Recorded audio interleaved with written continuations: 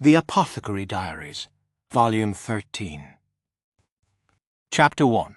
Lahan and Sanfan. They could see a crowd at the port. Everyone had come to greet the great ships that now sat in the harbour. The Emperor's younger brother was returning from the western capital after almost a year away.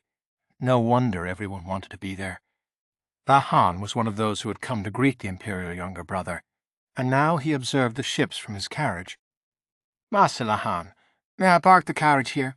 came a polite voice. It was Sanfan, that is, number 3. She was a young woman Lahan's age, but she wore men's clothing and kept her hair neatly trimmed. If one didn't know better, she probably would have looked like a particularly handsome young man. As to why her name was a number, that was because Lahan's adoptive father, Lakan, couldn't remember names.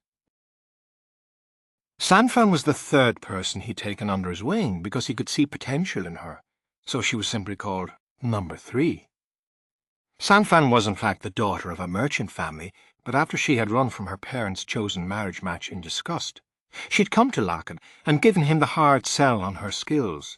Normally he would have turned her away on the spot, but she had commercial knowledge as befitted the daughter of a merchant, and so he took her in. Currently, Lakan and Sanfan were busy working their side hustles to repay Lakan's debts.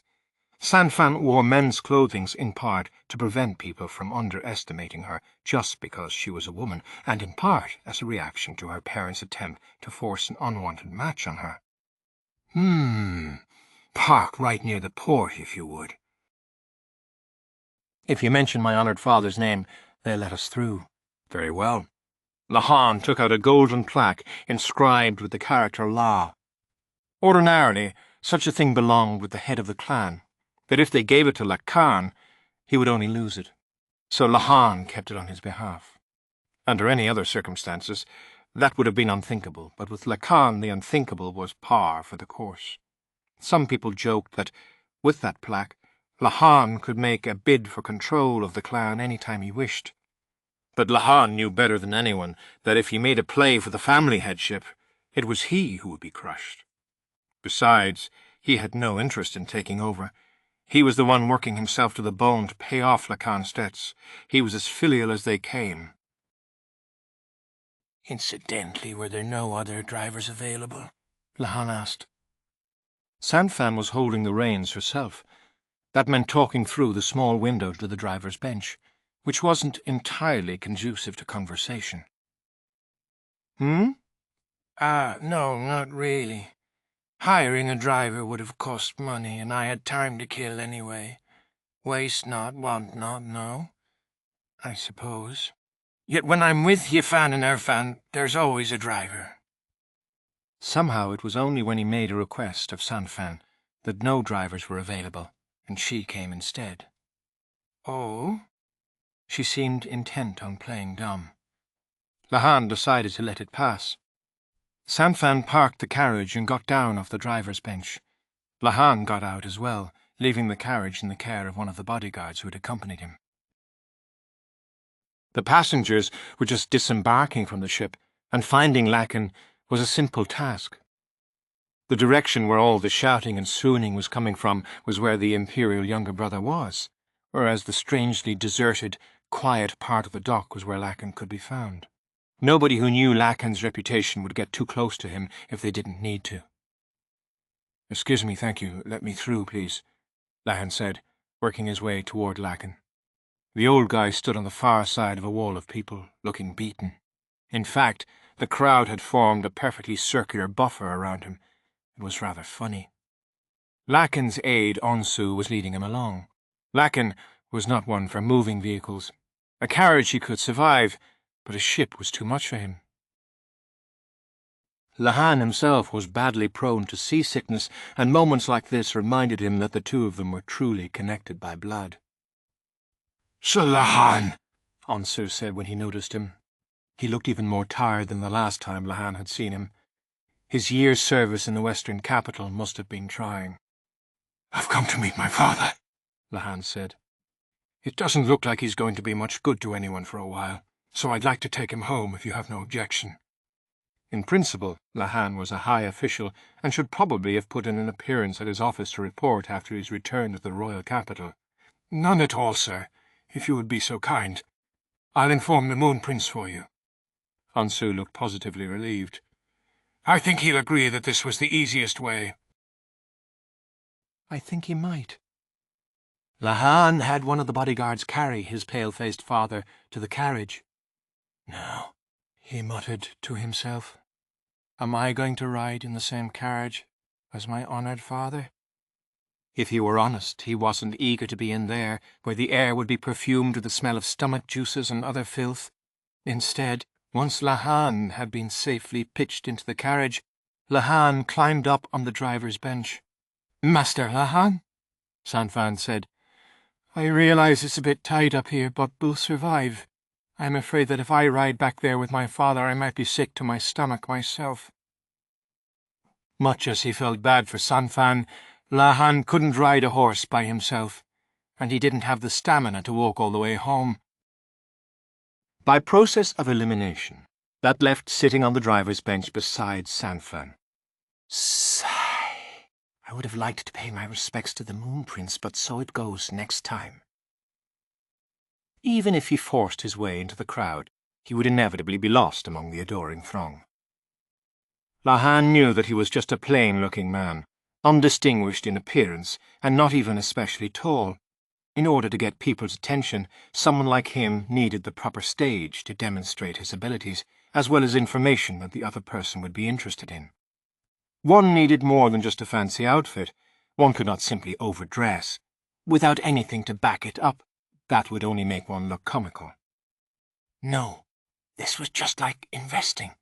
Never let a good opportunity slip through your fingers. That was the key. The Moon Prince was a discerning man, not easily fooled. Lahan could not abide someone who was beautiful on the outside, but not the inside. And from that perspective, the Moon Prince seemed to have been crafted by heaven itself, specifically to meet Lahan's ideal. A whole year. I wonder if Maomao's at least got one in the oven, he mumbled. His younger sister occurred to him almost as an afterthought. Much as he might have liked to speak with her immediately, he would have to do something about the cargo in his carriage first. Master Lahan, shall I contact Lady Maomao? Sanfan asked. Would you? I'll ask her to stop by the mansion. I wonder if she will. I'll write that you wish to speak with her about the matter of her friends, although she might ignore you even then.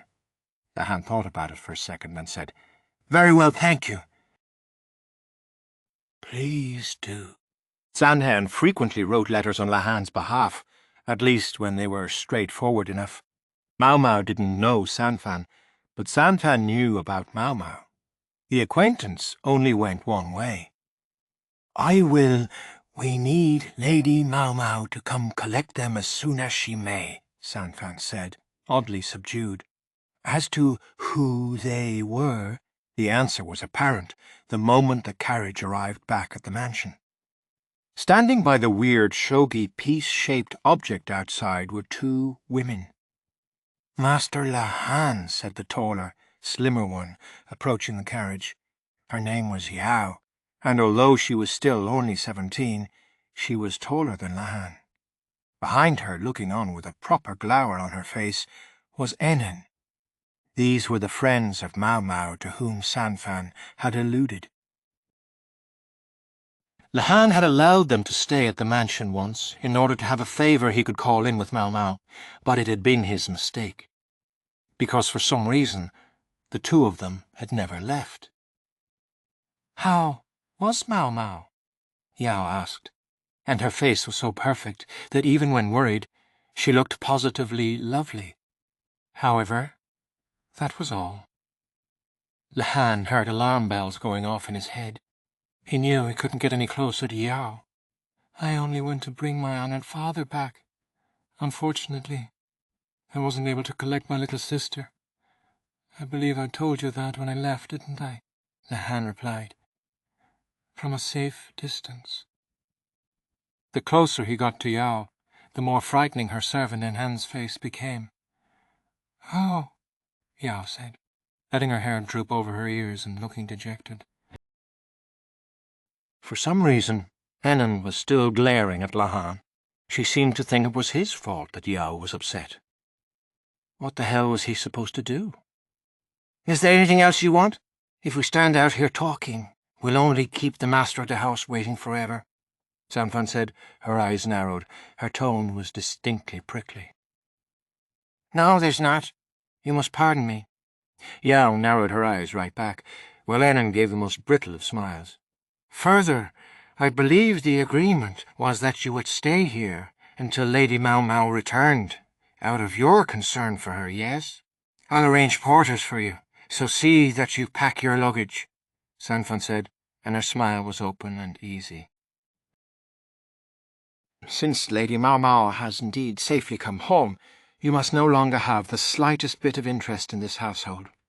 He couldn't quite put his finger on why, but Lahan's sixth sense was telling him that he was standing in the middle of a battlefield. Yes," Yao said, thinking about something. "Could you perchance give us a few days? We've stayed here for so long. Putting our bags together will be a time-consuming project." "Heavens. And here I assumed your oh-so-capable lady-in-waiting would have everything ready like that. You know, I thought I heard that a relative of yours had gone to the western capital as well. Wouldn't you normally prioritize greeting them over Lady Maomao?" "You heard right, but my uncle is going to stay in the western capital for the time being." "The situation has his household in such a tizzy that there's no place for me there." What was going on here? Their exchange sounded so polite, and yet Lahan could see sparks between Yao and Sanfan. Not to mention Enon, who continued to glare at him. In any case, Lahan found himself with one goal in mind: to get out of there as fast as he could. He hopped down from the driver's bench and called one of the nearby servants. "Is a bedroom ready for my father? Make some congee, something easy on the stomach, and get some sweets, but nothing too fatty. Some fruit might be a good idea. Make sure the fruit juice is nice and cold." "Yes, sir," the servant responded. "All right, I'm going to go take care of the rest of my work." Lahan trotted briskly away from the scene, trying not to look like he was fleeing. Chapter 2. Lahan and the Dangling Corpse. Part 1. For Lahan it was simultaneously a good thing and a bad thing to have his father back from the western capital. "You must go to your office today, honoured father. You should put up a good front, at least on your first day back," Lahan said, as he watched Lakan drowsily eat his congee. 3 children stood beside Lakan. From the biggest downward they had been dubbed Sifan, Wufan, and Lifan, numbers 4, 5, and 6. They were a trio of orphans Lakan had picked up somewhere, who now performed menial chores around the house. Sifan was assiduously bringing the spoon to Lakan's mouth. Lakan was really just being lazy, but the wrong onlooker might have thought he had a thing for young boys. Had he been forced to feed himself, however, he would have drawn the meal out forever, much like a kid, in fact. So this was how it would be. In addition to the other 3 children was another boy, not yet old enough for his coming-of-age ceremony. He was substantially smaller even than Lahan. Lahan didn't recognize the boy, but he had appeared the day before, saying he had been instructed to serve Lakan. From his facial features, it was clear he came from Isib province, but why he had come was less obvious. "Pardon my asking, but who are you?" Lahan said. "Did my honoured father collect you?" Lakan had a certain habit of just finding people. The boy could have arrived that way. "That would be all well and good if he was an orphan, but if he had parents, then it became a kidnapping. If you want to go back to the western capital, just tell me." "It's my father's mess, but as his relative, I'll take responsibility for making sure you get back." Having the head of the clan back got Lahan out of a number of responsibilities, but it also vastly increased the number of problems he would have to solve. Getting a single child back home, though, that was easy enough. Compared to compensating for an attempt to smash down the walls of the rear palace, he would manage. "Not at all, sir. I've come to work." "The Moon Prince commanded me to look after Master Lakan for the time being." Lahan had no idea why the Moon Prince would have ordered that, but he said, I see. May I ask your name, then? Certainly. I am called Kanjunji. Kanjunje. His name explained everything. Lahan was a quick thinker, and when he heard this familiar moniker, he connected it with the fact that his own older brother had not returned from the western capital. Why was he there, while this boy Lahan had never seen was here? Now he understood. His brother and this boy shared the same family name and the same given name, so they must have been mistakenly swapped. It was patently ridiculous, but that was exactly the kind of star under which Lahan's older brother had been born. Now I get it. Lahan nodded. In his opinion, his brother was a real jack of all trades, but a master of none, except for pulling the short straw, if that were a trade. He'd been left behind in a far land where he was probably working industriously at that very moment. Lahan bore no ill will toward his older brother. In fact, he thought he was quite a good brother, and hoped to introduce him to a pretty girl some day. Sanfan came into the room. "Master Lahan?" she said. "Yes, what?" "I'm terribly sorry, but I found this among the master's clothing, and I thought you'd want to see it." Sanfan held out a letter that smelled of a simple but high-class perfume. The sender wasn't immediately apparent, but Lahan could tell who it was from the writing. Lovely characters with just a hint of strength in them. It was a message from the Moon Prince to Lahan, explaining, in terms at once indirect and apologetic, who Kanjunji was and why he was there. It was largely as Lahan had surmised. Once his brother had returned to the central region, they would send Kanjunji back home, and the Moon Prince wished the boy to remain in Lakan's care until that time.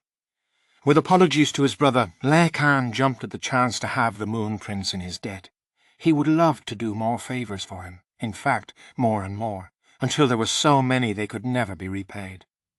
Lakan had finally finished his congee, and Saifan was wiping his mouth. Wulfen and Leffen brought him his dessert fruit. "Honoured father," Lahan began, "before you go to court, I'd like to inform you of a few things that are currently going on." Everyone's still doing their jobs, aren't they? Well, with you gone for a whole year, some breakdown was inevitable. Lahan placed a shogi board in front of Lakan. Lakan thought of his subordinates as pieces in a game, and indicated their disposition via the board. It had confused Lahan as much as anyone at first, but after seeing it time and time again, he'd begun to discern certain rules. He wasn't perfect at it, but he could largely understand what Lakan wanted to communicate from the board. "How are the pieces moving?" Lakan asked. "Well, you see, this one has gone here, and this has moved here." Lahan moved a silver general inside the enemy camp and took away a pawn. At the same time, a lance was stolen by a bishop. The lance always had good spirit, but seemed like a liar. As a matter of politics, Lakan never joined any faction, but it was only natural for a faction to form around him, even if that was never his intention. During his absence, his faction had exerted enough pressure to keep opposing groups from running roughshod. But over the course of an entire year, the unwritten rule that one should never cross Lakan had all but eroded. One of Lakan's subordinates had gone over to another faction, but at the same time, his own group had succeeded in drawing someone from another group to them. Before he'd left for the western capital, Lakan had given just one order to his people. "When I get back, I want everything to be exactly the same as when I left." The result of that order had been the loss of a lance and the taking of a pawn. No doubt, his subordinates awaited his return with fear and trembling. Lakan had a thought. Perhaps it had simply been too much to ask a bunch of soldiers, people not normally versed in political negotiations, to maintain the balance of power within the court. He thought they should still get passing marks, but there was no telling how Lakan would react. "I suppose we should at least see this pawn we've picked up," Lakan said. "Certainly." Lakan picked up a brush, while Wulfen and Leffen brought ink and paper, and then he wrote out the orders in such a way that the aide-on-so would be able to understand them. He felt bad for on-so, telling him to come to work the very day after he had finally gotten to see his wife and child for the first time in a year. But from the moment one became Lakan's assistant, There was no such thing as time off. The boy with the exact same name as Lahan's brother was agog from the moment he got out of the carriage. This is the royal court? My, it's so much bigger than the administrative office in the western capital. Lahan had been thinking about what to do with the boy. Normally he might have simply left him with Sanfan, but there was a problem. His freeloaders, Ahem Jiao and Inen, had stuck their noses in. For some reason, they'd made a big show of doting on the boy, Jinshi.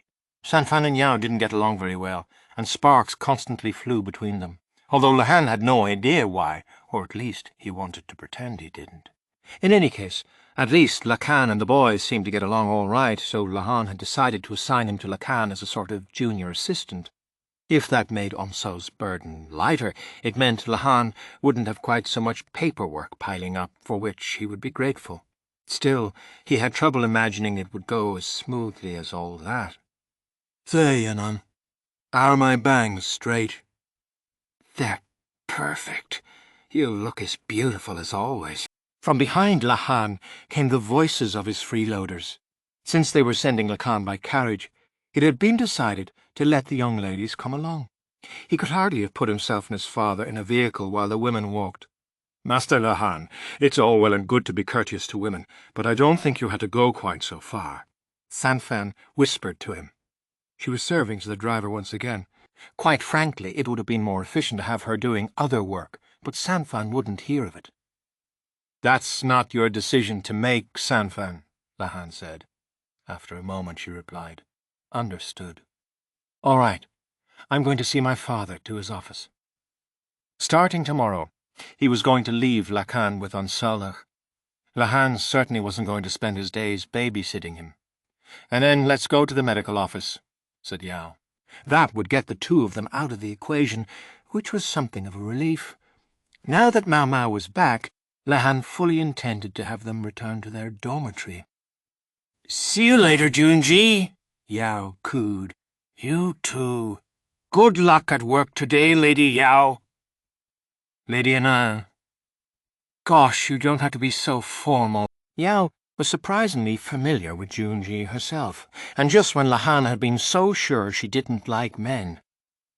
Maybe it was because the boy was still so young that she was able to show him some decency. "You'll be helping your brother and your uncle now."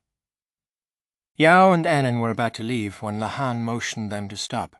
"Pardon me, but the two of you seem to be under some sort of misapprehension." "What do you mean?" Yao asked, tilting her head. Young Junshi supplied the answer himself. "Ma'am, my surname is Khan, but I'm not related to Master Lakan or Master Lahan." "Really? I heard what Master Lakan said yesterday.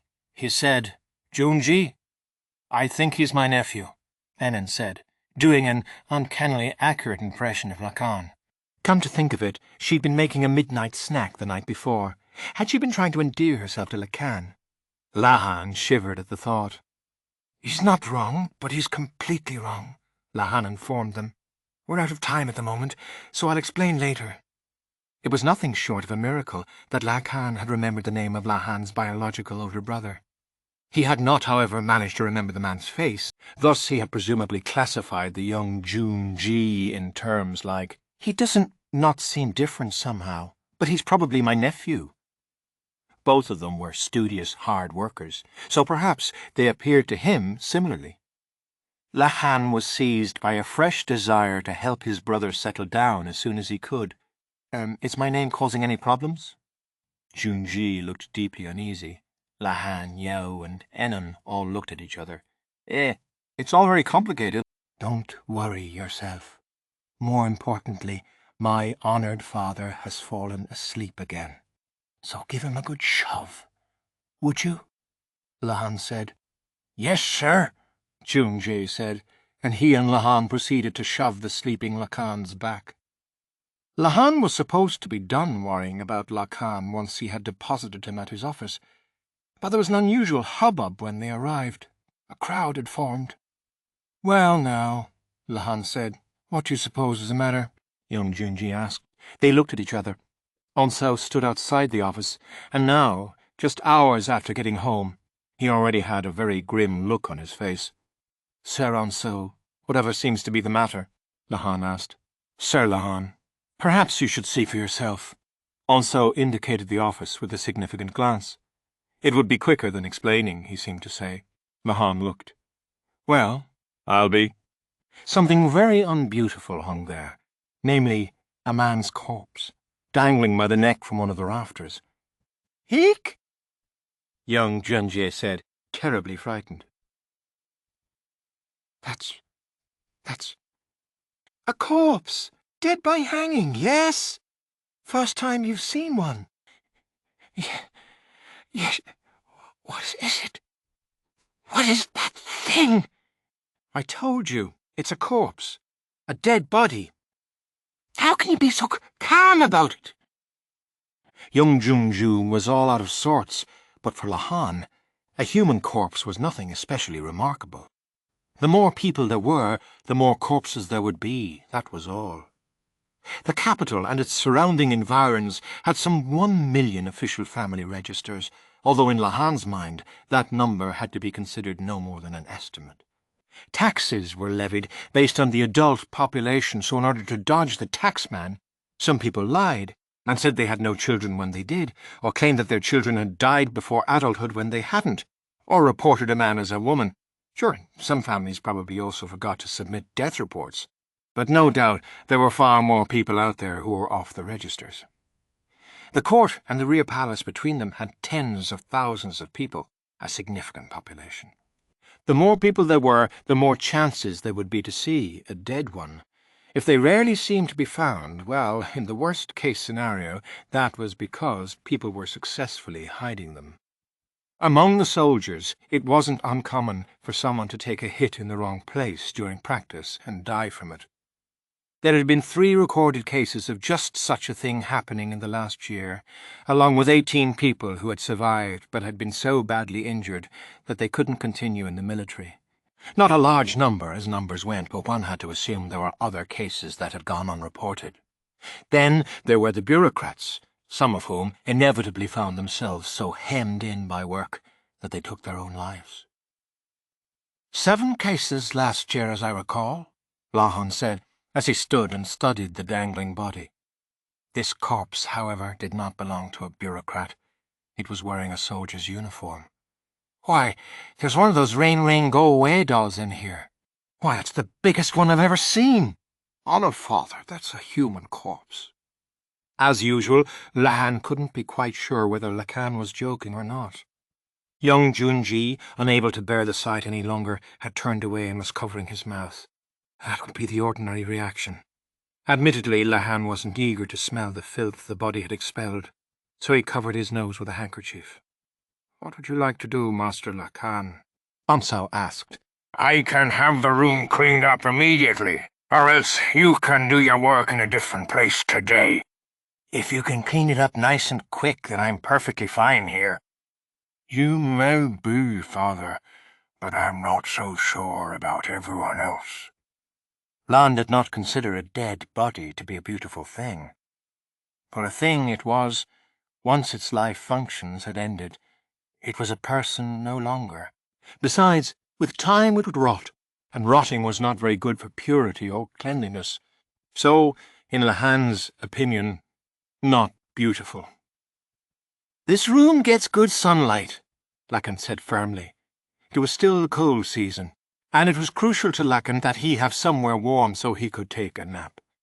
The whole gaggle of onlookers was watching Lahan and his group now. To be very precise, there were 17 soldiers, 10 civil officials, and 3 palace ladies gawking. "By the way, who is this person?" Lahan adjusted his glasses and squinted at the man. He wasn't keen to study the corpse too closely, but it was necessary to establish the deceased's identity. Lahan didn't see much prospect of getting his work done today. "He's a soldier Master Lakan brought into his fold about 2 years ago," Mansu said. "Master Lakan described him as a lance, I believe." "This is our turncoat, then." "Indeed.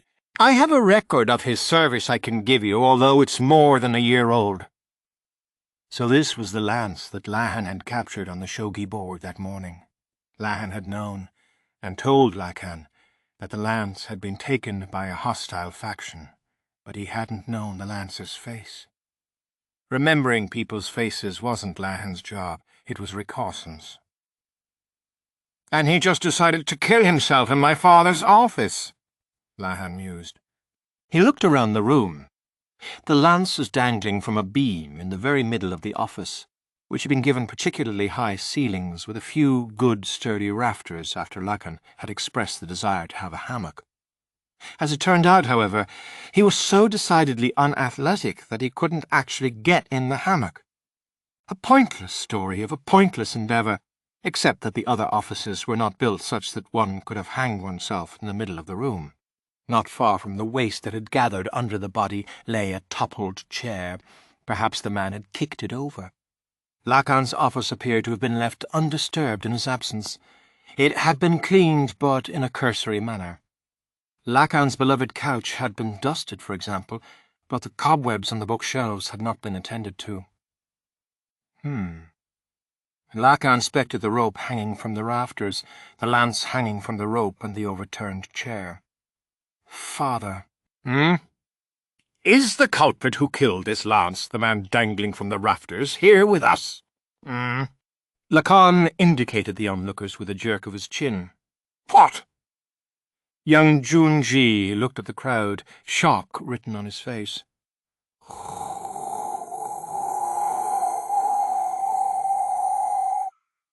What does that mean? Keep your voice down, if you please. We don't want the criminal to notice us. Lahan tried to be gentle in his reproof of young Jinshi. He wasn't in the habit of wearing kid gloves with men, but when it came to a boy who had been dragged here by accident due to a case of mistaken identity involving Lahan's own elder brother, sparing a bit of decency seemed the least he could do. Young Jinshi clapped his hands over his mouth. Obedient children were so much easier to work with. Who is it? Lahan said Lahan. White ghost stone. The culprit might appear as a ghost stone to Lahan, but Lahan couldn't tell them apart. He narrowed his eyes. Ah! The crowd was dispersing, meaning the killer was going to disappear, but also seemed to have figured it out.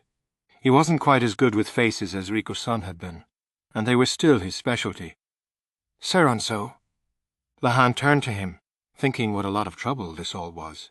Sir Lahan, you're not thinking of abandoning me to handle this on my own while you go do your work, are you? Onso placed a hand firmly on Lahan's shoulder and gave him a nasty smile. He was a soldier in his own right, and his grip was strong enough to hurt. Lahan let out a breath, considering what to do, and looked at Lahan. I want to sleep, Lahan said. But first, I want to go see Maomao. Lahan's brain was built in a way that was unfathomable to the average person. He could solve problems without using numbers or formulae, but nobody knew how he reached his conclusions. However accurate his accusations might be, making them stick without further proof would be a tall order. Lahan flagged down a nearby lower official. Kindly go to the medical office and tell them we need to investigate an unusual corpse. Those are the words you are to use. Don't tell them it's a hanging corpse. An unusual corpse. An unusual corpse, sir. Yes, and make sure you get it right. Oh, and since the medical apprentices are finally back at work, could you have them come as well? I suspect the medical personnel will leap at the chance to study a fresh body. This was all Lahan's very indirect way of telling him to bring Maomao. Absolute certainty was impossible, but he figured that there was at least an 80% chance that she would come. That ought to help the otherwise listless Lahan muster some motivation. Lahan would give them their answer, but an answer alone wouldn't be enough. He would tell them who the killer was, but it would be up to Lahan and the others to figure out the motive and the manner of death. Both Maomao's specialties. Lahan made sure his glasses were perched firmly on his nose, and then he sighed. He was going to have to spend a long time looking at something very unbeautiful. Chapter 3. Lahan and the Dangling Corpse, Part 2. When Lahan saw his little sister for the first time in almost a year, she was not looking very happy. It turned out there hadn't been any need to have Sanfan write a letter specifically to summon her. "Hello, little sister." The very first words out of Maomao's mouth were, "Scram! Abacus specs! Maomao!" Lahan was right beside her and tried to give her a hug, but she jammed a broom handle into his cheek to hold him at a safe distance. Where had she gotten that broom? Lahan was mystified. Maomao, perhaps you could show a modicum of compassion for him? Would you, in my place? Absolutely not. With that, Lahan turned to the two people who had accompanied Maomao. One was Dr. Liu, the head official for medical matters at court. He was a man of stern mien, of the same generation as Lahan's granduncle, Luomin. The other was a much younger man of average build and with a less than serious look on his face. "So where's this dead body?" the young man asked. He looked inordinately interested, and Dr. Liu promptly rapped him on the head with a knuckle. "That's enough out of you, Tianyu," the doctor said. Tianyu, so that was his name. Not that Lahan cared about this information. To him it looked like Maomao had been accompanied by yet another troublemaker, but this troublemaker had given Lahan an excellent segue into the matter at hand, so he would let it pass. If Lahan tried anything funny, Lahan could just foist him on Maomao. Although he didn't doubt Maomao was having the same thought about him. "I'm not made of free time. Perhaps you would kindly show us the body. I expect the Moon Prince to give a report on our return this afternoon." "I don't have time to dally," Dr. Liu said. It was clear that he was quietly angry. The report by the expedition to the western capital concerned Lahan as well. Lahan was as eager as the good doctor to get this over with. "This way, please," Onso said, leading them into the room. They had decided to wait somewhere other than the office, as the situation was clearly too much for young Jinshi. He was a dedicated boy, though, and had asked if there was anything he could do, so Lahan had set him to cleaning another room that Lahan sometimes used. It was stuffed full of junk Lahan had piled up there the way a dog might collect slippers. If you'll pardon my saying so, the La seemed to go rather too easy on their own relations, Dr. Liu said, looking at Lahan, Maomao, and then Lahan. "What's wrong with being smitten with my own daughter?" Lahan answered as if this were a perfectly ordinary conversation. "You could lead a horse to a charged room, but you couldn't make him read it. Dr. Liu was no fool. He had to know that nothing he said to Lahan would make any difference." He walked casually into the office. "This is our man?" he asked. The lance was still dangling from the ceiling. Lahan had given instructions that the body not be taken down. "Can't get a very good look at him like this." Dr. Liu narrowed his eyes, but the man called Tianyu was downright excited. "Wow. He's dead. He's dead, all right. You said the body was unusual, but it's just a hanging," Maamei muttered. She probably thought she had said it silently, but her thoughts frequently came out of her mouth in spite of herself. Lahan had instructed the messenger to say that the body was unusual, because that implied the cause of death was unknown, which made it conceivable that there was poison involved. If he had said in so many words that it was a hanging, Maomao would never have been interested. Lahan knew very well that Maomao would be loath to come to Lahan's office. He'd had to manufacture a reason for her to come. "You found him hanging here. Doesn't that pretty much make it a suicide?" Tianyu asked. He was rewarded with another knuckle from Dr. Liu. "Investigate. Don't jump to conclusions based on the first thing you see. Making assumptions will only skew your judgment." He sounded a lot like Maomao's granduncle Luomin. "I presume the fact that you've left the scene undisturbed implies you have some reason to believe this wasn't a suicide." Dr. Liu was already studying the body. "That's right, sir," Honshu said, answering on behalf of Lahan. It was more appropriate for him to handle this conversation than for Lahan to do all the talking. "If it were a suicide, it would create a contradiction." "What kind of contradiction?" Honshu answered the doctor's question by presenting a piece of rope. "We cut this piece of rope to match the one around the man's, Wang Fang's, neck. We wanted to compare it with the distance from the toppled chair, to see if it would have been possible for him to hang himself. If a person was going to hang themselves, they had to be able to get their nose within about 30 centimetres of the chair, or they'd never be able to get their neck through it, no matter how they stretched and strained. To Lahan's eyes, the world was overflowing with numbers, and this contradiction was not beautiful. If he kicked the chair over as he jumped, then this doesn't make sense, Tianyu offered. Lahan answered in lieu of Onso. The chair's lying with the backrest up. It would have to have spun 180 degrees as it fell to end up like this. After all, it would be very hard to hang yourself facing toward the backrest. Maomao was quiet, perhaps because Tianyu was being so loud. She continued to try to keep her distance from Lakan, who was holding out a snack. Maomao was sniffing dubiously. I take it you didn't let the body down because there's something you wanted me to double-check, Dr. Liu said. Precisely, replied Onso. And the chair hasn't been moved. Would you like me to call one of the onlookers to testify? Dr. Liu, it seemed, was a man who liked to be clear about things. He was suspicious where suspicion was warranted.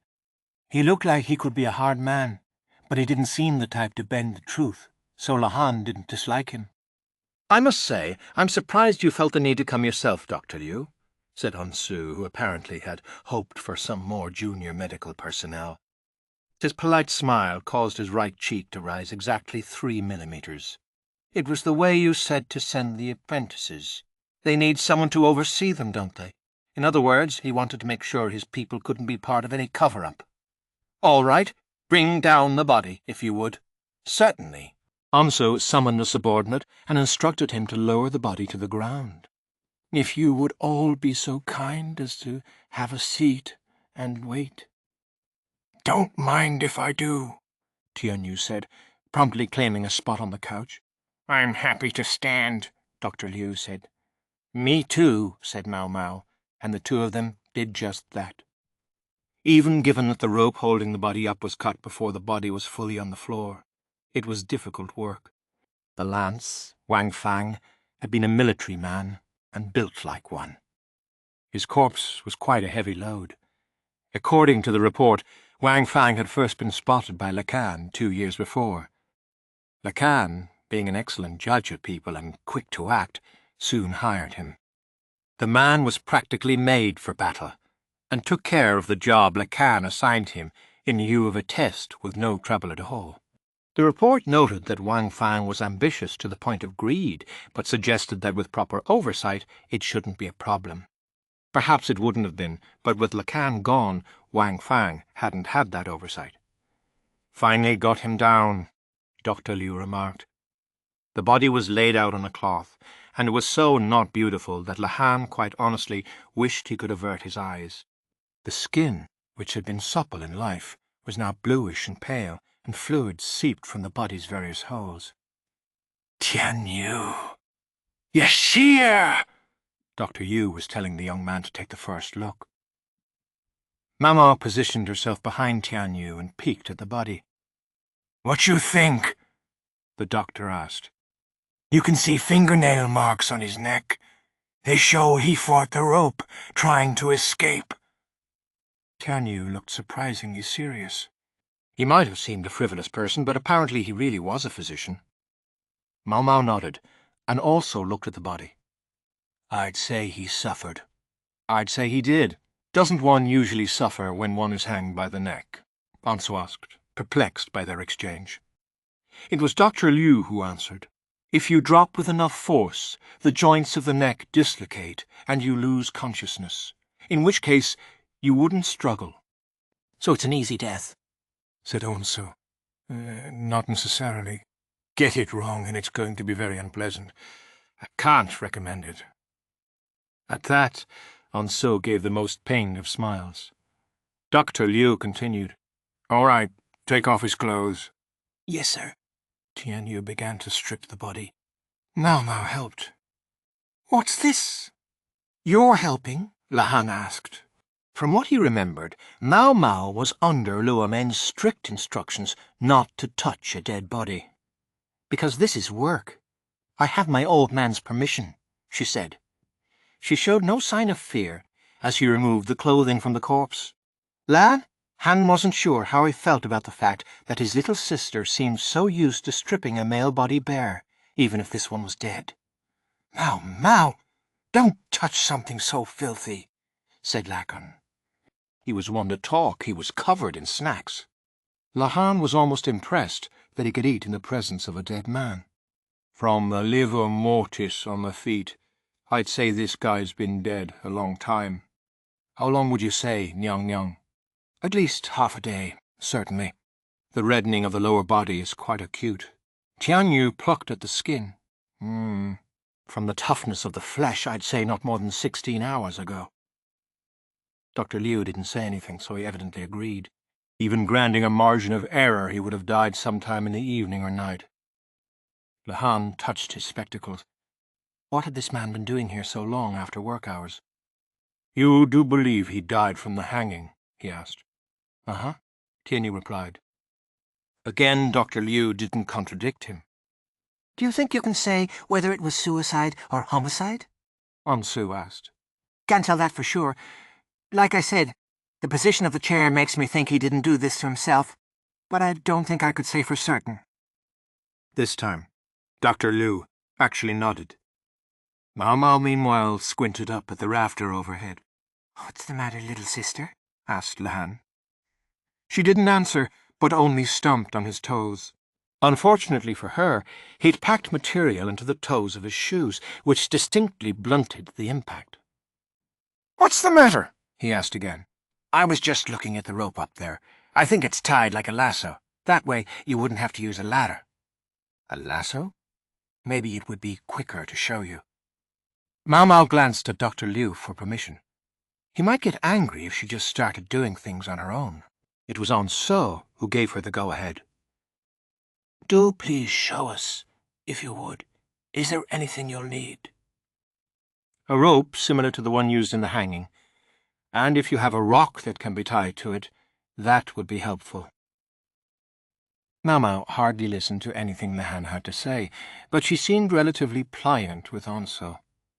Lahan wasn't sure whether Maomao realized it herself, but that preference for put-upon folks bore the distinct sign of Luomen's influence. If I may, then, Maomao took the rope and tied the rock to the end of it, then spun it around before tossing it up, where it arced between the beam and the ceiling. And how are you supposed to attach that to a post? Look at the knot on the rope that's up on the beam and you'll get it. You do this. Maomao made a loose loop with the end of the rope and passed the other end through it. And then pull on this. She cinched the rope tight to the beam. So that's how it works, Lahan said. That's how what works? Now you're just thinking, if it was homicide, how would they have killed him? The culprit would have been dealing with a powerfully built soldier, not someone who could be easily strangled. What if they would have used the ceiling beam? Then they wouldn't have to have the strength to physically wring his neck. You hang him from the rafters by the neck. Then you could kill him without having to be very strong. Not to mention, that would be no sign of anything but a hanging. Pretty much, although it would still be impossible for someone like me. Maomao gave the rope a tug. She could hardly have weighed half what the dead soldier did. True enough. Even a man like me probably couldn't have managed it. Not for a burly, heavy military man like that. The possible culprits my father indicated hardly seemed like they could have murdered someone so large. Lahan thought of the onlookers that Lakan had been watching. Culprits? You mean the old fart already knows who did it? Maomao immediately scowled. Daddy figured it out right away! Suddenly, Lakan was at Maomao's side. She immediately backed up. Eat this, please! She just managed to sound passably polite, but there was nothing polite about the way she grabbed the nearest snack and flung it, like one would for a dog. Lakan went running after it. Don't waste food, Lahan said. He'll eat the whole thing, and you know it. Maomao clapped her hands to get the crumbs off them. Well, that takes care of that, she seemed to say. Dr. Liu was looking at her like he had an opinion on all this, but he was loath to stick up for Lakan, so then he decided to pretend he hadn't seen anything. If you know who did it, why'd you call a doctor? Maomao asked. My honored father may know who committed the crime, but he can't say why or how. I suppose we know how now, which leaves me wondering what the motive could have been. The motive, right. Maomao glanced toward the couch. You know, more or less. Enlighten me, little sister. If it turned out the murder had been arranged by Lahan's subordinates to get back at the traitor, that would be a problem. Lahan hoped they could deal with this as quietly as possible. I don't really want to say, Maomao told him. You have to, or I'm going to be late for the report with the Moon Prince. Maomao didn't look very happy, but she started talking. The motive isn't anything especially profound. The killer was female, yes? Excellent guess. Lahan was genuinely impressed. Lahan had said white ghost stone. In general, with him, white ghost stones were women, and black ones were men. Maomao sniffed. It's very simple. The deceased is a man, and the killer was a woman. That's what it boils down to, eh? Uh-huh. Maomao looked down at the now-naked body with disinterest. Someone who had grown up in the pleasure district, fraught relationships between men and women were nothing new. If you knew all that, you could have said something, Lahan said, irked by his sister's reticence. Still, he understood why Maomao had refrained from explaining the motive. Luomi, the man who had raised Maomao, detested baseless assumptions, and had instilled in her the belief that one should not speak too lightly or based on guesswork alone, perhaps because those in vulnerable positions could so easily be brought to disaster by a few stray words. Very well. As Maomao won't say what she means, shall I be the one to give the explanation? Lahan asked. Once Maomao had confirmed that the killer was a woman, he had a pretty good idea of where she was going. No, I can do it, said Maomao. Well, now? Lahan wondered what it could mean for her to say that. In the past, she would have gladly let someone else take the lead, instead of having to talk herself. I see there's been some change in you, Maomao, but you should hold off. It would be better if I did the talking. Could you explain it to us? All right. I'd like to confirm a few things, though. Like what? What kind of woman the killer is. What do you mean? What kind? Lahan thought back on the crowd of onlookers, recalling the women who had been there. There were 3 of them, but I don't actually know which one did the crime. 3 of them, Maomao echoed, looking up at the rafters. You know, don't you, Lahan, that it would be impossible for a woman to make it look as if a big, strong soldier had hanged himself? I suppose you're suggesting that it would have been impossible for a woman to commit the crime? The victim probably weighed at least twice what his supposed killer did. Then how do you make the impossible possible? Consider the motive, and the answer reveals itself. If one woman couldn't do it, what do you need? If one woman couldn't... I see what you mean.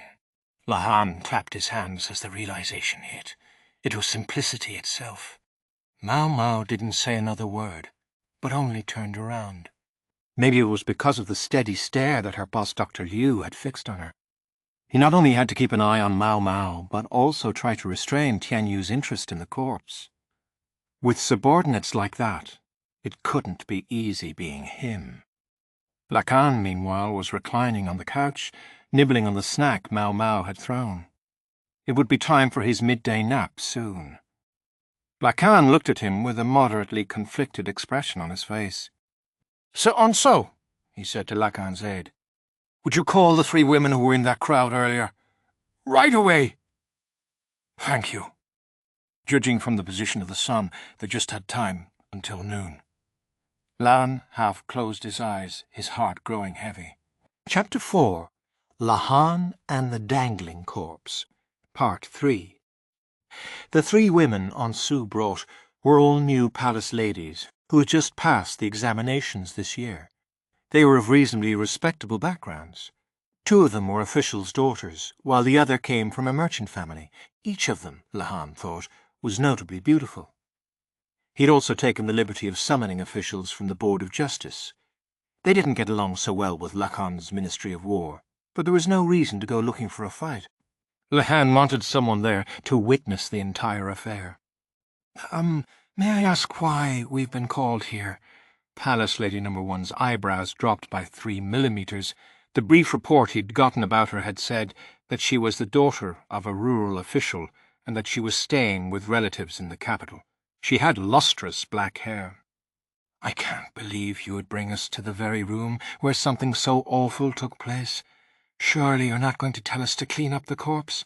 Palace Lady No. 2 said, quaking. She was the merchant's daughter, raised in the capital, and also had lovely black hair. I want to go home, said Palace Lady No. 3, shivering violently. She was the youngest daughter of a civil official, and like the others, was a raven-haired beauty. Each of their faces was quite distinct, but from behind they would all look very similar.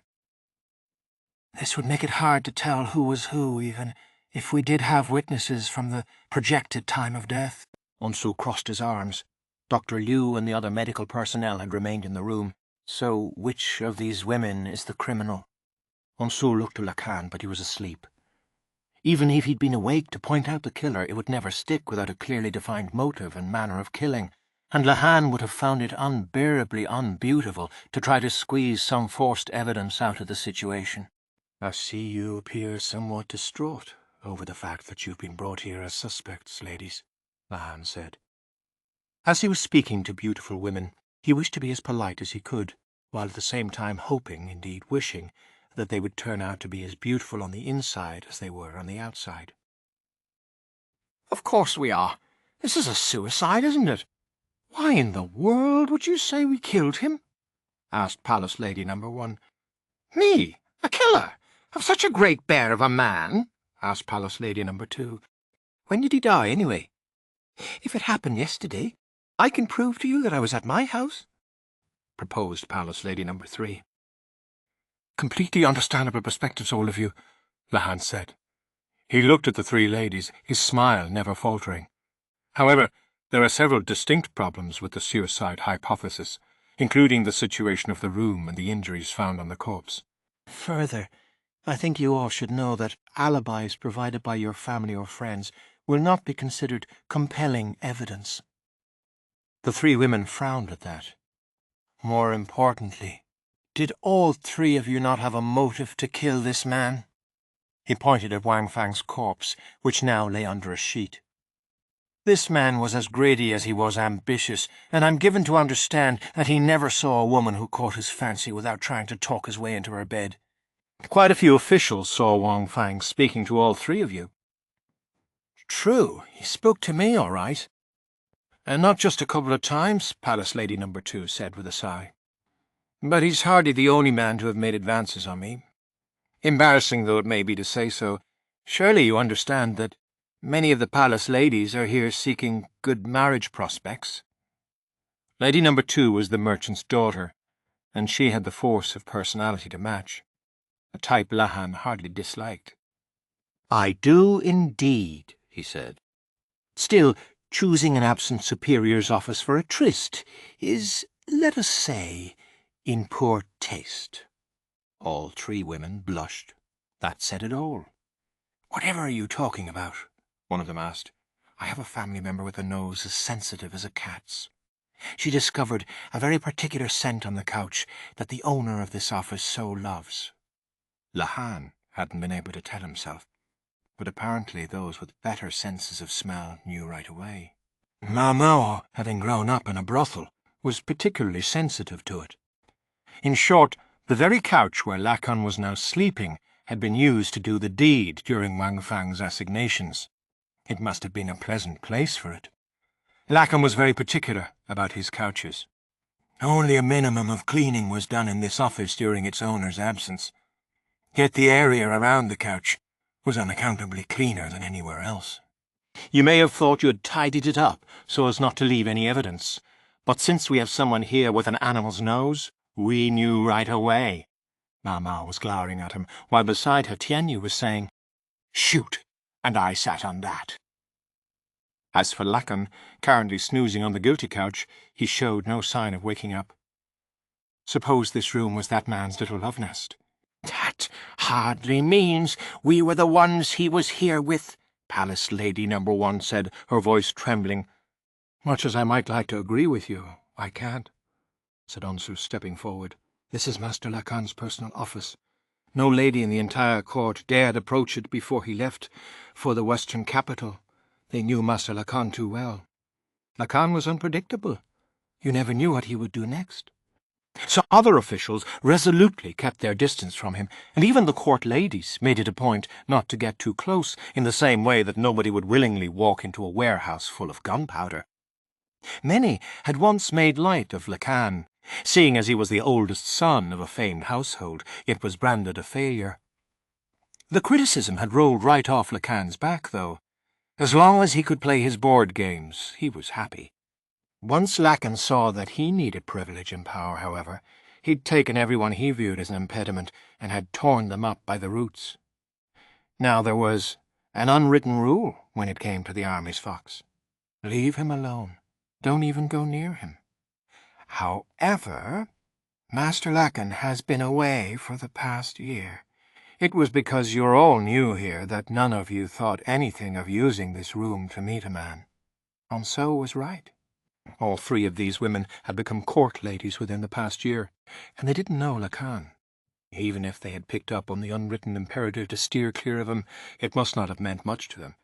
Otherwise they would never have joined the gawking crowd in his office. And there had been no other new court ladies in the last year, except for these three. So your opinion is that one of us killed him because of a little jealousy? I'm sorry to disappoint you, but how would I or any of us ladies with our skinny arms have killed this man and somehow made it look like a suicide? Palace Lady No. 2 said. Nos, 1 and 3 immediately nodded their support. I'm glad you asked that. I'd like to consider that very question right now. Lahan beckoned Maomao over. She gave him the world's most disgusted look, so he was obliged to go to her instead. Could you give me some help? He asked. I am here strictly as an assistant to the medical personnel. What help would you have me give you? Maomao replied, as if reading off a script. Since she brought up a woman's skinny arms, I thought this might be most credible if you did it. Surely not, Master Lahan. I'm certain your own arms, so pale that they appear never to have seen the sun, and so willowy that they don't look like they could hold anything heavier than a brush, would provide an ample demonstration. Maomao and Lahan set to glaring at each other. Oh, help the guy out, Nyang. If you don't help him, this will never be over. Just do it already. Maomao shot Tianyu a dirty look, but she couldn't refuse an instruction from Dr. Liu. She clicked her tongue. Very well. Toss the rope around the ceiling beam, if you would, like you did earlier. Uh-huh. Maomao had dropped the pretense of politeness. She answered quietly enough that those around wouldn't hear. Here, rope. Yep. Maomao tossed the rope around the beam so it dangled down, then knotted it. At the end, she made a noose. You think that rope is enough to hold such a big man? Palace Lady No. 2 said with a sigh, Yes, but it would be difficult to dangle him with that alone. I have another rope here. Lahan passed a second rope to Maomao, who looped it around the rafter like she had the first one.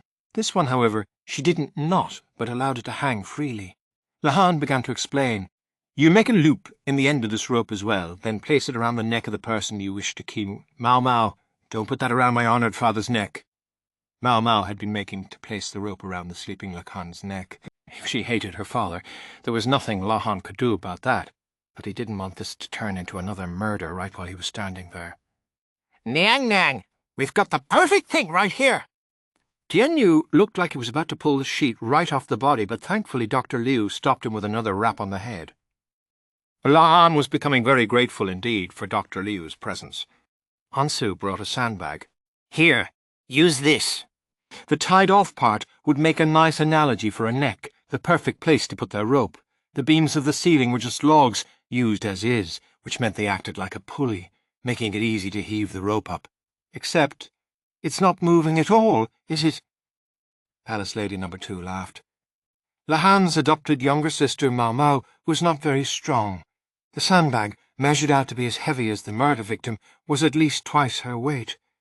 With a movable pulley, which would have lightened the load proportional to the number of pulleys involved, even Maomao might have been able to lift the sandbag. but the beam, secured in place, only acted like a fixed pulley, which didn't change the weight of the object being lifted. Maomao strained, clutching the rope close, but instead of lifting the sandbag, she was the one who started to float off the ground. "You're right, it's not budging." "Well, let me help," Lahan said. He joined Maomao at the rope, pulling on it as hard as he could, leaning all his body weight back. "I can't do this. And you? Know it?" Maomao grunted. "Shut up and pull," Lahan replied. "You're not even helping. It's not moving. Shut up, I said." As they sniped back and forth, the sandbag slowly began to rise into the air. Puff, puff, puff, puff, puff, puff. After keeping it dangling for some 10 or 15 seconds, the two of them ran out of strength, and the sandbag fell back to the floor with a thud. Maomao and Lahan followed it, panting. Lahan was not a fan of physical labour, but his demonstration would be the most persuasive of anyone here. The body had scratches on the neck, indicating that the victim clawed at the rope, Lahan said, catching his breath, which wouldn't be present if he had jumped from the chair and been strangled in an instant. The faces of the three women stiffened at that. "One of you couldn't have managed alone, true enough. But two together, that would be possible, wouldn't it? Lahan had said something about a white go-stone, but not which one. Meaning maybe it was more than one. Listen to the two of you gasp for breath.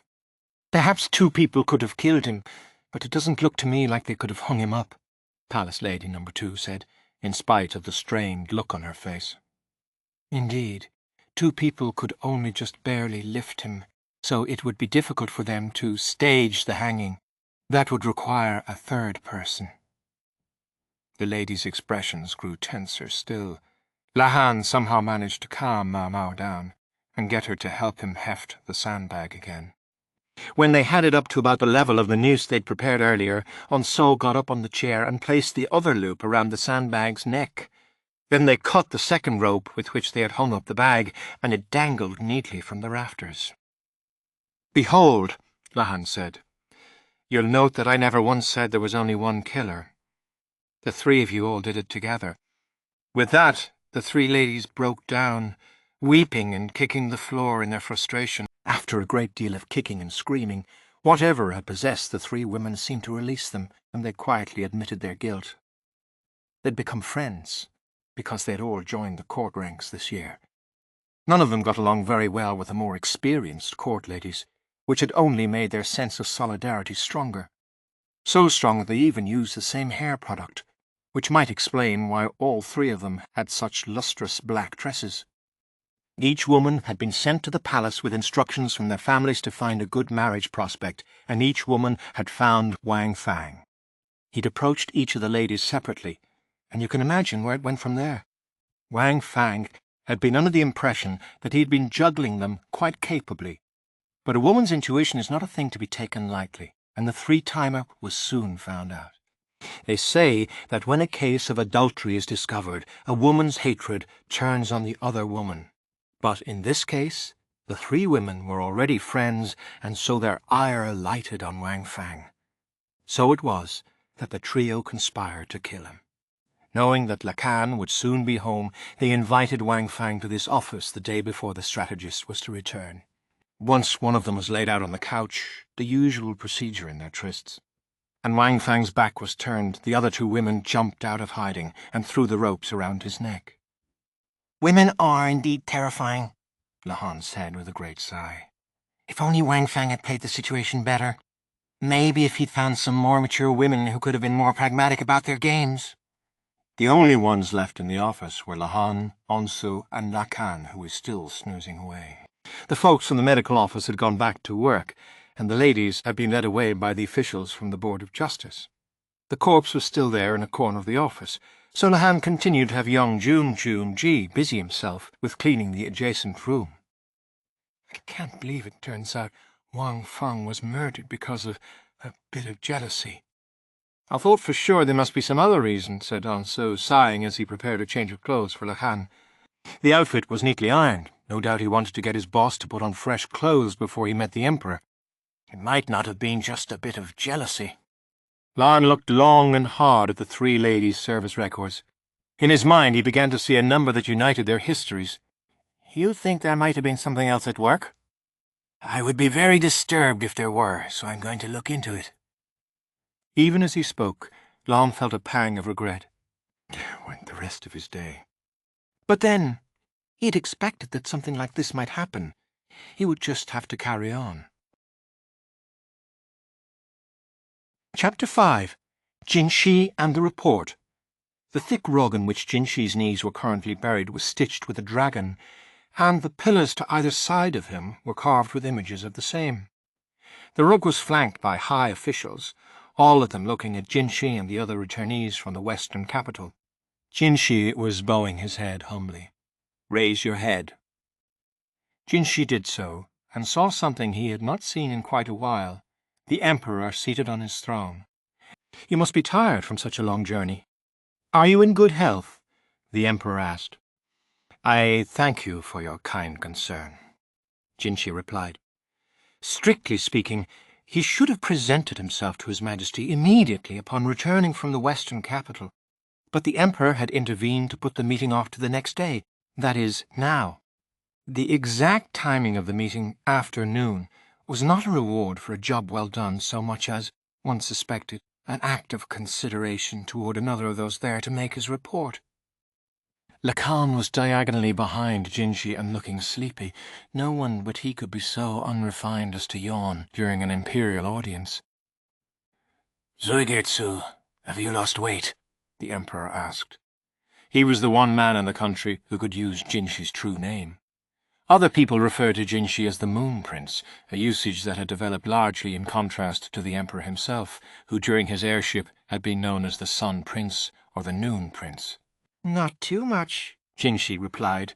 He wouldn't deny it. He had lost some 5 kilograms, but there was no need to give the exact number. Jinshi was less concerned about his own weight than about the streaks of white that had appeared in the Emperor's facial hair. The fact that he didn't dye them or try to hide them suggested he had said not to do anything. Jinshi thought he felt a throb from the burn on his flank, which should have healed long ago. An imperial ruler had a great many jobs to do, and a great many things to worry about. No doubt what Jinshi had done just before leaving for the western capital was something His Majesty worried about, very much indeed. The thought that several of those new white hairs might be his fault left Jinshi with a clinging sense of guilt, but he still didn't regret it. Beside the Emperor stood his most important advisers. It was going on 10 years since the Emperor's accession, and there had been much change among them. Where Shisho had once been, Gokuen now stood. Jinshi focused and began his report. "Ka Zhuzetsu humbly presents himself to the Imperial presence," he said. As the Emperor was the only one who could call him by his real name, he was also the only one with whom Jinshi could use his real name. Jinshi had already submitted a written report to His Majesty. Now he went over only the broad strokes of his year in Ise Province. He stole the occasional glance at Gokuen. The man's expression never changed, though he must have felt something about the death of his son. "You've labored mightily, I see." It was the Emperor's voice, calm and quiet as Jinshi had always known it. Before, when he had made reports, Jinshi had often found himself summoned by His Majesty in the evening. They would drink wine, enjoy some snacks, and Jinshi could go into much greater detail about what had happened. He wondered if such an invitation would come tonight as well. His plan this afternoon was to give the briefest of accounts, then make his exit before Lahan did anything. In spite of how much had happened over the last year, it could be boiled down to a few brusque lines and recited quickly enough. That would be all, and then they could get out of— "Ah yes, Zuigetsu, that reminds me," the Emperor said when Jinshi had finished his report. "Perhaps you would visit the Imperial Palace with me. It's been so long." That was some invitation. A buzz broke out among the courtiers. It was well known that under the name Jinshi, the Moon Prince had once served in the rear palace himself, but there was a tacit understanding that it was not spoken of publicly. Jinshi felt as if the Emperor were playing some sort of prank on him. The most appropriate thing for Jinshi to say at this moment was probably, "Surely you jest, Your Majesty." but having posed as a eunuch for some 7 years, he found it hard to answer. Yes, I'm only joking, the Emperor said. You must still be tired. You should spend the remainder of this day resting as well as you can. On the one hand, Jinshi was relieved. On the other, he was reminded that the Emperor was still someone around whom he couldn't let down his guard. A few other people made reports after that, and then the audience was over. At least Lahan had managed not to fall asleep during the proceedings, but the moment the end of the audience was announced, he sprang up and raced out of the throne room. Jinshi walked into the hallway, breathing a sigh of relief. Basson and several bodyguards followed him. Barry had been present at the audience as well, but on the verge of passing out from being surrounded by so many people. So Jinshi had sent him straight back to his room. "I'm to rest, am I?" Now that he had properly greeted the Emperor, Jinshi would have to also pay his respects to his mother, the Empress Dowager, as well as the heir apparent and Empress Gokuyo. After that, perhaps he could rest. He might even rest well. As the Emperor said, he'd managed to get through all his paperwork on the voyage home, so he could kick back for the next few days. "Will you return to your room, Moon Prince?" Basson asked. "After I've greeted the Empress Dowager and the Empress, if I could ask you to carry a summons?" "Yes, sir." "Perhaps you could call Maomao for me," Jinshi said, slightly embarrassed. Lahan was long out of sight, and he was at least confident that the strategist wouldn't overhear him. If Jinshi wasn't mistaken, Maomao had some affection for him. Otherwise, she would never have given him that kiss. Or so he wished to believe. And believing wasn't necessarily easy, after she'd spent so many years dodging him. On the ship, with Lahan nearby and so many eyes around, there hadn't been any chance to progress their relationship. Now that they were back home, though, surely it wouldn't be so bad to try to deepen their friendship a bit. "You mean the girl?"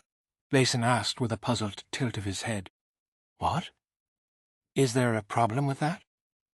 Basson was not always the most perceptive of men, and Jinshi could understand why he hesitated to bring Maomao into Jinshi's presence. However, he was going to have to get used to it. "No, sir, but the medical staff are back to work today, so I thought she might be as well. Would you like me to call her right away?" Jinshi almost gasped. "Moon Prince? What is it? Why do you look so shocked and doubtful?" "Nothing, it's just—" "I didn't expect you to say something so on point." That made Basson frown. "My father cautioned me you might call Maomao before he went." Basson's father, Gaoshun, had gone back to serving the Emperor personally. Jinshi nodded vigorously. It made sense. If this was coming from Gaoshun, then he wasn't just worried about Maomao. There might be something else at work. "Shall I call her, sir?" No. You know what? Forget about it." Yes, of course." The Emperor himself had told Jinshi to rest, which was why he could take today off. But the others didn't have such luxury. It crossed his mind to call her when she got off work. Then, but perhaps summoning her on the very first day she went back to her job wasn't the best idea. He was her superior, so she couldn't say no, but he could just imagine the glare she would give him, as if to say, "What do you want when I'm so tired?" That prospect held a certain appeal in its own right, but Jinshi quailed at putting his own desires front and centre like that. He couldn't allow himself to forget that he was a person of status. All right. Could you call Maamei then? My sister? I don't think that should be a problem. Basson's older sister, Maamei, had remained in the royal capital. She was a canny woman. She would be able to fill Jinshi in on what had happened while he was away.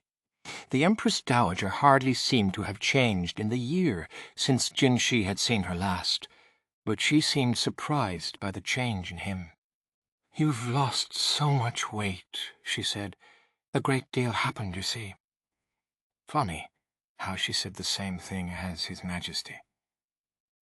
Did Jinshi look so haggard? "Will you be visiting Empress Gokuyo's residence after this?" "Yes, ma'am. I'd like to pay my respects to the Prince and Princess." His visit to the Empress Dowager was a brief one. She was his mother, but ever since he had entered the rear palace as a eunuch, she had become more distant. He felt like he should talk to her more, but somehow he couldn't do it. There was a great deal Jinshi had done in secret from the Empress Dowager, and he often wondered if he should divulge all of it to her, or if he should take those secrets to the grave. His next visit was to the Empress's palace. Gokuyo had quite a few more servants than she'd had in the past. More bodyguards, of course, but also more ladies-in-waiting and nursemaids. Jinshi was met by Gokuyo's head lady-in-waiting Hongyang, along with several other women who had long been in the Empress's service. It's been quite some time. Hongyang, Yinghua, Guoyuan, Ailan, Jinshi said. Lady Gokuyo awaits within, said Hongyang, guiding him soberly inside. The other three ladies were squealing, if not quite as much as they had before. Here you are. Hongyang showed him to a reception chamber, where he found the Empress along with a girl of some 5 or 6 years old. It was Princess Lingli, bigger than he remembered her, but the moment she saw Jinshi, she hid behind her mother. Oh, Princess, he asked. My, what's the matter? Don't you remember your uncle? Gokuyo said. Lingli only watched Jinshi studiously and refused to get any closer. To think he'd once held her in his arms. Maybe she's shy with strangers, Gokuyo said. Strangers? Why, Jinshi had known the princess since she'd been born. Back in the rear palace, he'd checked in on her at least once every few days. It was Hongyang who drove the point home. It's been a whole year. You can't blame a child for forgetting. The young prince had long since learned to walk, and now he toddled about, followed closely by several nursemaids making sure he didn't trip and fall. Just paying your respects today? The Empress asked. I thought we might discuss the Western capital, if briefly. Gokuyo raised a hand, and Hongyang bustled the prince and princess out the door. Only the minimum of staff were left in the room. About Sir Goku. Goku was Goku's older brother, and he had been murdered. True, they were only half-siblings, but Goku must have had complicated feelings. I've heard the story. I'm told that my brother's eldest son will succeed him. That's right, Sir Shikyu. Shikyu was Goku-U's oldest son, making him a nephew to Goku-Yu, albeit one older than her. He can be a soft touch at times, but he'll be all right. Were you close? After my father told me I was to enter the rear palace, I spent some time at the main house being educated for the part. He may look just like Goku-U, but he's completely different. Once he stands at the top, I think the foundation will naturally form beneath him. Empress Kokuyu's words were as good as saying that Goku had not been fit to lead. What have you heard about the relationship between me and my brother Goku? Jinshi paused. That it was not a very good one. Well, for the record, I want you to know that I had no hand in this. She was quite firm. Nor I, ma'am, said Jinshi. They naturally fell into the way they had talked in the rear palace. She spoke casually, he politely. Perhaps it was because the ladies and guards left in the room were all holdovers from those days. I suppose not. What is the Western capital to the Imperial younger brother, anyway? A rural outpost. Let's be frank, a modest country town. Why should he bother himself with killing its leader? And yet, there have been no end of rumors that I did just that. Hey. How can you convince these rumor-mongers that no one has less interest in power than you? Gokuyo laughed, but her words contained some sarcasm directed at Jinshi as well. She was one of the very few who knew of the peony brand that marked his flesh. Indeed. As I have said, Empress Gokuyo, your enemy I shall never be, Jinshi said, deliberately using the same words he had spoken when he'd branded his own flank. And may I trust that claim? You may. My enemy you may not be, Moon Prince, but I'm not so sure about others around us. I'm aware, me lady. Gokuyo was Li's empress, the emperor's only official wife. Yet there were more than a few people who looked askance at her red hair and green eyes, so unlike those of the average Linese. And the prince had inherited his mother's traits. Members of Li's imperial family had commonly married close relatives, and there were those among the emperor's advisers who felt he should have married not Gokuyu, but Consort Lihua, who hailed from a branch of the imperial line. Lihua herself, though, was content to do as the emperor wished. So long as Empress Gokuyu and her family did not turn to violence, she would never dream of a coup d'etat. And so it was to Jinshi that those seeking another candidate for the throne turned. Indeed, for the more than 10 years before His Majesty had borne a son, Jinshi had been the heir apparent. In particular, one suspected the clan of Anshi, the Empress Dowager and Jinshi's mother, had a special interest in seeing him become the next emperor. "I have no desire to sit where none may stand beside me," Jinshi affirmed. No one was allowed to sit beside the emperor on his throne, not even the empress, who was still his subject, not his equal. No, indeed. A slight smile crossed Gokyu's face. Before Jinshi could discern what it might mean, she rose from her chair and went over to the window. She opened it and looked outside. Jinshi turned and looked too. In the courtyard garden, a girl with brightly coloured hair was holding what appeared to be an imitation tea ceremony. "My older brother's daughter."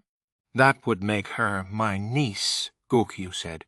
"She told me that she wishes to enter my service as a lady-in-waiting rather than go into the rear palace, so I'm having her train as an apprentice, as you see." Empress Gokuya had always known how to wield both iron and silk. In the rear palace, the other consorts had scorned her because her homeland was so distant. But Gokuya had continued to build up the people around her. In less generous terms, one might say she was adept at beguiling other women. That strength was no small part of why Jinshi had recommended her for promotion to High Consort when he'd been a eunuch. "If she's not going to enter the rear palace, she could indeed become your consort, Moon Prince." "He. Don't let her see your face, or she might have a change of heart and decide she prefers the imperial younger brother." "You jest, my lady." Though he brushed off her comment, Jinshi had attracted plenty of folks, men and women, young and old alike, in his time, so he was genuinely sweating. "As you have made your resolution, Moon Prince, so I shall make mine. I've done many things for which I think I must beg your forgiveness." "Beg forgiveness? Not from me, you mustn't," she said, raising her voice slightly. "Don't forget, there's another whom you've troubled far more than me." "Yes, ma'am." It was all Jinshi could say. Did you mean Maomao, or His Majesty, or both? They were the only others who had been present when he had done what he had done. When Jinshi got back to his own residence, Xian was cleaning, not just tidying up, but going over the place from top to bottom. "I appreciate your enthusiasm, Xian, but aren't you tired from travelling? You can relax." Moreover, his home looked like it had been kept quite neat in his absence. To clean it still further, wasn't that the sort of thing a demon mother-in-law, as the world called them, would do? Relax? Don't be silly, young master. Don't call me that. It's the least you deserve to be called, soft as you are. Look at this. I gave the place the slightest once-over, and see how much I found. She cheerfully displayed some suspicious charms, several dolls, and a ball made of human hair, among other things. Jinshi was lost for words. "You may forget, young master, but you never know what they'll do when you take your eyes off them for a minute. Young ladies in love, I mean." He had begun to forget after a year in the western capital. This had been an everyday thing for Jinshi. "Whoa, whoa, whoa!" "I also found a pair of underpants with human hair sewn into them. A real classic. You want to wear them? Throw them out." "As you command." Suiren pitched the underwear into the trash bin without a hint of mercy or remorse. The charms and dolls weren't necessarily all for love. Some might have been intended purely to curse Jinshi.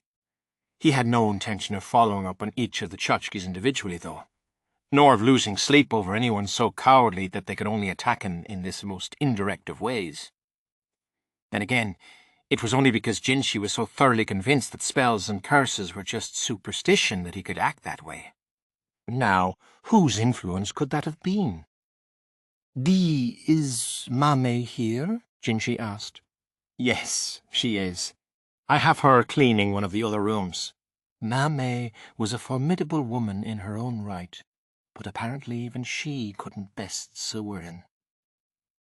Jinshi found her in the living room, throwing an eerie-looking doll in the trash, just as Suwerin had been doing. It's been quite a while, Moon Prince. Don't worry, I'll make sure the refuse is burned later. Maamei looked like her mother Taomei, whom Jinshi had seen so much of in the western capital, only half as old. Her father was Gao Shun, but his contribution was hard to spot.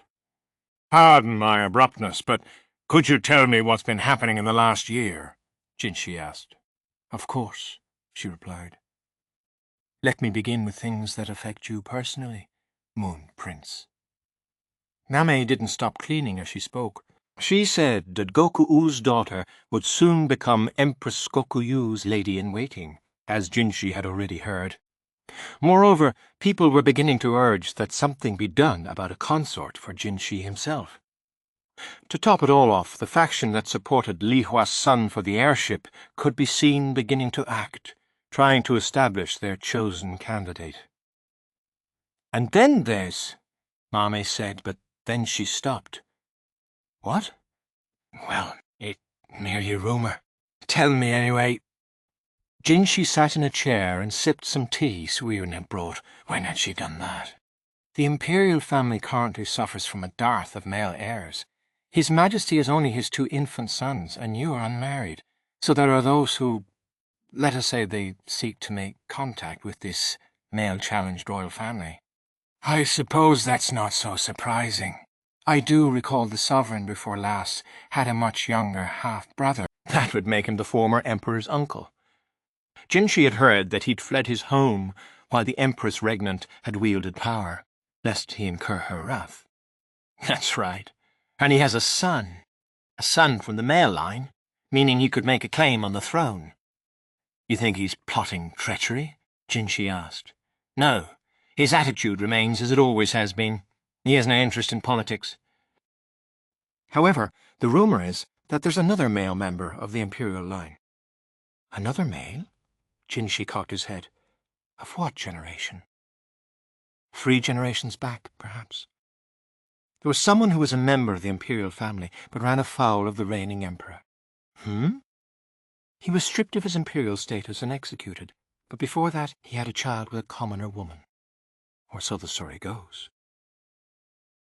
By Li's laws, a child born to one with imperial status could be accorded imperial status, even if his mother was a commoner.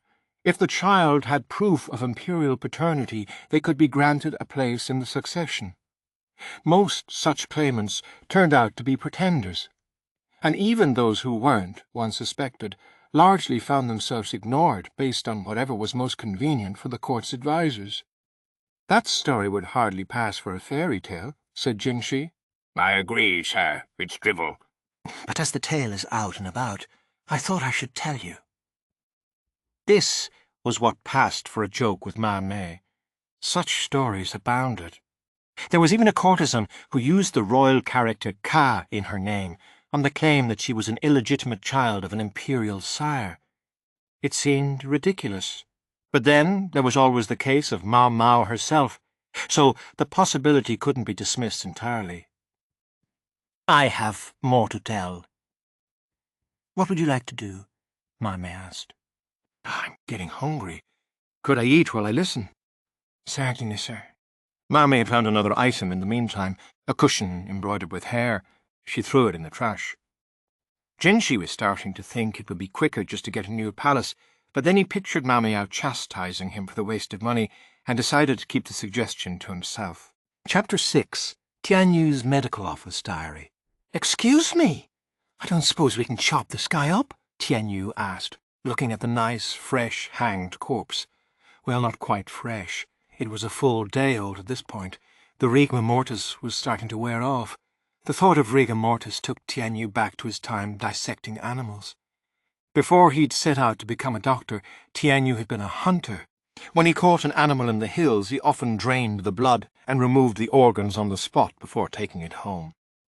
Draining the blood kept the meat from stinking, while extracting the organs prevented their various juices, waste, and other contents from getting on the flesh, which saved it from going bad. Tianyu was such a skilled hand at dissection that he'd even stripped the bones right out, but his dad had gotten awful mad at him for that. He said that if you removed the bones before rigor mortis set in, the meat wouldn't be as good. Then he demanded to know if Tianyu wanted to eat crappy meat, and gave him a rap with his knuckle. So, this corpse was bone-in. The thought crossed Tianyu's mind. Was the meat good, then? Will somebody do something about this guy? Don't look at me. Tianyu's peers and senior colleagues knew he was always like this. They knew it so well that they no longer bothered to tell him off about it. "Hey, Niang Yang, it'd be all right if we just took the organs out, don't you think?" he said, trying to draw in the medical assistant nearby. Her real name was Maomao, but to Tianyu she was Niang Yang. "I think the moment you slice that stomach open, there are going to be all kinds of problems, so you'd better not. And corpses smell, so I think we need to dispose of this thing somewhere more appropriate." Niang Yang was organizing the medicine cabinet, her eyes shining. She was more into drugs than corpses. Apparently she was even better with medicines than a middle physician, and despite being a court lady, she was often treated like a full member of the medical staff. She'd even accompanied them on the trip to the western capital. Tianyu suspected that the reason Niang Yang could look so energized, despite only having been home from their long ship voyage for 2 days, was because she was looking at all those medicines. "You both look so upbeat, maybe you could do some real work," one of their senior colleagues suggested, but that wasn't Tianyu's decision. Perhaps out of consideration for their long journey, he and Niang Yang had been assigned to do minor chores in a relatively quiet medical office. "Why are they keeping a dead body here anyway?" asked Yao, who arrived with an armful of freshly washed bandages. She came from a family good enough that she didn't actually need to do this kind of work. Tianyu didn't know why she did it. Behind her, like clockwork, came Ennen. She was Yao's servant, and Yao was always foremost in her mind. "Oh, hey, Ennen. Long time no see," Tianyu said, pointedly ignoring Yao to speak to her companion. Yao didn't seem to care, but Ennen immediately grimaced. She would look daggers at anyone who spoke to Yao, but then got upset if people ignored her mistress instead. Tianyu didn't understand how she thought. Tianyu had needled and barbed the two women, curious what would happen if they were to fall out with each other for a while. But today there was something else to interest him, and that was enough. "Dr. Li, that is you, isn't it? Why aren't we removing this body?" This time it was Ennen who made the inquiry of Tianyu's senior colleague, Dr. Li, another of the physicians who had gone to the west. Tianyu shared the name Li, but to avoid confusion, people called him by his given name. The reason Ennen sounded so uncertain was because Dr. Li had changed more noticeably than any of the others who had gone. The slight, academic young man who had left on the trip had been forged by the pounding sun and dry air into someone with ruddy skin and rugged looks. He was also built like a log now and more than ready to handle any of the many patients who came in. One time, he'd looked an angry brawler in the eye and told the guy he'd like to see him try anything, and Tianyu had found it so funny he'd clutched his sides, laughing. Stamina was the coin of the realm in the western capital, and through working with Dr. Yu, who was good-natured but sometimes a bit crazy, Dr. Li had grown into something of a jock. Maybe it was all the meat and dairy he had eaten to put on muscle, or maybe it was the mattress-padded post he punched and kicked to take out his ire at Tianyu and his crazed superior. Whatever it was, by the time he was done in the western capital, he had developed a fondness for soy powder dissolved in raw goat's milk. In the 2 days since they'd come back, more than 10 people had already asked him, "Who are you?" "You're correct. I'm the Li who came back from the western capital. As for the body, it still needs to be inspected to find out the particulars of the case." Dr. Li was reading the daily reports from the last month or so. After his long trip, he had been confirmed for promotion, as he had shown an ability to do work every bit as good as that of any upper physician. Tianyu had also cut open and sewn up plenty of injured arms and legs, but there was no talk of advancement for him. Really, Dr. Lee?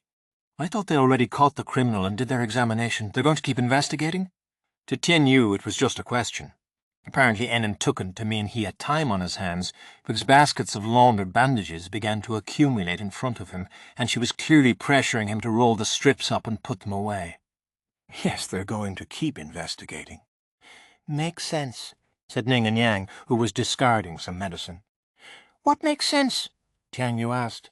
He might be better at dissecting animals, but in most other respects, Ning and Yang knew more than he did. The culprits were 3 palace women.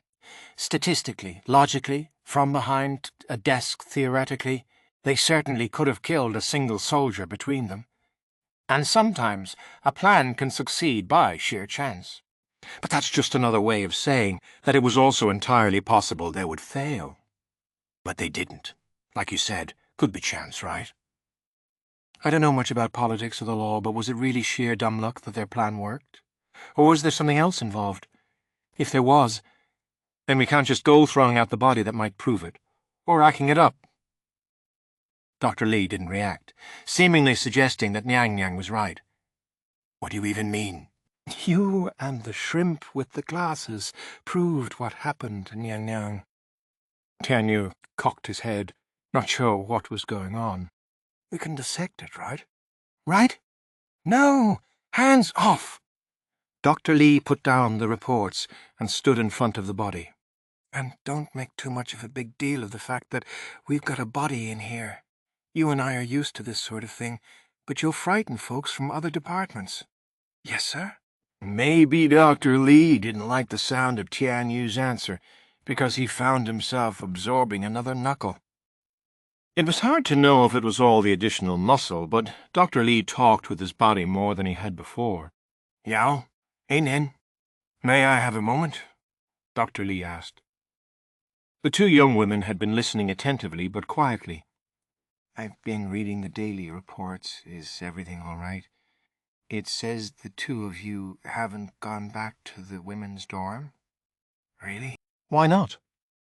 This is the first I'm hearing of it, Yang said, looking at them. For some reason, her pallor was poor. Yao said, You didn't know, Maomao.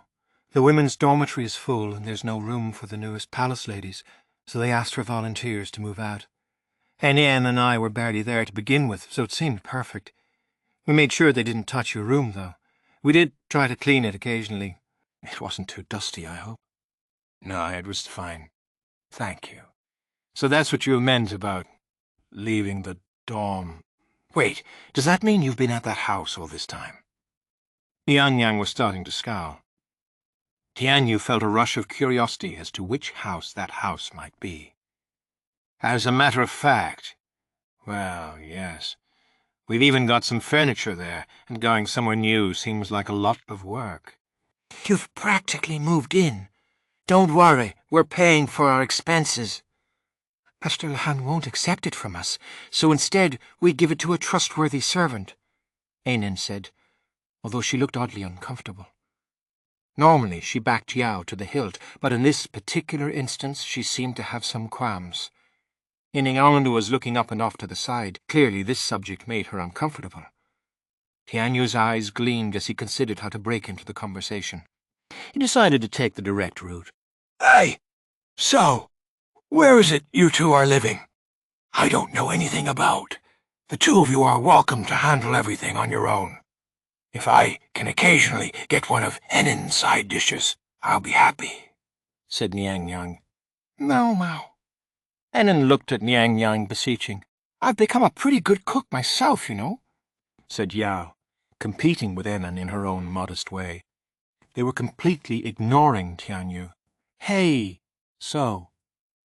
He was just about to try once more to forcibly include himself in the conversation when someone grabbed him by the scruff of the neck. Get to work, will you?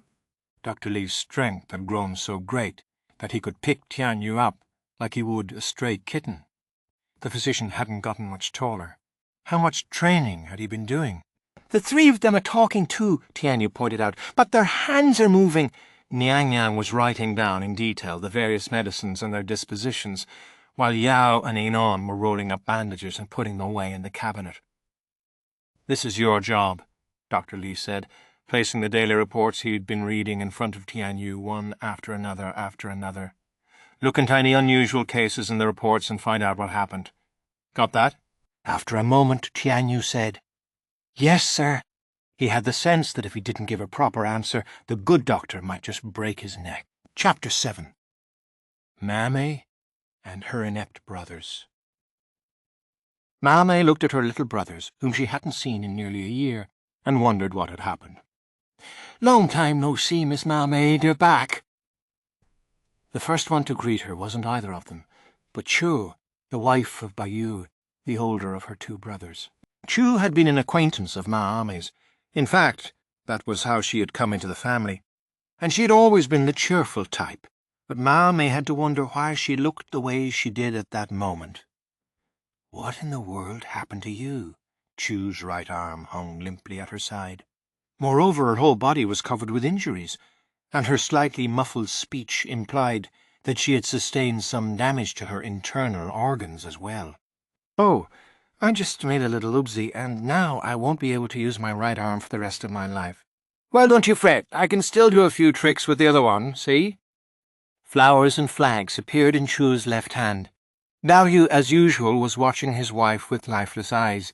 Maamei did indeed fret about the state Chu was in, but there was another, bigger problem. "Basin, what is that?" she demanded. The younger of her little brothers had a duck perched on his shoulder. It hadn't been there when he'd come to summon Maamei on behalf of the Moon Prince yesterday. Where had he gotten it? "She's a duck. Her name is Chofu," Basin said with a completely straight face. Her brother wasn't adept enough to tell jokes, which meant he must be serious. "I didn't ask what its name was." "Ugh, it smells like farm animal. Both of you do." Maamei covered her nose with her sleeve. Now that she looked closer, she could see that Basin's robe was streaked with poop. "Mother, what is going on here?" she asked, turning to Taomei, who had also returned from the western capital. Taomei squinted her differently coloured eyes and gave her youngest son a look of resignation. "I told him to leave it behind." "And Miss Tio told him to fatten up so we can eat it," Che chirped. Basin found himself the subject of glares from both his mother and his brother's wife. "Nobody's eating her. Chofu is family. Would you have me eat my own family member? The lowest cur wouldn't do such a thing." "Just tell me what's happening," Maamei said. She did remember that before he left for the western capital, Basin had been on some kind of special mission, and that had frequently seen him return home stinking of livestock. Had that somehow blossomed into love for a duck? Maamei had seen him frequently lost in thought, and had assumed he was besotted with someone, but it never would have occurred to her that the girl was of the avian persuasion. "Basin, this duck is female?" she asked. "Yes. She lays an excellent egg once every 2 days. He was puffing out his chest for some reason. It was clear he hadn't neglected his physical training while he was away. He'd lost some of the baby fat around his cheeks. Just when Maomao had been thinking he looked more valiant than before, she discovered that, while his muscles might have grown, his brain had shrunk. "Miss Maamei, it's so cold outside, maybe we could hurry up and come in. You can see what a sorry state Miss Chu is in, and it's ever so hard to stand out here." Chu made a show of nuzzling up to Baryu. He flinched, but then wordlessly allowed her to lean against him. She didn't seem to be joking. Her physical state was clearly less than ideal. "Very well. Your rooms are clean. I suggest you change your clothes before you pay your respects to our elders. In deference to the strain of travel, no banquets are planned until 10 days from now. Incidentally, where's my father?" "He's back with His Majesty." Her father, Gao Shun, was officially the Emperor's servant, And what with reporting on the Western capital and dealing with all the work that had piled up in his absence, he would probably be stuck in the palace for quite a while. Maamei entered the house with Maomei, Baryu, and Chua. "You stopped there," she said. "What is it, elder sister?" Basin asked. "What do you mean, what is it? I'm not letting any ducks into this house." Go put that thing out in a free oven place. "Well said, Maamei." Maomei nodded approvingly. It looked like she had had this conversation more than once in the Western capital, but had come out on the losing end. If Basin could get the better of their mother in an argument, it meant he had grown in more than just his strength, and perhaps not in ways Maamei was particularly glad to see. It's unheard of to keep a farm animal in your room, Maomei added. "Who's talking, mother? You had an owl," said Basin. "An owl is not a farm animal, and I didn't bring it home, so there's nothing wrong with it." Evidently there was some story as to what their mother had been up to in that far land as well, but Maamei didn't want to make this any more complicated than it already was. She decided to focus on Basin. "Until you do something about that animal, Basin, you are not coming into this house," she said, and slammed the door. "Sister, I promise I'll feed her and walk her." "Yes, at first, but you'll stop sooner or later." "Sister." "Jofu is a good girl. She won't poop in the house." "Says the man with his robe covered in bird crap." Crap. As Maamei was having this absurd conversation through the door with her brother, she felt someone tug on her sleeve. "Mammy, we have guests?" It was Maamei's son and daughter, as well as her younger brother's son. It had been part of the arrangement with Chue when the marriage had been decided. Sister-in-law would handle all the child-rearing. The boy was Maamei's nephew, but she raised him essentially as if he were her own son. "They're not guests. It's Grandma, Auntie, and your uncle. Don't tell me you forgot them." "Grandma?" the boy asked. A year was a long time for such small children. They'd been so close to their grandmother, but now they kept the distance. Only one, the oldest grandchild, seemed to have some memory of her and approached her. "Welcome home, Grandma," he said. "My, you've grown so big." Maomei picked up the boy, Maamei's son, and stroked his head. At that, Maamei's daughter and Baryu's son went over to their grandmother as well. "Goodness, look at these children. When I left, they could hardly say hello." Maomei patted Baryu's son on the head and gave him a hug. Then she pushed him toward Baryu. "Here's your boy. It's been a whole year. Give him a hug, will you?" Baryu quickly, albeit with clear trepidation, embraced his boy. He might have been a bureaucrat who spent all day, every day, glued to his desk, but apparently even he could manage to hug one small child. Chua, meanwhile, studied her son's face. There, now, don't cry," she drawled, doing some sleight of hand to distract him. She couldn't pick him up with that ruined arm, but it wouldn't have mattered if she could, for she had no impulse to touch the child. She'd given birth to him, but she hadn't, in her mind, become a mother. "Who are you, Auntie?" I'm Miss Chu, and Auntie, that's right." She gave the flags she had produced to the children, then stepped forward. "Miss Chu will go on ahead back to her room, if that's all right." She moved with such lightness, but they could tell she was pushing herself. Maamei glanced at Baryu. "Why are you unharmed? Your wife is wounded from head to toe. Protecting the Imperial family was supposed to be the role of the Ma clan. How did Miss Cho end up like that?"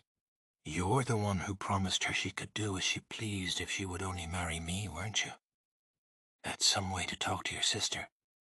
Maamei gave Baryu a kick in the shin, and he hopped up and down on one leg. "No, what's that snack?" "I do, Mummy.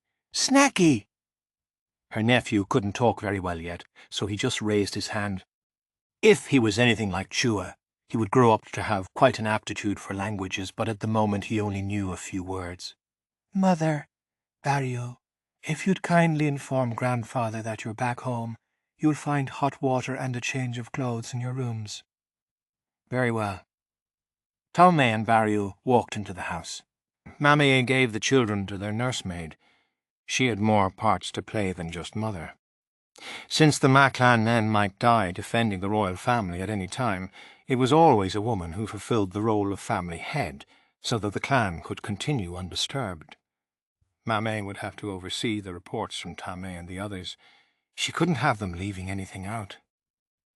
She opened a window that faced the rear garden. Basin stood there, clutching his duck and looking thoroughly lost. The fluffy white duck looked quite warm to hold. "I need to be present for the report, and so do you. How long are you going to stay outside?" "You mean you'll acknowledge Jofu as part of the family?" "You weren't listening.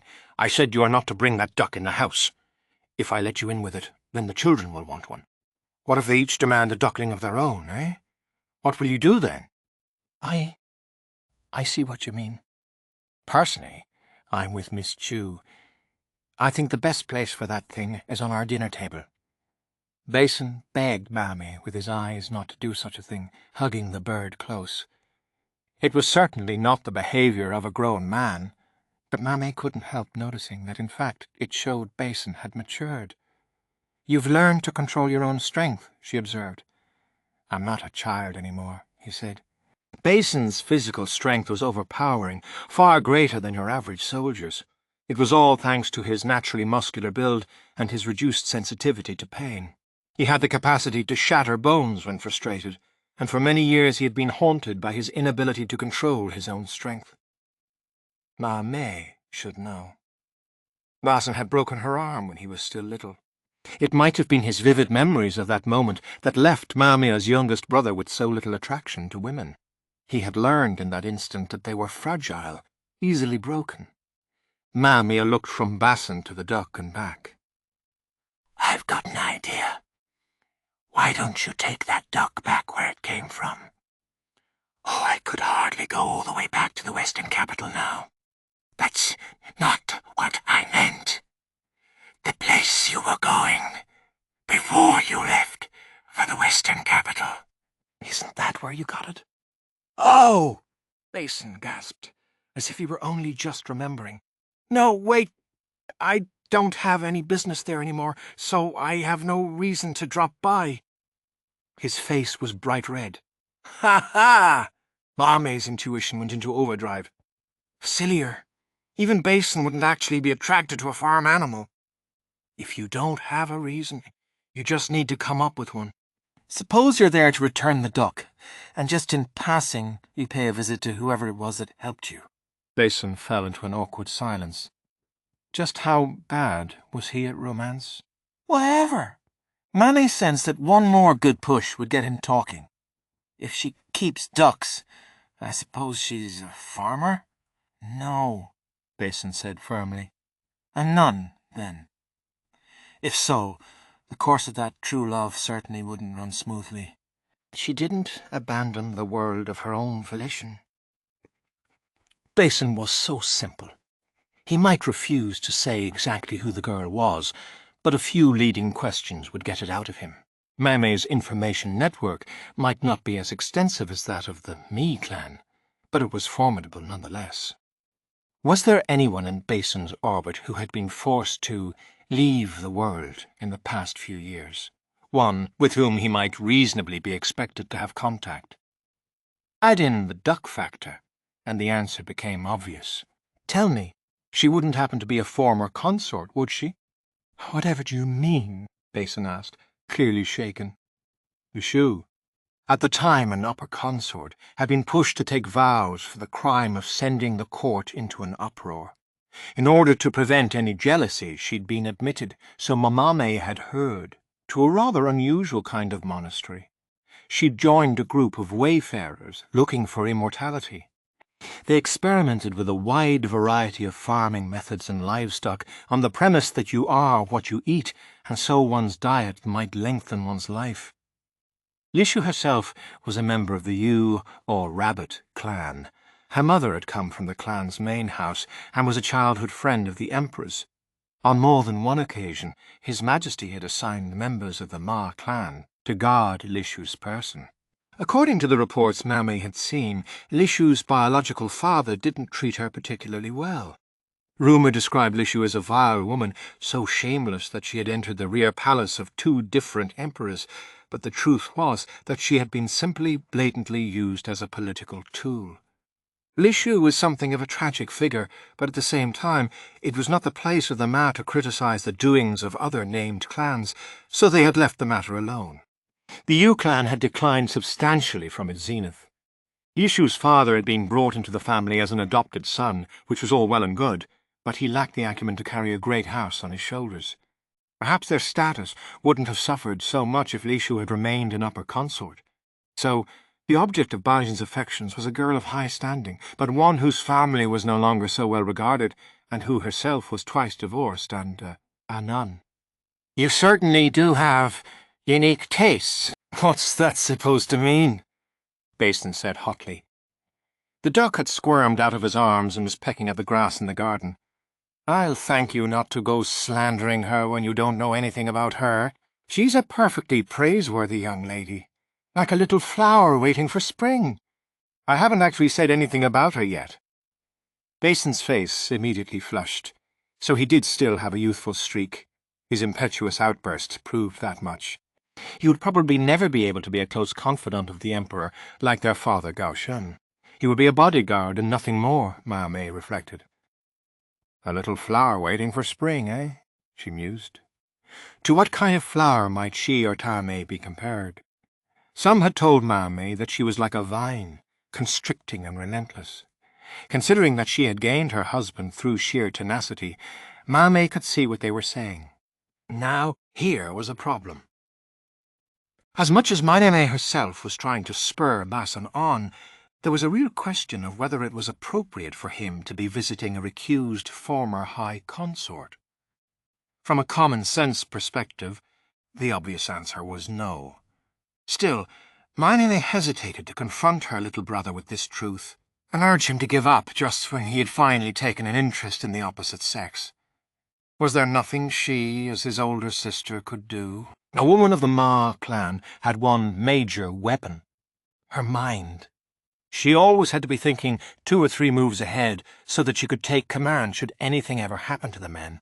Purely in the interest of the clan, she should have simply told Basin to forget all about this girl.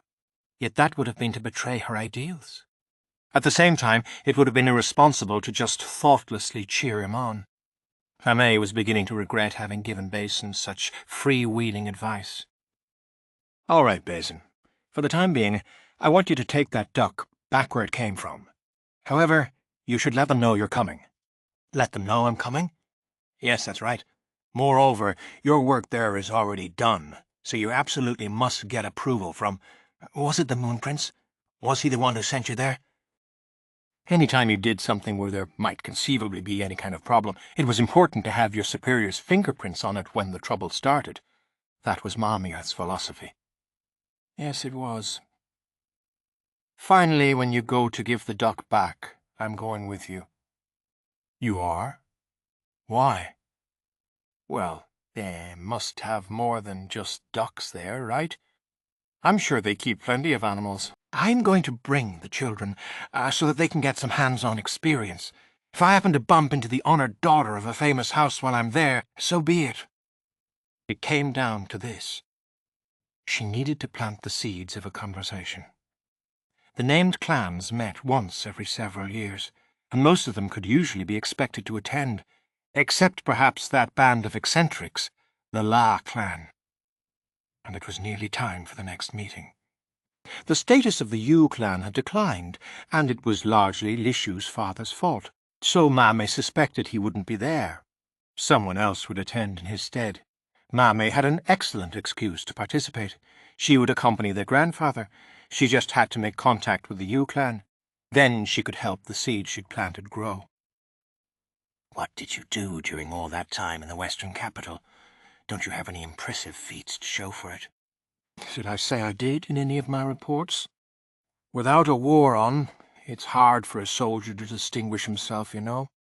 In a world at war, Basin would certainly have taken any number of heads, literal or figurative.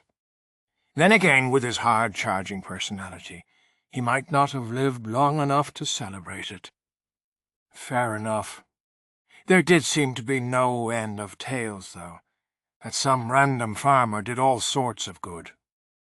"Yes, He really was a most excellent farmer. They were true? Maamei wondered who in the world this person could have been. He must have been quite something, to make his name known as far away as the royal capital when he was only a man of the soil. Speaking of his name, she didn't actually remember what it was. It had been so common that it had slipped her mind. "So what did you do out there?" she asked. "Got rid of bandits and bugs?" Right. That won't get us anywhere. Some years ago, the Emperor had gifted a middle consort to a soldier, but that precedent didn't seem to hold out much hope for them. In that case, maybe we could lean on His Majesty's fatherly impulses. The Emperor, she knew, regarded Lishu like a daughter. In that case, they would probably have to get our Duo involved. What are you muttering about, sister? Oh, pipe down. I'm trying to think. Anyway, just tell the Moon Prince what you're doing. Got that? Yeah, sure. And make sure you wash and change. Leave the duck in the garden. Mother can't make her report without you, can she? Yes, all right. Basin said something to the duck, and then left it with the gardener. As Maamei watched her impossibly naive handful of a brother go into the house, she pondered how to make her next move. Chapter 8. True Records of an Elder Brother. Lingering cold, clear skies, I did some crop treading. I got the local women and children to help me. We did about 10 tan. Not bad work for a season when there isn't much farming to be done, but I wonder if there's anything else I could be doing. Plum blossoms, snowy skies, looking after the sweet potatoes in the storehouse. The trick is that you have to be careful of the humidity or they'll rot. Seeking some way to process them besides drying them. Got a letter from Lahan. What could he want? Spring chill, rainy skies, Lahan visited. Claims there's a job only I can do. If I succeed at this, advancement to court service won't be just a dream. A man like me was made for more than farming villages. Early spring, cloudy skies. In preparation for leaving my house for a while, I'm leaving oversight of the fields in the hands of a farmer I can trust. Searching among the young folk of a farming village for a few people to come with me. Lahan tells me this work site will demand people who are hale, hearty and adaptable. Many families are loath to give up helping hands, though. I'll focus my search on people with few or no relatives. Lingering spring, clear skies, Lahan led me to a harbour. I'm to go by ship. The sweet potatoes and white potatoes with which I've been entrusted are packed in rice husks to keep them from rotting.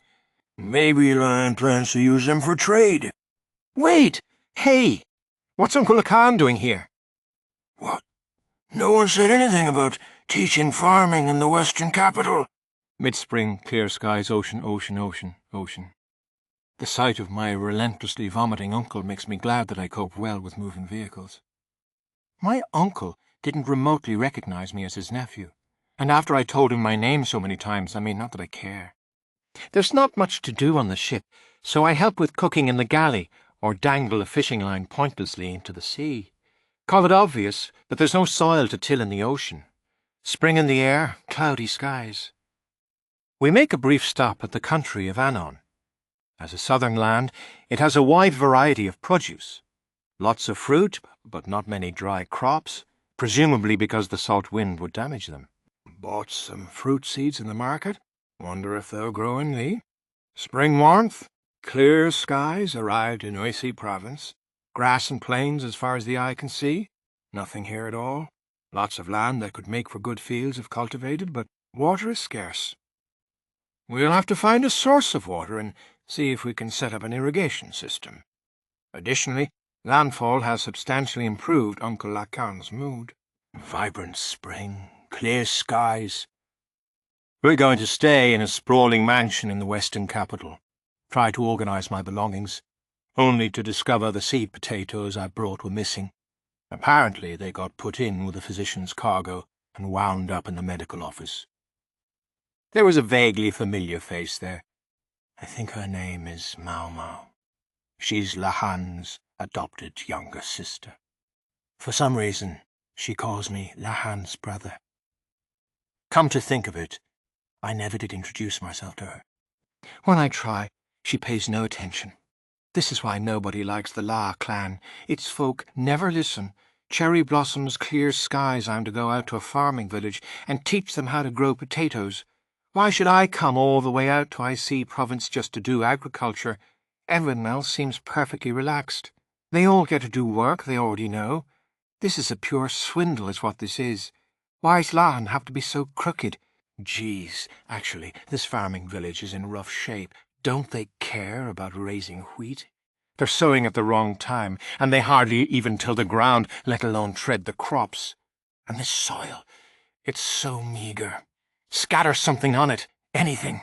Even ash from the ovens will be better than mortar. Spring breeze, clear skies, I see province sure doesn't get much rain.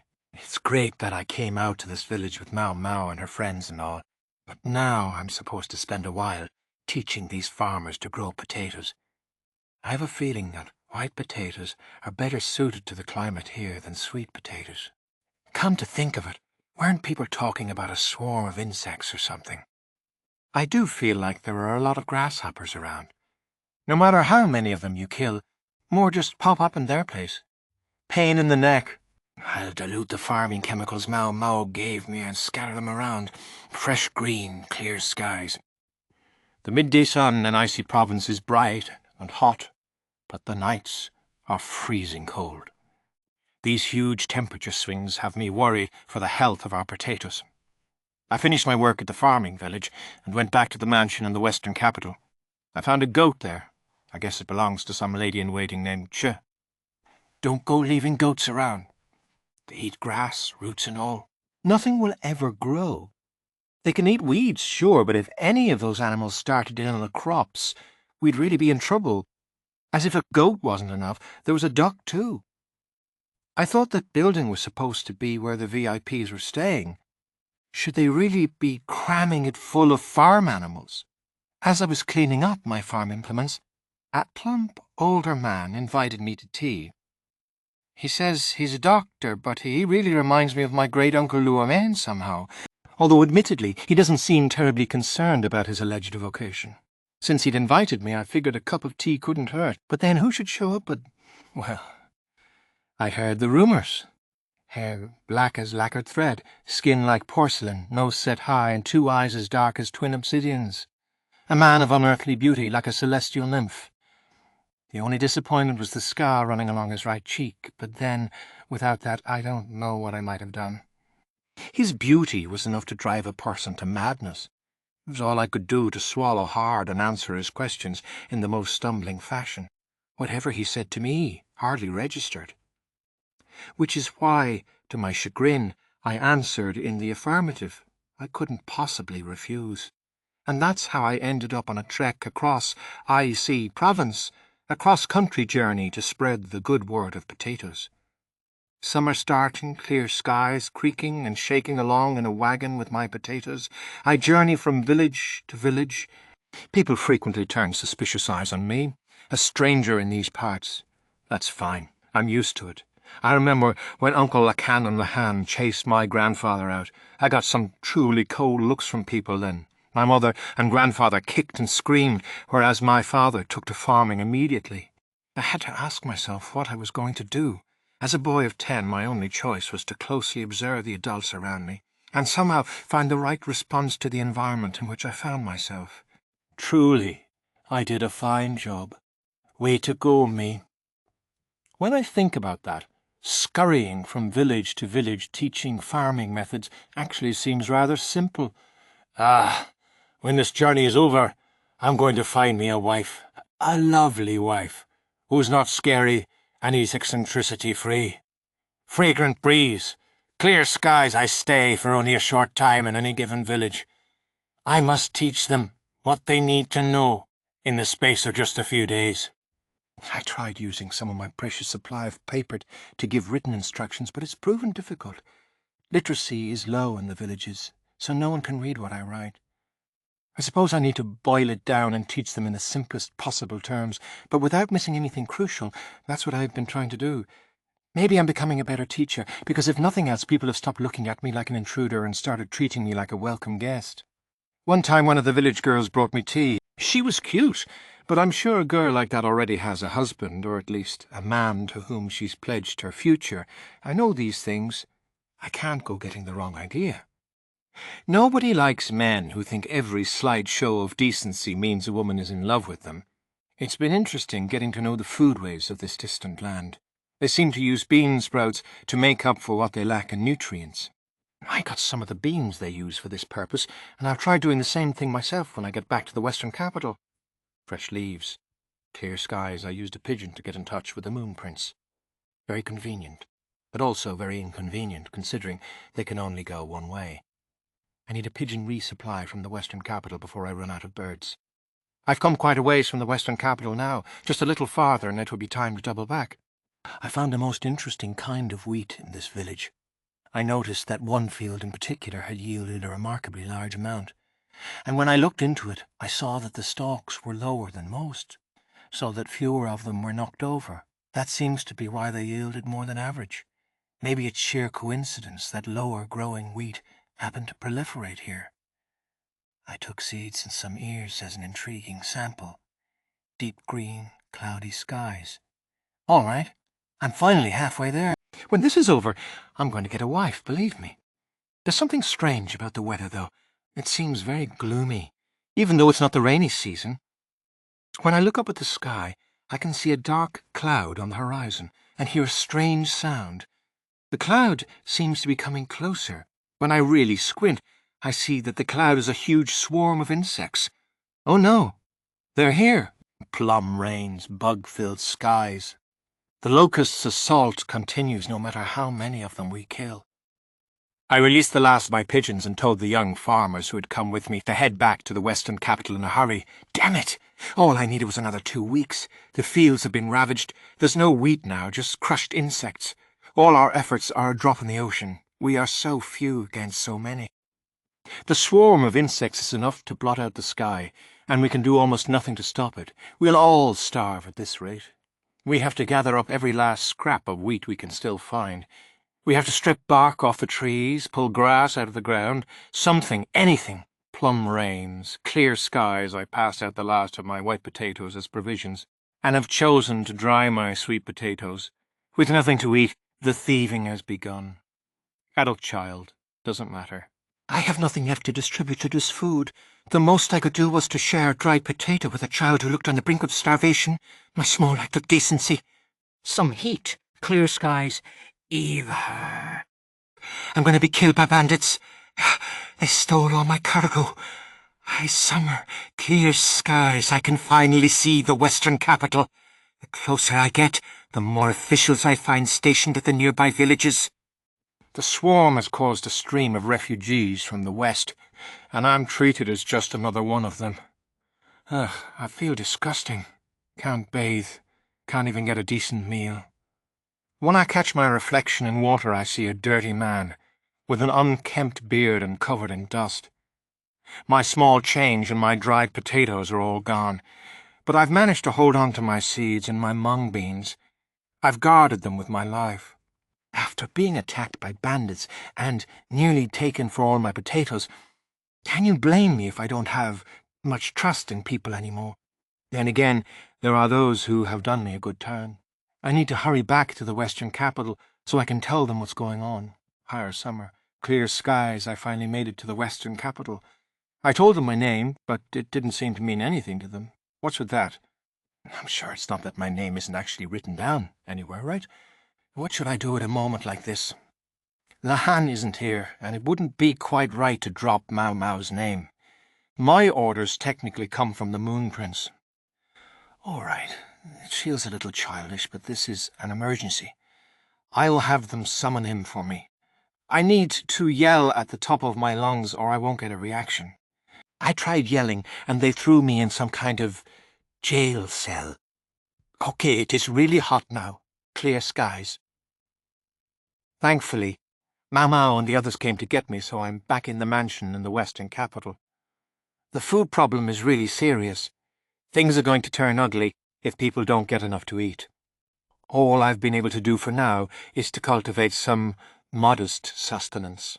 Early autumn, clear skies relief supplies arrived from the royal capital. I checked to see if they included any crops that looked like they might grow quickly. But there was nothing there. Most of it was cereals and medicine, but not nearly enough of either. We're getting more and more refugees. Is there no way we can fill everyone's stomachs? I pondered the question as I feed locusts to the goats and duck, along with whatever meagre grass is available. Lingering heat. Clear skies, I hear we're starting to see cases of malnutrition from lack of food. Maomao says people aren't getting enough vegetables. Should I show her the bean sprouts I've quietly been growing? She also asks me whether there's any way to grow medicinal herbs, but I think that's going to be a tall order in the Western capital. I wonder what it is about the medical profession that seems to attract so many weirdos. Not just the likes of Maomao or my great-uncle Luoman. There's also the little old man who's always inviting me to tea. He says he used to be a physician at the Imperial Palace. He seems like a decent guy, though, so what's the harm? Autumn heat, clear skies, the Lahan. I'll kill that bastard. What's he doing, living with 2 eligible young ladies? Early autumn, clear skies, Lahan might have tricked me into coming to the Western capital, but if nothing else, I've a front-row seat to just how obnoxious politics can be. From what I can tell, the Moon Prince doesn't make a big deal of going about his work, but he really gets things done. He's trying to nip problems in the bud. But in terms of worldly fame, it's much easier for people to celebrate those who solve problems after they start instead of before. Some guys really know how to deal with things, huh? Speaking of dealing with things, why am I in charge of these goats and this duck? Then again, if I don't protect them, Miss Chu is going to try to eat them. People are starving everywhere. Fresh, cool, clear skies. It really doesn't rain in the Western capital. Trying to water things has been a huge headache. The rich folk around here have ponds as a sign of their ridiculous wealth, but they're probably made using underground water. At least that makes it easier to grow bean sprouts. We've started fields near the Western capital, but irrigation is proving to be the biggest challenge. Bringing up water from underground isn't realistic. It would be great if we could get water from a river, but the scale of the project would be untenable. Maybe you just can't have farm fields if there isn't a body of water nearby. As one learns, if one is going in and out of the estate, the mood in town is getting worse and worse. Stomachs are empty and tempers are high, while all-out struggles for food are hardly unusual. Some people are claiming the insects were some kind of curse from another country. It's just a natural disaster. How ridiculous can you be? I really don't like the way things are looking out there. Cool breeze, clear skies. It was bound to happen eventually, and it finally has. A mob has closed in on the mansion where the Moon Prince is staying. What's going to happen here? I don't know. I really don't know. Autumn cool, clear skies. Now things make even less sense to me. Goko-u, the leader of the Western capital, is dead. What the heck is going on? Autumn colours. Clear skies. I'm just going to stop thinking about politics. It doesn't make any sense to me. I always thought of myself as reasonably smart, but I'm not made for this. I think I would die of an upset stomach. If Lahan were here, I'm sure he'd just roll with it and keep cranking out work. I'll never beat him in that regard. With Goko dead, things seem to have turned very serious. The mansion's servants can hardly bring themselves to do their jobs. But none of that has any bearing on field work. I've got to get out there again today and keep breaking ground. Autumn clear, clear skies, the Moon Prince is relocated from the annex. It sounds like Maomao and the friendly old doctor are going with him, but I'd like to stay here for a while. This garden is finally hitting its stride. The groundskeeper may have it out for me, but we're closer to a water source here, and that makes growing easier. Autumn beauty, clear skies. There's a beautiful greenhouse at the main house where we're moving. I hear they used to grow cucumbers there, but they've already been cruelly uprooted. Maomao could barely contain herself as she planted seeds for medicinal herbs. But the glare that the greenhouse's minder was giving her, well, if looks could kill, I'm out of the loop on whatever happened, but even I could figure it out at a glance. Colourful leaves, clear skies have turned the annex's entire garden into fields. Next I'm starting on the ones at the main house. I'm not going about things like Maomao, though. I made sure to get permission from Miss Chu. Someone from the Goku clan, a guy named Hulan, gave his approval too, so I should be in the clear. The friendly old physician helps me out with farm work when he has time to kill, but someone hurt his leg. Some firecracker of the Goku family gave it a whack. I think his name was Gokujin. He sure liked to boss the servants around. Someone better set him straight while he can still change his ways, or who knows what will become of him. The thought occurs to me. I could have been like him if my mother and grandfather had had more influence on me. If Uncle Lahan hadn't snatched the family headship, I might have grown up as a selfish whelp of the La family. Now, instead of the physician, his bodyguard, Li Haku, is helping me. If we can hurry to get this field ready and lay down some shell ash, we might be able to plant some wheat. So we're working as hard as we can. A gardener keeps giving me dirty looks, but I got permission. I'm not doing anything wrong. Autumn, chill, clear skies. I got a letter from my father asking if I've planted potatoes yet. Shut up. Yes, I've planted them. Lahan doesn't know what Dad is really like. I wonder if he's dealing with being in charge all right. I hope Mum and Grandpa don't go. They like to lord it over people, but they can be surprisingly fragile. I guess it goes to show what comes of having too much pride. I wonder if Grandpa might have been a bit more upstanding if he hadn't been in the shade of a younger brother as thoroughly exceptional as my great-uncle Luonan. As I was writing my reply, I saw Gokujin bullying his cousin, a younger girl named Xiaohong. I went over to them, and he scurried off someplace. If he can't stand his ground, he should have left her alone to begin with. Hey, goat, that's precious paper. Expensive stuff that the physician gave me. Don't eat it. Late autumn, clear skies. Today I was working on the fields at the main house. I tried planting different seed stock in each area, all kinds of wheat. I'm curious how different the yields will be between the short wheat and the regular stuff, given the same environment. But it's going to take 6 months or so to find out. Wait, how long do I plan to be here? When do I get to go home? With Lihaku and Hulan helping me, work went quickly. Hulan doesn't behave like the pampered son of a good household. He's more like an apprentice trying out all kinds of different jobs. Well, it's certainly helpful for me. Any big brother with a younger sibling like him would be very happy. I went to the medical office to grab a quick break, since I knew the friendly old physician would serve me tea. Recently, Uncle Lahan has been at a lot of our little tea parties. I assume he's there to see Maomao, but she can sense his presence and makes herself scarce. The old doctor seems a lot like Luomin somehow. He really seems to know how to handle my uncle. It really brings home how everyone has some special skill or redeeming quality. Uncle Lahan wasn't there today, but there was some kid. A boy, probably 12 or 13 years old, not even old enough to have had his coming-of-age ceremony. He's a quick thinker, so they value him for doing small chores. I've seen him around a few times, but I've never caught his name. He said he wanted to introduce himself to me. He really is a quick one, isn't he? But, hey, your name is Kan Junjie too, huh? Yes, a very common name. I hear it all the time myself. Wow, so you're your family's oldest son? And your nickname is Hakuum? Makes sense. That's just the sort of thing you would call an eldest son. You know, I happen to be the oldest son of my own family. What? You'll use a different name if there's someone else with the same name around. What? Who does that? I mean, no, you don't have to do that. Please don't look at me all resolved like that. I won't give you any grief just because of a shared name. Hey, wait. Hey. I decided to tell him my name was Lahan's brother.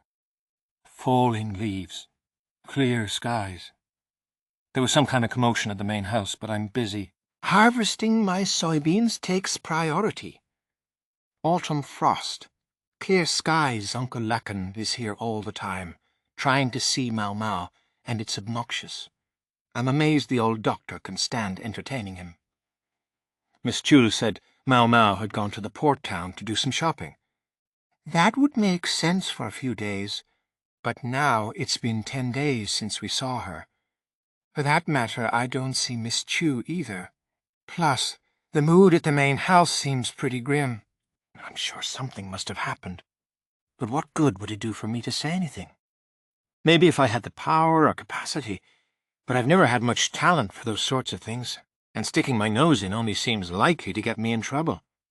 I think I'd gain more from thinking about what to do with the soybeans I've harvested. Should I just eat them? Process them somehow? Grow them into bean sprouts? There are so many things I could do. Early winter, cloudy skies. Something's wrong with Uncle Lahan. I mean, something's always been wrong with him, but he's been acting especially strange lately. I finally found the Moon Prince, but for some reason my uncle was there too, berating Hulan. "Hey, Uncle? Why are you burning those papers?"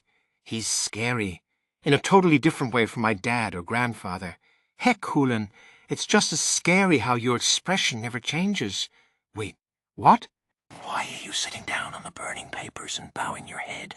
Geez, Burns, you're gonna burn yourself. Water, we need some water over here.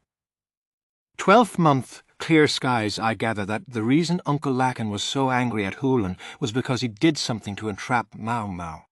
I could see why he would be upset. And to think he's just an old guy who's normally no more than a bit of a nuisance as long as you don't antagonize him. Oh, and also, he's kind of a loser, and Hulan, something's up with him too. Whatever motivates his behavior, it's beyond what I can comprehend. I guess he decided his own older brother was in the way of making the Moon Prince the leader of the Western capital. So Hulan decided to eliminate him? I can't believe he plotted all that with that grin on his face. And here I thought he was just a nice guy, helping with some chores. Well, I take it all back. I don't need a little brother like that. I'd even take Lahan over him. Chill, cold, clear skies. Maomao and the others are finally back, but Miss Chu is in bad shape. What the hell happened? She can't even use her right arm anymore. It's a real tragedy. Year-end, clear skies. Miss Chu has set up camp in the medical office on the grounds that she's a convalescent. I grant that her injuries are serious, but she's really just using that as cover to lounge around and do nothing. I feel bad for the friendly old doctor who seems to spend all his time taking care of her. I guess they're finally going to decide who gets to run the Western capital. It won't be the Moon Prince, but apparently a man named Shikyu, Master Goku's oldest son. He's also, incidentally, Hulan's older brother and the father of that obnoxious brat, Gokujun. Are we really going to be okay with this guy?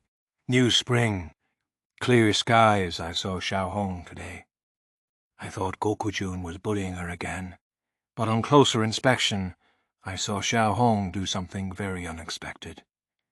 She slapped Gokujun, taunted him, practically spat on him, and then went off somewhere. There was nothing the boy could do. He just burst into tears. That was when I realized his and Xiaohong's positions had been reversed completely. There was one other person besides me who saw the scene. Maomao. I just know she had something to do with this. Early spring, clear skies, I headed off to the farming villages with one thought in mind. This year, I'm going to get them to grow some decent wheat. I'll see to it that they tread the crop and till the soil. It's not going to be a repeat of last year. There won't be any lackadaisical growing practices on my watch. Things seem pretty busy at the main house, too. Probably something to do with the new year. There's no end of work for politicians. But that's no concern of mine. I've got farming to do. Cold afoot, cloudy skies. When I got back to the mansion in the Western capital, there was nobody there. Just a second. What's going on here? Somebody? Anybody? Moon Prince. Maomao. Miss Cho. Friendly old doctor. Lihaku. Uncle Lahan. What in the world is this? Don't leave me here. The thick stack of papers turned out to be somebody's diary. One of the people from the central region must have forgotten it when he went back home. It was discovered at the inn town, at the inn where its author had supposedly waited for his ship. A great many names appeared in the diary, but of the name of its author there was no sign. Nobody knew whom to return it to. However, from the extensive notes on farming methods and cultivation, the writer was obviously a professional farmer. Further, if the contents of the book were to be believed, this person was also quite important within the court hierarchy. important enough that he could directly summon a member of the royal family. However, when the owner of the inn sent the diary to the capital, he was informed that there were no farming specialists among the ranks of the most important bureaucrats. There had been such a person at one point, but he had long ago returned to the royal capital, and there was no way he would have forgotten his diary at the inn town. At a loss for what else to do, the innkeeper left the book with the gardeners, men who trod the wheat of their gardens with dead looks in their eyes. Strangely, the gardens of the Western Leader, once regarded as the finest in Aisei province, had been turned into wheat fields for some reason. Later, the diary would be edited into a manual of farming techniques, but its author remained unknown. The gardeners passed the book among themselves and laughed, their small measure of revenge against the interlopers from the central region at whose hands their gardens had suffered so much. But eventually, the eye of some scholar lighted upon the diary, and this is the result. Chapter 9. Enen's Day Off.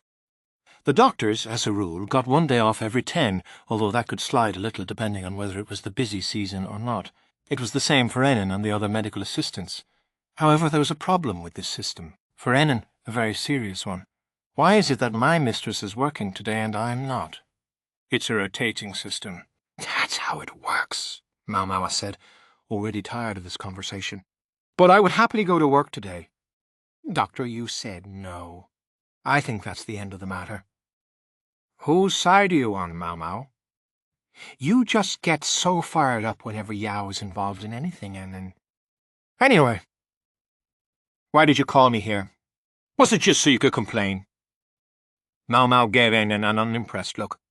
They were in the annex, the Lahan's home, in the room that Yao and Enen were currently borrowing. Enen had called Maomao here since they happened to have the same day off. Or, more precisely, Enen had dragged Maomao out of the dormitory first thing in the morning. I'm not eager to be in this house any longer than I have to be, Maomao informed her. Also, I have business to take care of this afternoon, so I'll be leaving before then. Maomao did not look comfortable here. She was Lahan's illegitimate daughter, but she herself didn't seem to want to admit it. She received no end of letters urging her to come visit, but she always ignored them and frequently used them for kindling in the oven. Oh, don't worry. Master Lahan has a conference this morning that he can't get out of. His aides are going to drag him there by hook or by crook, so we won't see him again until this evening. Why are you so familiar with that freak's schedule? Because I've established decent relationships with the servants around here. Otherwise, she and Yao would have been chased out of the estate long ago. Maomao nibbled on a tea-flavoured rice cracker, annoyed. Enen knew that Maomao liked salty things better than sweets, and enjoyed a good crunch. Similarly, she didn't like refined, expensive tea leaves as much as commoners' tea, with its inconsistent and unpredictable flavour. Enen further knew that Maomao didn't eat as much as most people, but she was particular about taste. So if it wasn't just to complain, why did you call me here? Maomao asked, leaning back in her chair and crossing her legs. If she'd done that in front of Yao, Maomao knew Enen would have had some stern words for her, but since her mistress was absent today, Maomao would take the liberty of sitting how she pleased. It was the least she could ask, having allowed Enen to drag her out here. I know you've got a sharp intuition, Maomao. I'll bet you can guess. Well, you specifically brought me here when Yao isn't around, so I assume it has to do with her, and I assume it has to do with the fact that you cleared out of the dorms and came to live in this freak's house. You're just as perceptive as I'd hoped. Enen took a sip of tea. It was surprisingly good for the price, and she'd steeped it gently, so it was fragrant. I want you to save my mistress from the evil hand of Master Lahan. Maomao didn't say anything. Instead, she scowled, and then her mouth fell open. What kind of look is that? Enen asked. Oh, it's nothing. That look was definitely something, but Enen knew it wouldn't be any use pressing the point. Part of being a grown-up was choosing not to pursue something you already understood. My point is, my mistress is still so young. I'm sure Master Lahan must be leading her on somehow. Oh, yeah. What's with the distant look in your eyes? There's no distant look in my eyes, Maomao said, but she didn't sound very convincing. There was no emotion in her tone. If you say so, Ainan grumbled. Maomao might not be very interested in the subject, but as Lahan's little sister, Inan thought she ought to take some responsibility. Annan had regrets. She'd been sure that Lahan was only interested in older widows. He was tousle-haired and had fox-like eyes. It wasn't that he was unbearable to look at, but it was hard to call him handsome. Above all, he was shorter than Yao. That's not very nice to say, even if it is true, Maomao said. Apparently the voice of Enan's heart had slipped out and reached her. What does my mistress see in a man like him? I see. It's Yao who wants to stay here, and is inventing reasons not to leave. You, Enan, would love to get out of here and put some distance between you and Lan. But you can't go against your precious Yao, which is why you want me to do something. Well, yes. Maoma's face made it clear that she did not think much of this idea. Then again, that was how she looked about most ideas. My mistress is so young still. I'm sure she's just confused. Oh, no doubt. Otherwise, such a shrimpy, tousle-haired, fox-eyed little man would never— You're saying it out loud again. Annan clenched her fist. Maomao seemed to have some sort of thoughts on the matter. What is it? You have a problem? Annan asked. No, confused Yao might be, but I've started to realize that she's not the kind to be too concerned about outward appearances. Of course not. She's my mistress. She would never be so shallow as to judge people on their looks. Maomao didn't say anything, but gave Annan a sceptical look. What? Why are you staring at me? Said Annan. Oh, it's nothing. That would imply, however, that Yao is seeing what's inside Lahan, and that's what's causing this confusion. No, that couldn't possibly happen, or so Ainan wanted to believe. What's inside Lahan is trash, Maomao said in annoyance, and I have to admit I don't know what she could see in him either. I know. Right. I agree completely. He's the most awful person. He tried to chase us out of his house because he claimed it wasn't good for two unmarried young women to be living here. But you don't want to stay here, do you? You want to get out of here in a hurry, right? And that's what you're asking me about, isn't it? Maomao said, oddly emphasizing certain words. Ainan found it distinctly annoying. Maomao? Seriously, what's with the look? Nothing. I was just thinking, when it comes to your young mistress, you won't let a little logical inconsistency stop you. Why should I? The world revolves around my mistress. Everything and everyone in the world revolves around her, the way the heavens turn around the 7 stars in the sky. En thrust her hands upward as she spoke. En, please don't say things like that at court. You're going to get us executed for disrespect. This despite the fact that in Enan's opinion, Maomao was far more disrespectful than she ever was. What's inside Lan? Huh? I have to say, I don't think much of the way. He's constantly appraising everyone he meets. Maomao was still munching away on the rice crackers. Enan was an adult, so the rejoinder, "Aren't you exactly the same, Maomao?" never made it past her throat. I do wonder what Yao would be drawn to in him, Maomao went on. That's what I'd like to know. Can't you think of anything, Maomao? This is just imagination on my part, but I think Lahan has a clear grasp of general standards, as well as a very firm idea of his own preferences. Maybe Yao, who's never been a fan of stereotypical woman's happiness, finds that novel and exciting. So he's got his own unique standards. I guess I could understand in that he doesn't look at gender differences, but purely at practical ability. I guess the La clan is full of people like that, folks like you and Master Lakan. Maomao bristled. I am not like that. And would you kindly not speak that freak's name in front of me? Surely I can at least say his name. Don't you feel like if you say it, he might suddenly appear behind you? Oh, okay, yeah, I can see that. Ailon had experienced it more than once herself. When there was talk that Lakan found interesting, he would just suddenly show up. So he judges people by their abilities without considering whether they're supposedly important or their length of service or even whether they're male or female. In a way, you could say he's almost Zhao's ideal man, said Maomao. Ideal? Absolutely not, Enon said, veritably shaking as she rebuffed the idea. There are lots of fine gentlemen so much more suited to my mistress. To suggest that Master Lahan is her ideal, that's not the ideal I'm talking about. But anyway, does this mean that you do have it in mind to see Yao married, Enon? Yes, she should have a husband. As long as he meets my standards. I don't think that's going to happen in this lifetime, Maomao said. She looked exasperated and gave a very theatrical sigh. It could too. Enon was about to detail to Maomao her ideal husband for Yao when there was a knock at the door. Yes? Who is it? Enon asked. Maomao hid in the shadows, alert to the possibility that it might be Lahan. Oh, please pardon me, said a voice. It wasn't Lahan, but a boy, whose voice had yet to change. Sanfan, the fourth child, entered the room. He was one of the kids who worked at Lahan's estate, and he was very clever. Lahan didn't accept rent, so Enon gave money to Sanfan instead. There was no risk of him embezzling. He knew it would be idiotic to try to skim some off the top. Lahan would find out and chase him out of the house. What do you need? Enon asked. I've got company. I'm sorry. I realize that.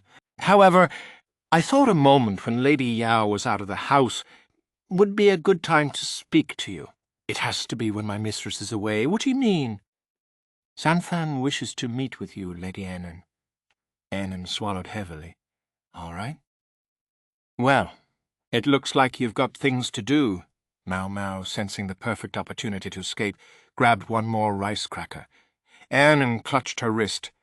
Come with me, won't you, Maomao? I couldn't.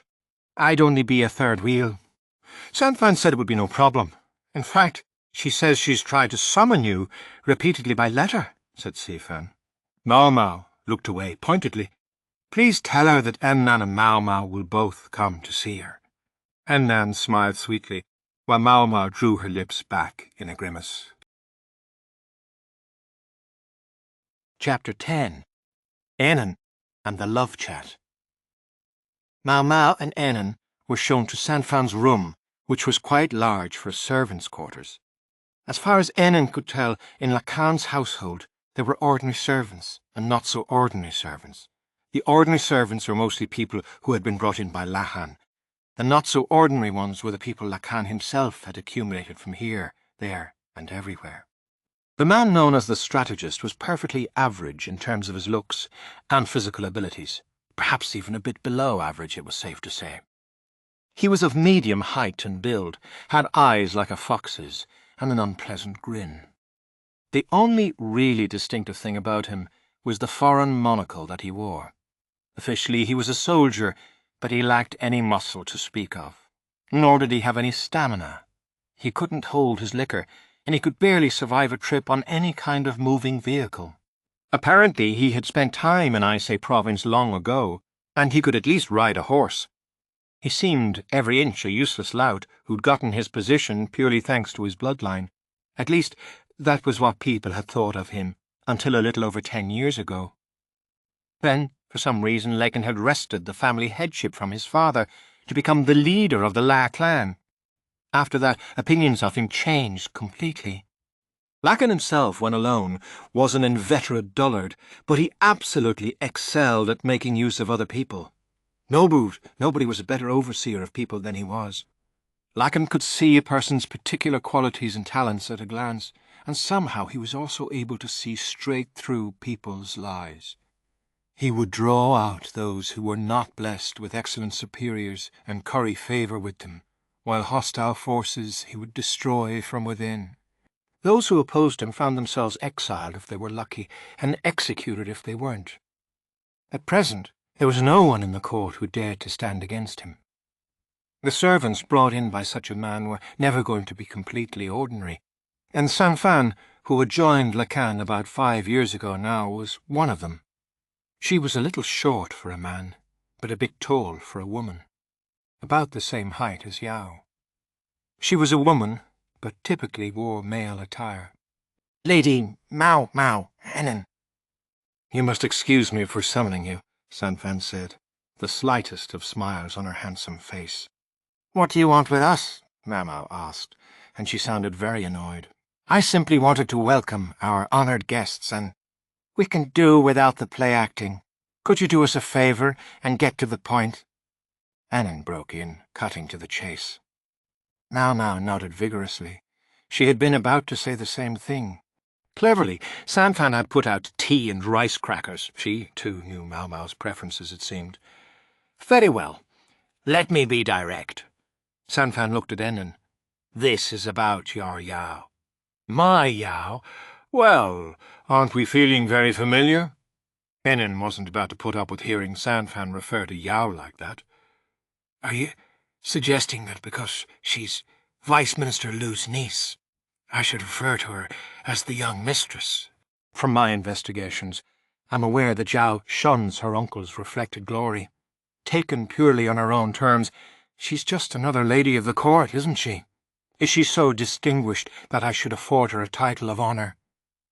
That slight smile played across Sanfan's face again, but it didn't reach her eyes. No matter how you sliced them, those were fighting words.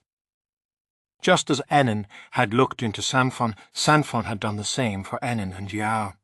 She must have researched Maomao's background as well, because the tea snacks were crunchy, salty rice crackers, exactly the kind Maomao liked. She munched happily on them. "Are you trying to start something?" Annan demanded. Nothing of the sort. I only called you here because I thought talking might be to our mutual benefit. "And how is that?" It's your mutual benefit, so this doesn't involve me, right? Can I go home? Maomao asked, looking for any excuse to get out of there, but Ennan grabbed her wrist again. "Sanfan, what is this mutual benefit exactly? I'm glad you asked. It's my opinion that nobody stands to gain from you and Yao staying at this house any longer. I urge you to go somewhere else. And as it happens, I found the perfect place. My understanding is that you've long since vacated your dormitory, is that correct?" Sanfan took out a piece of paper on which blueprints were drawn. The place was bigger than the room Ennan and Yao occupied now. There were more ovens in the kitchen and a well nearby. "This residence is in a nice, safe area near the market. It's close to your place of employment, and believe it or not, the rent is only—" The number of fingers she held up certainly represented an excellent deal. It wasn't Enan, but Maomao, whose eyes started to shine and whose fingers flexed excitedly. "Think of the medicines I could make with all that space." The dormitory was not suited to the processing of medicinal herbs. "I grant it seems like a good place," Enan said. "Doesn't it, though? How about it? You could move in immediately." "Much as I'd love to jump at the chance. I have a question. What's so bad about us staying right where we are?" Well, aren't we suspicious? I'm only suggesting that people may look askance at a young lady of fine breeding taking up residence in a man's house for so long. "I take your point. Coming from anyone else, I would assume you suggested this idea out of concern for Lady Yao." Ennan stared hard at Sanfan. Maomao frowned, her brow knitting, and she nudged her companion. "Ennan?" she whispered. "Yes, Maomao? What is it?" Ennan whispered back. "Maybe you should just go ahead and take her suggestion. It is an excellent place. I don't think she's trying to con you. What don't you like about it?" "What don't I like? Why don't we start with the distinct sense that Sanfan looks down on my mistress?" Sanfan certainly felt no special affection for Yao. That much was obvious in her attitude, and Enan didn't like it. "Oh, please. You're imagining things," said Maomao, hoping to coax Annan into taking the deal so she could go home already. "I am most certainly not," Annan said, and now she looked directly at Sanfan. "As I said, Sanfan, I agree that it's a good offer, but is it made out of concern for Lady Yao?" Sanfan answered with a wide grin. "No, it's made out of concern for Master Lahan." "Master Lahan?" Annan said. She'd known perfectly well that Sanfan hadn't been thinking about Yao, but hearing it put so starkly left her at a bit of a loss for how to respond. Enan considered the situation. True, from her perspective, Sanfan's suggestion wasn't a bad one, but it came with a distinct lack of respect for Yao. What did that represent? Sanfan said, To be quite honest, I'd be curious to know how a young woman of marriageable age justifies moving into a young man's house, no matter how much she may resent her uncle's attempts to arrange a match, particularly considering that that meddlesome uncle is currently far away to the west, with no indication of when he will return. I simply don't know where she finds the nerve to stick around. Just as Enan began to really bristle, Maomao nudged her again. Anan, is it possible that you actually agree with Sanfan's suggestion as such, but because it comes from Sanfan, you can't bring yourself to simply say yes? No, nothing of the sort, Enan said, but it took her a long moment to say it. Maomao could be remarkably perceptive about what other people were thinking and feeling. Enan just wished she would have picked a different time to activate that ability. Where was it when Enan needed it? You're frowning very, very hard right now, Enan, and your face is twitching. Maamao was giving Enan a scowl of her own. You're imagining things, Enan said. I don't have any particular objections to her idea. And hurry up and say yes. Not to mention, that'll solve the problem you were asking me about. She was right, but it didn't feel right. I'd have to ask my mistress what she thinks, said Enan. There was no telling how Yao might react if she learned Enan had summarily moved them out of the mansion. She might not speak to her for 3 days. At the end of the day, Yao really has you wrapped around her little finger, doesn't she? Maomao grumbled. Are you done with your little huddle? Sanfan asked. I can't say yes or no to moving out until I've consulted with my mistress, Enan informed her. No. Sanfan tilted her head, puzzled. Here I thought I'd found an offer that fit all the conditions for your ideal place you described to Saifan and the others. Enan was getting angry at the sense that Sanfan was controlling this conversation. Let me ask you something then, she said. Why are you so eager to get us, and especially my young mistress Yao, out of this house? Perhaps you would be so kind as to enlighten me. Enan was feeling petty. She thought Sanfan was hiding something and wanted to see her squirm a bit. Sanfan's expression never shifted, however, as she declared, I am deeply in love with Master Lahan. I would and will live in you. And well. So when some misguided, wet-behind-ears little girl shows up and tries to make herself his wife just by moving in, what can I call her but a hindrance? Who's a wet-behind-ears little? Enan was leaning forward when it happened. The glittering wad of spit came from Maomao. It was filthy, and Enanin unconsciously took a half-step back. Pardon me very much, Maomao said. Not at all. Tea and bits of rice cracker clung to Sanfan's face. Sanfan, are you insane? Maomao asked. And what would cause you to question my sanity? She replied, dabbing at her cheek with a handkerchief. Tousled glasses, that's what. He only ever thinks about making money. He never lets a relationship go too far. And speaking of women, he specifically said that he thinks widows are perfect, like the piece of trash that he is. He's got completely average looks, but if the numbers were lovely enough, he'd be asking whether he could have a child with another man. And on top of all that, anyone who did marry him, I guarantee, would find that freak strategist came with him. Maomao's analysis was accurate, if rather cruel. I know all that. I also know that he'll cut loose anyone and everyone he must to achieve his goals, and that when it comes to those he doesn't get along with, he'll make sure they find themselves between a rock and a hard place, without ever getting his own hands dirty or leaving any evidence. I know his athletic abilities are abysmal, that he can't ride a horse or shoot an arrow. He's all brains and no anything else. Maomao threw her hands in the air, disbelieving. Then you see what a worthless guy he is.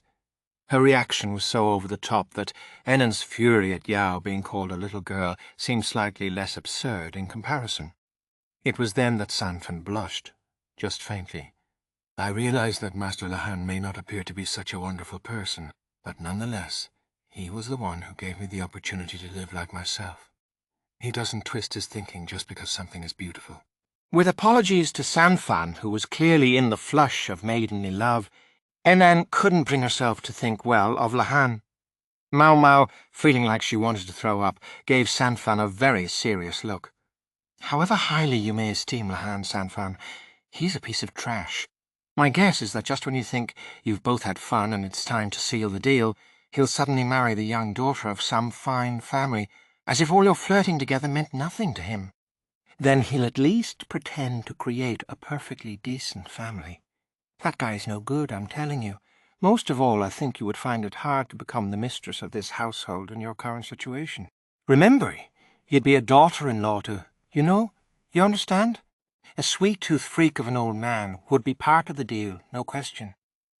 Maomao was merciless, but when one got right down to it, what she was saying was indeed very true. I'm more than aware of that, believe me, and they may call me number 3, but I would be perfectly happy to be Master Lahan's number 2. However, I would want the future mistress of this household to be someone I wanted to support. At that, Ainan and Maomao were both struck dumb. They shared a look. Sanfan was further gone than they had thought. Did Lahan realize he had allowed a woman of such dangerous ideals so close at hand? Come on, just call it quits. There are so many men out there who are much, much better than Lahan. I'm afraid, Lady Maomao, that there aren't that many who are willing to think like he does.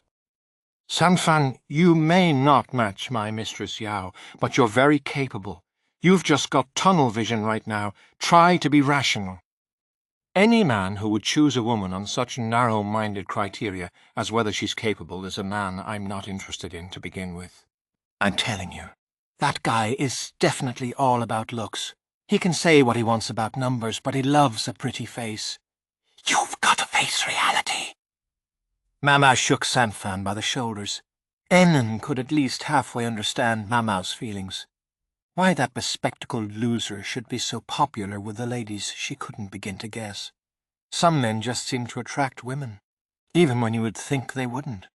Perhaps Lahan had simply been born under such a star. That was bad. She wanted to hurry and get out of such a dangerous man's house. Much as she resented it, Enon found herself thinking that maybe she should take Sanfan up on her offer and move out of here. If there was a 1 in a million or even a 1 in 10 million chance that the unthinkable might happen, what would she do?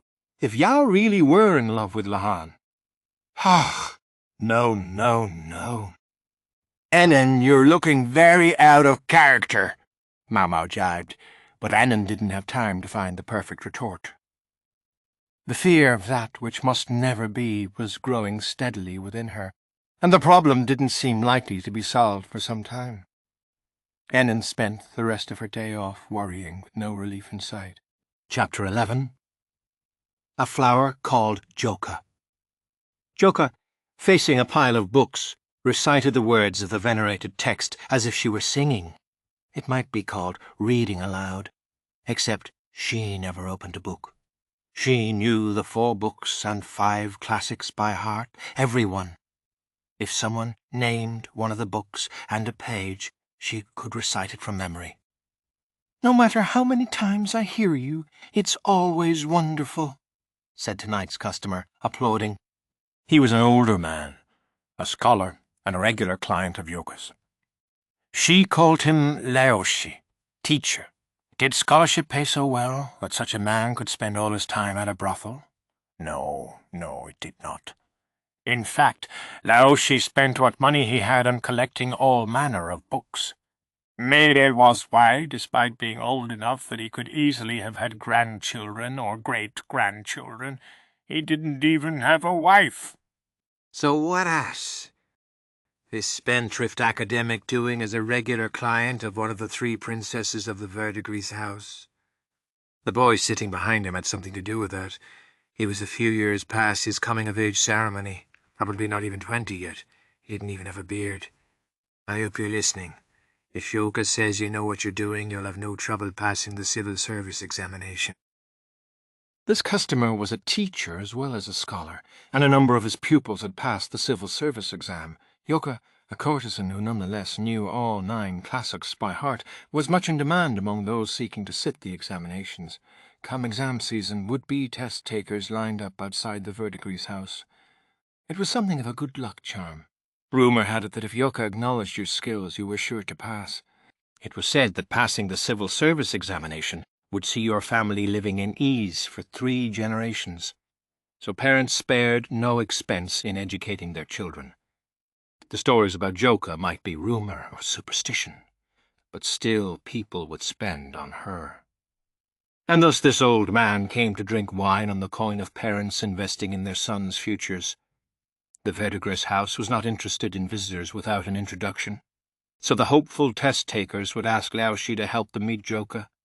Joka was a courtesan, yes, but she was a world apart from her cheaper counterparts. She sold not her body, but her talents.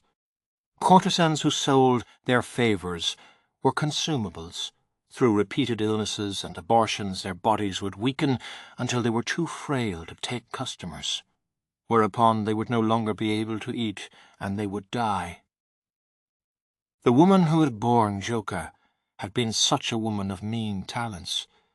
Beautiful looks were all she'd had to offer, and she'd been too sure that her youth would never fade.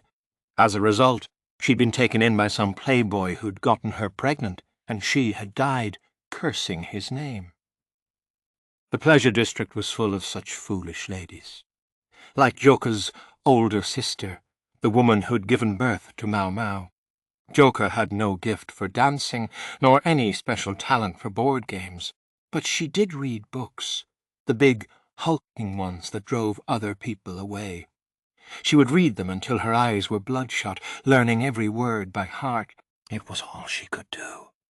She didn't have the gift of the gab, and hated men, so instead she polished her one distinctive skill.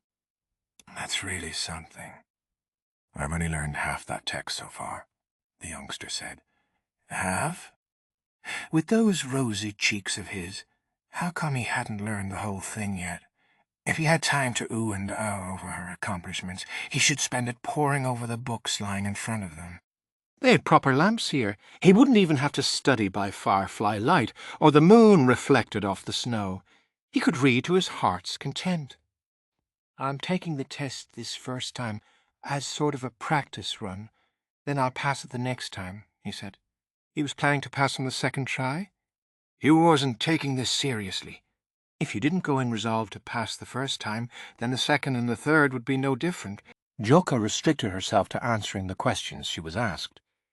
The young test-taker, still not accustomed to being around women, looked at her hungrily, his cheeks flushing.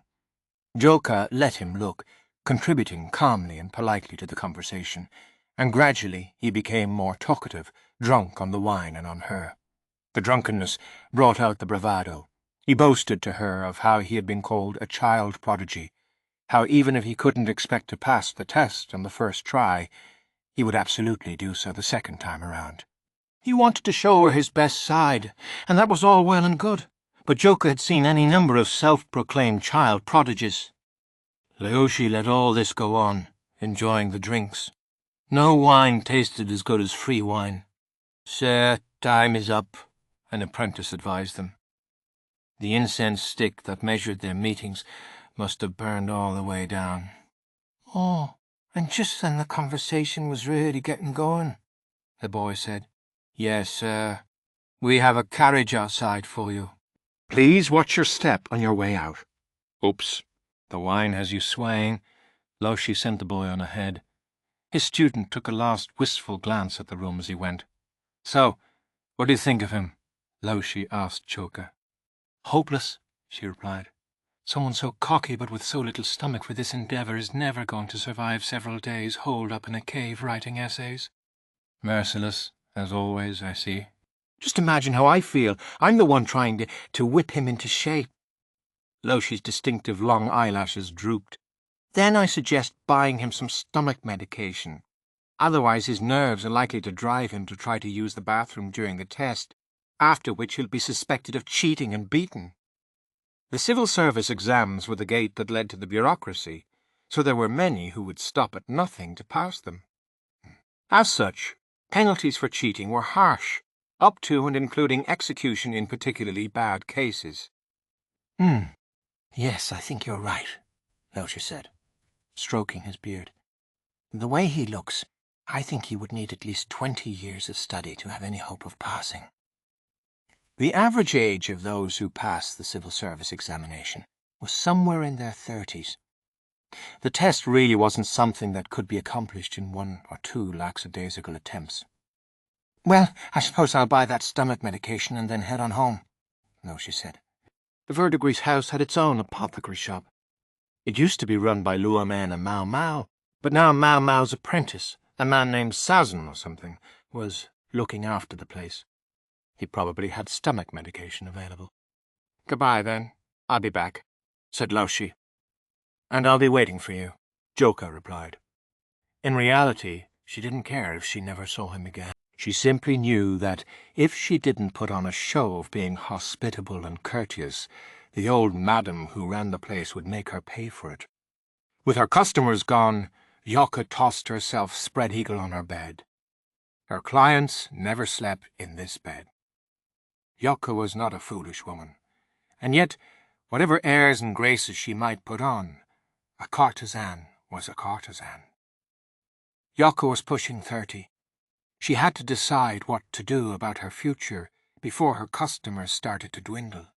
Joka despised men, and being bought out of her contract was out of the question to her. She would rather wither on the vine like the madam. So tired. She flopped back and forth on her bed. One of the apprentices came in. "Sister Joka." "What? I'm supposed to be done for the night, aren't I?" "Yes, but, well, there's one more person to see you." "Excuse me." Joka sat up, thoroughly displeased, and straightened her robes. "Who the hell is it?" She wanted to simply say that she was done for the night, and let that be the end of the matter, but she could see the madam in the hallway, and she was positively beaming. That meant the newcomer was loaded. "Joka! You've got a customer. You'll be so kind as to see him, won't you?" The madam sounded like a mewling kitten. It made Joka sick. How much money had he plied her with to get her to purr like that? "Hello, Joka." Before her appeared a young bureaucrat who showed up once every 6 months or so. He was slim and wispy. Joka secretly referred to him as Willow Boy. Behind him was another man, probably some friend of his. The friend, in distinct counterpoint to Willow Boy, was built like a chopped log. Willow Boy's family was very well-to-do, but he himself showed little appetite for rising in the world. He was one of those clients with, let's say, unusual tastes. He seemed to enjoy Joka's dismissive treatment of him. Every time he visited, he constantly begged her to step on him. It annoyed her no end. "It's been too long," she said, once again, only for form's sake. Her heart might not be in it, but her act was flawless, so that even the madam couldn't complain. It was a skill she had learned in order to continue doing work she didn't want to do, but on Willow Boy it had the opposite effect. "Oh, I like that. That look in your eyes." He turned a smitten look of his own on her, giving her goosebumps. She knew he wouldn't try to force them to be closer than they were, but nonetheless it was exhausting to deal with him. "Is something the matter?" "Normally you send a letter before you visit," Joka said, her indirect way of telling him to make a damn appointment. "Ah, my friend here was so insistent we should come today." He turned to Logboy. "This is her. This is the famous Joka of the Verdigris house. Oh, you're every bit as beautiful as I would expect of one of the most storied residents of such a famous house. Your lustrous black hair is particularly stunning," said Logboy. Joka had heard it all before. She tried to remember when she had become one of the most storied residents of the Verdigris house. It was years ago now that the 3 princesses had been at their height, and Joka was now old enough to think about retirement. She had not, however, fallen so far as to actually speak to someone she was meeting for the first time. Instead, she simply bowed. "May I not even hear your voice?" Logboy asked.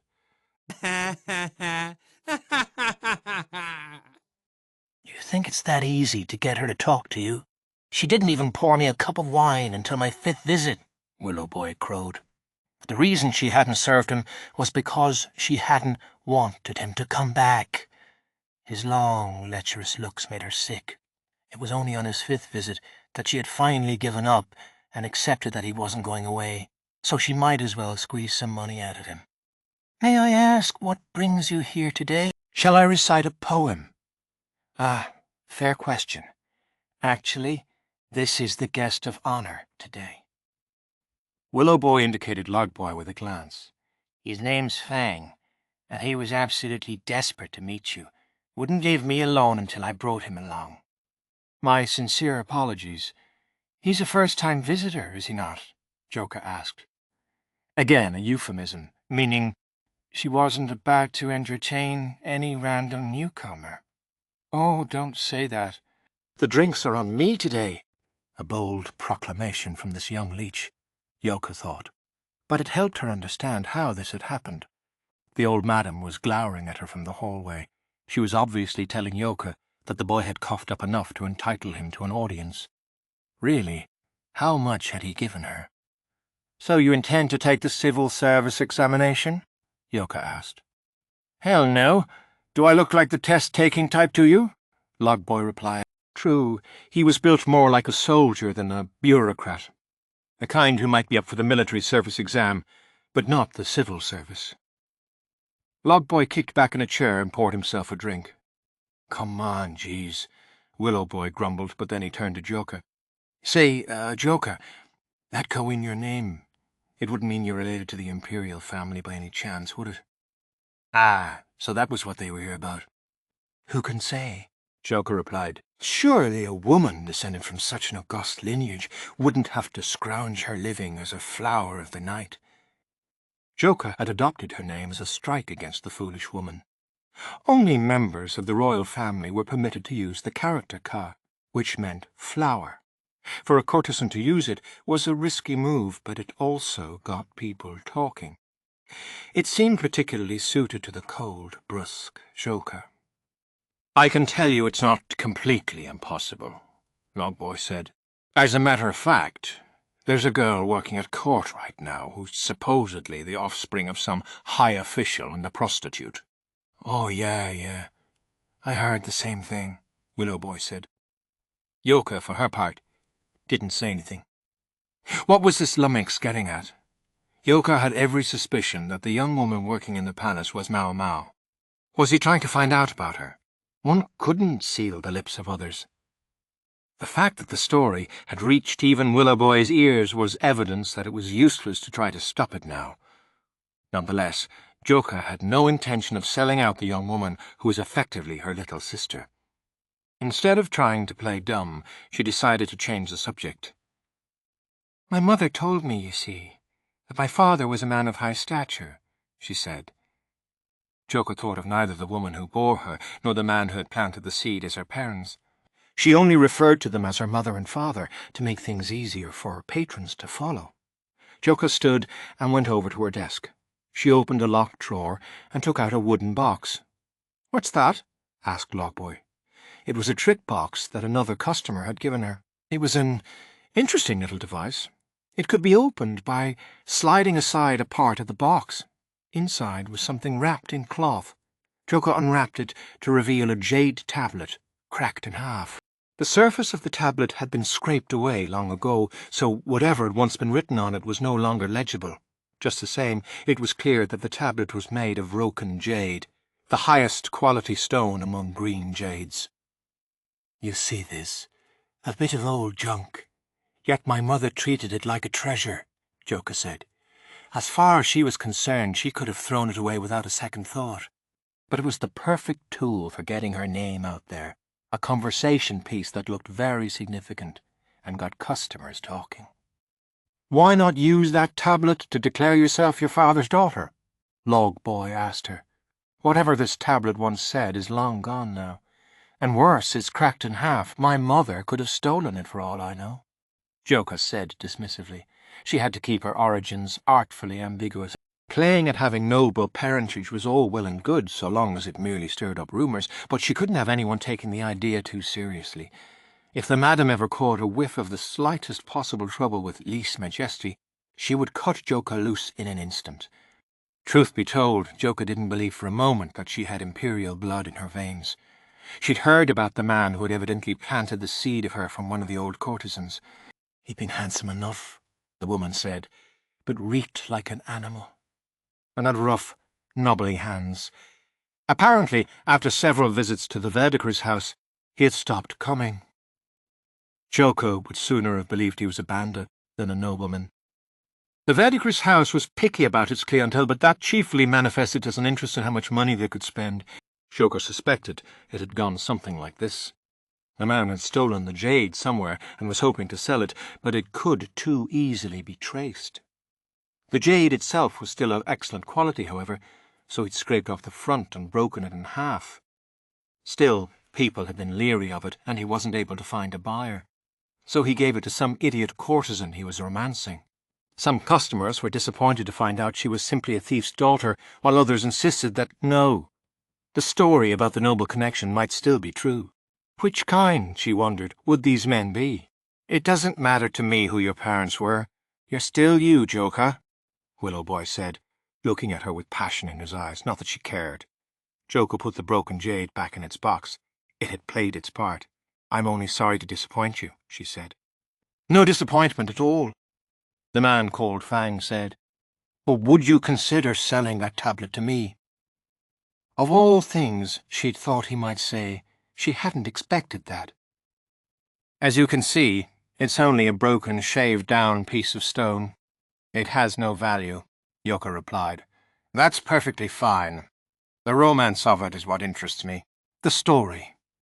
Joka had no special attachment to the tablet as such, but that didn't mean she was prepared to part with it at a mere suggestion. Giving it up would mean losing the air of mystery, the suggestion that she might, just might, be related to the Imperial family. "I'm terribly sorry, but I'm afraid it's not for sale. It may be simple junk in the eyes of the world, but for me it furnishes my one small connection to my late mother." Joka looked demurely away and caught the apprentice's eye as she did so. The girl took the hint and went to call the madam. "I simply can't trade the memory of my mother for mere cash. If she were to do so, it would be only when she was ready to retire as a courtesan." "Oh, Fang, now you've made things awkward with Joka," Willow Boy griped. "I certainly didn't mean to," Fang said, but his eyes never left the wooden box. The madam appeared and clapped her hands loudly. "All right, gentlemen, the incense is burned down. It's time to wrap things up." "Oh, all right, Fang, let's head home." Willow Boy practically dragged Fang out of the room. Joka typically found Willow Boy a rather unpleasant customer, but at least he knew when to make his exit. "Until next time, sir," she said as he left, in her usual cold, flat tone. Chapter 12. Joka and her little sister.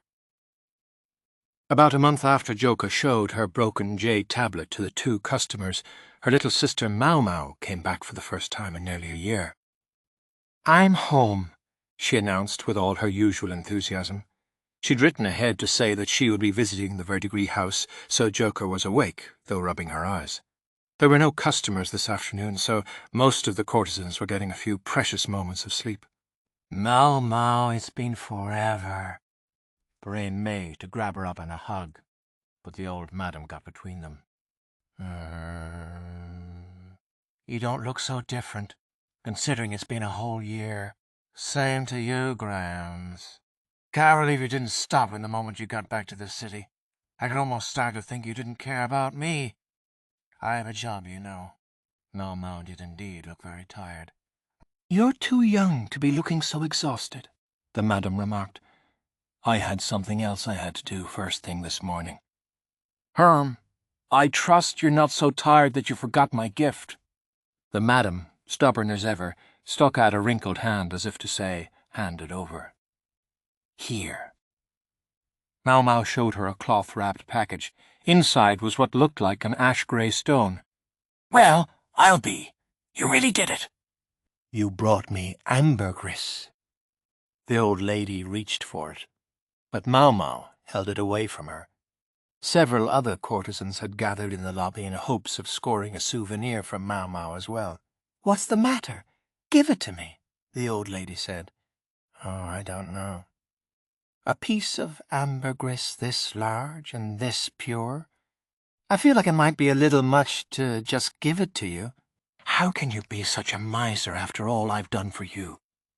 Here I thought selling you our medicine nearly at cost was plenty of repayment for that. I'm renting you a space in one of the most prominent brothels in the pleasure district. Can't you even bring yourself to be grateful? It's a landlady's job to look after her tenants, and we're practically suffocating in that tiny shop. So began one of the legendary arguments between Maomao and the old madam. Joka gave Perrin a look that said, "Oh, boy, here we go. Say this will cover 1.5 years of our rent, or no ambergris," said Maamei. 1.5 years? Ha! For that fingernail-sized pebble, more like 2 months, spat the old lady. "What, you blind, Grams? How much do you think a chunk of ambergris this big would go for on the open market?" Maomao had managed to make this about the rent. The man named Sazin might be running the Verdigris House's apothecary shop at the moment, but the rent and other sundry expenses fell to Maomao and Luomen. "What's going on in here?" someone asked. "Speak of the devil. Sazin had just come in." "Exactly what it looks like," Perrin told him. "Maomao and the old lady are going at it over the rent." Maomao hired you, so you'd better be rooting for her. Why, Perrin, your colour looks exceptionally good today. He. I had a visit with an expert last night, someone I haven't seen in a good year. It's been so long, I took the opportunity to take care of him as thoroughly as I could. Her specialist was some soldier, Li Haku or something. He'd apparently been in the Western capital all last year, just like Maomao. He was also, so one heard, indefatigable in bed. The perfect match for Perrin. "Sazan, isn't Tianyu with you?" Perrin asked. Tianyu was a little boy, someone else who was here thanks to Maomao. A brothel was generally not a place to look after children, but enough money could convince the old lady to do just about anything, including accepting this young charge. He was well liked by the ladies of the Verdigris House for his charming ways and drawing skills. He lived with Sazin in a shack near the establishment. Luomen and Maomao had occupied it once, but since they both lived and worked at the palace now, Sazin had inherited it along with the shop. Oh, him?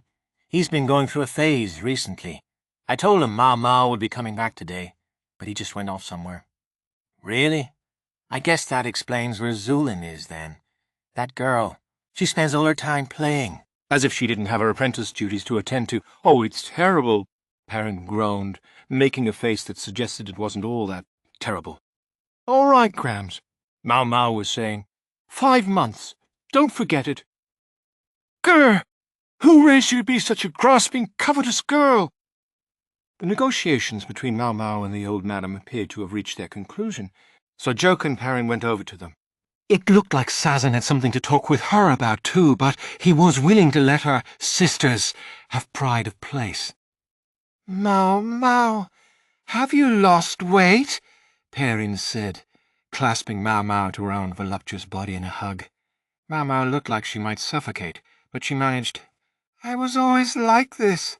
I just put some meat on my bones when I was at the palace because they fed me well. Really?" Well, anyway, we need to sit down for tea and talk about everything that's happened in the past year. Perrin was about to bustle Maomao to her own room, but Joka intervened. "Let's talk in my chambers." Oh? Perrin had just been with a customer last night, or more precisely, until this very morning. There probably hadn't even been time to change the sheets on her bed. Joka, despite having been born and raised in a brothel, despised men. The last thing she wanted was to have a long, winding conversation in a room that still reeked of the previous night. Yoka's room was lined with bookshelves. In order to entertain the civil service test-takers, she had to read not only the 4 books and 5 classics, but all manner of learned books. "For your souvenir, Joka, I brought this," Maomao said, presenting her with a massive tome. It was a classical text, one Joka didn't already own. "I'm impressed you found this," she said, and she really meant it. Believe me, it wasn't easy. Maomao gazed into the middle distance. Her stay in the Western capital, which she had initially told them should be just a few months, had turned into an entire year, one that had included an insect swarm. Things had been tough, all right. What about me? What do you have for me? Perrin asked, her eyes shining. This is for you, Perrin. Maomao handed her a piece of what appeared to be silk, worked with delicate embroidery. What could this be? What have we here? Asked Perrin. Underwear from an exotic land. Oh, boy! This evidently met with Perrin's approval. Her eyes sparkled even more brightly. Maomao sipped her tea, but she seemed to be looking everywhere at once. "What's wrong? You look restless," said Perrin. "I was just thinking. I don't see Maamei anywhere." "Ah, Maamei, yes. She was the last of the Verdigris house's 3 princesses. She got bought out." "What?" Maomao was so shocked she spilled her tea. "Oh, what are you doing?" Joka said, mopping it up with a handkerchief. "Sorry. It's just... that's the first I've heard of it." "I guess it would be. It sounds like you were pretty busy in the Western capital. And Maamei told us we didn't have to let you know. So we didn't." "Okay, but bought out? Seriously? By who? Was it that regular of hers from way back? It wasn't some freak, was it?" Maomao's distress was understandable. Courtesans aimed to have their contracts bought out by good patrons, but not all patrons were good. From that perspective, though, Maamei hadn't done too badly. "Someone they call the Sage," Joka said. "The Sage? You mean like the Sage? Oh, Maomao, you know him?" In an effort to regain her composure, Maomao began mumbling something to herself. When Joka listened closely, she realized it was the names of medicinal and poisonous herbs. What was he doing buying out Maamei? Was he a customer here? Maomao asked. "Ah, yes," Perrin said. "Your daddy, Master Lahan brought the Sage here before he left for the Western capital." The Sage, known for his skill at the game of Go, had asked Lahan if there weren't any suitable opponents for him, whereupon Lahan had brought him to the Verdigris house and pointed out Maamei. Maamei did spend all that time playing Go with that filthy, grinning, stubble-faced old bastard after all, Joka said. Yes, he may have smelled like he hadn't bathed in 10 days, but she saw his play style up close, Maomao reflected. Maomao had always played down her abilities, but she might have grown even stronger than the departed Fengxian. He. Listen to you both. You're terrible, Perrin said with a laugh. After he'd been coming here about 6 months, the Sage said he wanted to buy out Maamei's contract. Not that Maamei was eager at first. The madam gave her a nudge. She said there wouldn't be a better patron down the line. So that's how it happened. Maomao sounded like she could accept that. The Sage is an acquaintance of Master Lahan's, and they still live in the capital. So you should be able to visit her any time you like. That's why she didn't send you a letter. Huh. I'm still pretty shocked, Maomao said. Joka didn't blame her. Maamei is very lucky, I'd say. The Sage said he'd take her on as a pupil, she remarked. A pupil? Even if he meant that, his family can't have been pleased. His wife has passed, and he has no children. Plus, he claims that he's long since cut ties with the family who came out of the woodwork when he became the Go Sage. I gather he has lots of pupils, but I think our dear sister Maamei will be able to hold her own. Maamei was a full-fledged courtesan, and she had always been the best at the Verdigris house when it came to reading the subtleties of other people's emotions. Besides, with Master Lahan's introduction, who could interfere? Maamei didn't seem to like that, but she did seem to accept it. Courtesans tended to think of being bought out as the be-all and end-all, but life went on after the money was paid. Better to have a backer than not. Maamei is definitely the most newsworthy thing that happened around here. Let's see, what else was there? Joka and Perrin proceeded to fill Maomao in on everything that had happened in the past year. How Sazan was managing with the apothecary shop, somehow. How Xiao Yu had become rather contrary lately. How, with Maamei having moved on, Zulin's older sister was now the third best-selling courtesan at the Verdigris house. I guess the only other thing would be the effects of the locust swarm. Prices have gone up all around, Perrin said. Oh, I see, replied Maomao. More or less everything they had said was something she expected. Other than the news about Maamei, she hardly seemed surprised by any of it. It wasn't just Maamei. It was safe to assume that soon enough proposals would come for Perrin as well. The changing of the guard at the Verdigris house was inevitable, yet Joka couldn't shake the sense that she was being left behind, alone. Not that she had any intention of letting her anxieties show. She had to keep her customers convinced that she was a proud woman of noble blood. It wouldn't do for her to be whining and whimpering. Joka did, however, have her doubts, namely about the woman in front of her, Maomao. She'd always assumed her little sister was in the same position as she was. She had even looked after Maomao when she was but a suckling infant, out of sheer pity.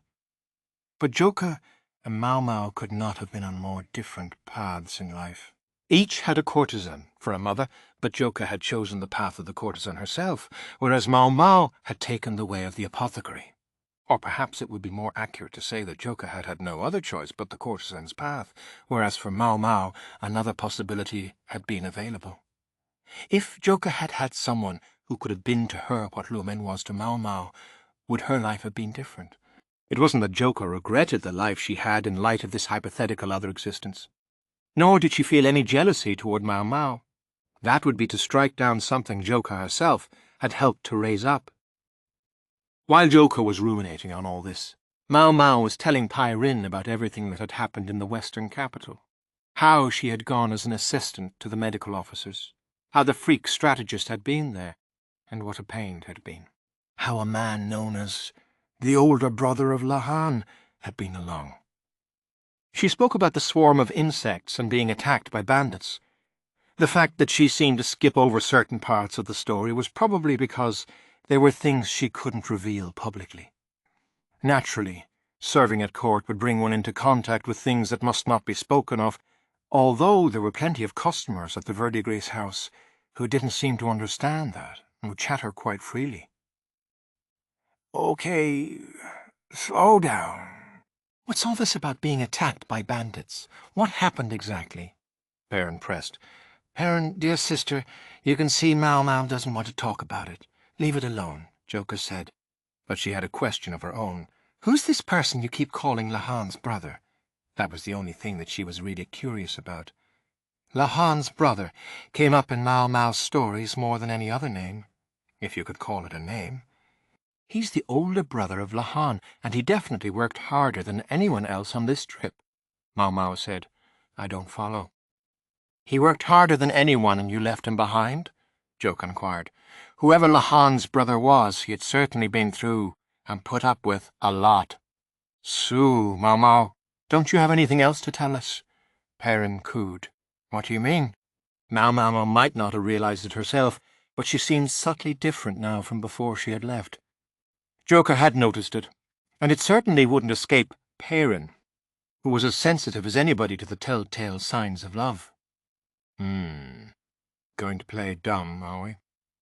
Maybe I need to tickle you until you beg to tell me what you're hiding. Ugh! Maomao went pale. To be tickled by the foremost bedroom performer in the Verdigris house, indeed in the whole pleasure district, would leave no one unscathed, not even Maomao. As far as Joka was concerned, she wouldn't push Maomao when it came to secrets she couldn't divulge. But as for other subjects, even Joka felt a certain mischievous impulse. Of course, if Maomao really didn't want to tell them, Joka wouldn't genuinely force her. But Maomao's expressions were unmistakably different from before. It's really nothing much, Maomao said. Oh, tell me another one. Do you really think you can lie to your big sister? You are in love. Perrin's hands ran up and down Maomao, who reacted like a hissing cat. Stop that! I mean it! So she really didn't intend to tell them, even in the face of Perrin's tickle assault. That only seemed to inflame Perrin further. Her eyes gleamed and grew ever more intense. If Perrin was sensing something from Maomao, there was definitely love afoot. Joka believed she and Maomao had similar views of romance, and she knew that if she were to ever fall in love herself, she would certainly not want everyone teasing her about it. One more reason she tried to keep that word, love, at arm's length. That rapport inspired her to take pity on Maomao. She didn't want to see the young woman pressed any harder on this subject. Dear sister, I think she's had enough, Joka said. If she were to wind up with any strange proclivities thanks to you, who knows what it might lead to later. Oops, you might be right about that. Maomao, having endured the tickling, lay twitching on the floor. After a few long seconds, she heaved herself up with a resentful look at Perrin. Anyway, Joka said, this is Maomao we're talking about. If she has a love story, I'm sure it's not fiery and passionate enough to be exciting to you, Perrin. If I had to guess, whoever he is, he just kept bugging her and bugging her while she waited patiently, in hopes that he would give up already, but she finally lost that battle of wills. Maomao blinked and looked at Joka. Joka had been merely talking off the cuff, but apparently she'd been right on target. He heaved a sigh. Maomao, you're very fortunate. This person is clearly very persistent, extremely stubborn, doesn't know when to quit. Gee, he sounds like a real catch, Perrin interjected, but Joka ignored her. And is good enough that even you were willing to let him win. Maomao looked down, which was something Joka knew she did when she was trying to hide embarrassment. It made Joka smile a little, but at the same time she found herself feeling jealous. They had been raised in the same environment, with the same values, so how had their paths diverged so sharply? I don't know who he is, but he must know how to tough it out, she said. In fact, it was a lie to say that she didn't know who Maomao's partner was. There was a time when Maomao had briefly returned to her apothecary shop, and one particular noble had visited her incessantly. When she'd entered palace service, it had been at his instigation. So Joka knew. It was her small act of kindness to pretend she didn't. I will warn you of one thing, though. Don't be content just taking. He may say he'll give you anything, but don't act like that's the end of it. Take what you get and become your best self. If you settle for just getting, you'll never be more than second or third rate. Although she was speaking to Maomao, Joka felt like she was talking to her past self. Maomao cinched her lips tight. She was a smart young woman. She didn't need Joka to tell her this. She would have figured it out on her own. Well, listen to you, Joka. Pipe down, sister. Joka pursed her lips. Perrin had started getting handsy with Joka instead of Maomao now, so she pointedly got up and moved to sit in front of her desk. She took a sip of her tea, which had gone cold. By the way, something happened practically the moment we got back, Maomao said, trying to change the subject. They found this corpse. The guy had been hanged. Murder, apparently. And right in the freak strategist's office. Apparently Maomao had been so shaken by the experience that she was even willing to bring up the freak strategist of her own accord. Yikes, said Perrin. Well, this conversation took an unexpected turn, Joka said. Not that she wasn't intrigued. Did Master Lahan kill him? Perrin asked in a tone that suggested this would not have surprised her at all. This guy was a soldier, a real beefcake. That old fart could never have done it by himself, Maomao said. True enough. Lahan was not a physically strong man. If he were behind this killing, he would have had to get some of his subordinates to do it. As it transpired, the man had been a 3-timing womanizer. What a creep, Perrin said. I'm not sure we're in a position to criticize, replied Joka. It was hardly unusual for a courtesan to entertain many customers in a single night. She might even beg a few minutes away from one client, claiming she needed to go to the toilet and sneak off to entertain another customer. So all 3 of the women he was fooling around with got together and killed him. Serves him right, said Perrin. To be perfectly honest, I thought he'd brought it on himself. Not just that, but all 3 of these women were pretty girls with black hair. He couldn't have made his type more obvious if he'd tried. Maomao munched on a tea snack. Black hair? Joka asked, unconsciously touching her own dark locks. She thought of her client from a month before. He'd been a soldier too. Oh, you're every bit as beautiful as I would expect of one of the most storied residents of such a famous house. Your lustrous black hair is particularly stunning. Say, Maomao, do you happen to know the dead man's name? She asked. What was it again? Maomao thought for a moment. I'm pretty sure it was Wang Fang. Fang. That was the name of the man Willow Boy had introduced to her. Joka heaved another sigh. What's the matter, Joka? Perrin asked. I think that man might have been a customer of mine. Wow, really? Talk about your coincidences, Maomao said, almost as surprised as her sister. Joka felt a creeping gloom. She asked herself what to do, wondering if she should bring this up or not, but after a moment of internal debate, she took out the trick box from her desk. Isn't that the thing you said was a memento of your mother? Maomao asked. Something like that. Joka took out the broken jade tablet and placed it in front of Maomao. And there it is. The proof that she's a nobleman's illegitimate child, Perrin said, in a voice dripping with amusement. She knew Joka's routine with this stone. A month ago, a man named Fang asked me to sell this to him, but I said no. Really? Maomao's eyes went wide, and she studied the old tablet. He came to me because he thought I might be some forgotten child of the Imperial family.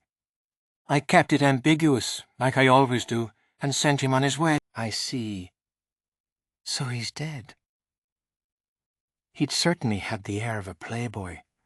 Joka almost had to admire the nerve of stringing along 3 different women at once. Still, it nagged at her, and Maomao was even more sensitive to such things than Joka. She continued to study the jade intently. Then she said, Joka, what kind of man did you say gave you this jade?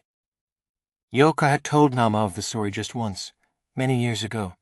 According to the woman who bore me, he was a handsome man with a noble air. According to the other courtesans, he was good-looking, but smelled like an animal. By their accounts, he didn't really seem much like a member of the Imperial family. Maomao clapped her hands. That's right. You said you thought he was a bandit who must have stolen this thing and unloaded it here. His being a thief seems more likely to me than his being an Imperial family member, Joka replied. She had no real interest whose seed she had sprung from, at least not any more. So he smelled like a beast. Any other distinguishing features? He had gnarled hands.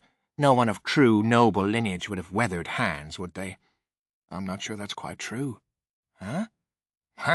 Maomao was still staring at the stone. Well, she was the one who served in the palace. She probably knew more about the Imperials than Joka did. Perrin, evidently not very interested in the conversation, was stuffing her face with tea snacks.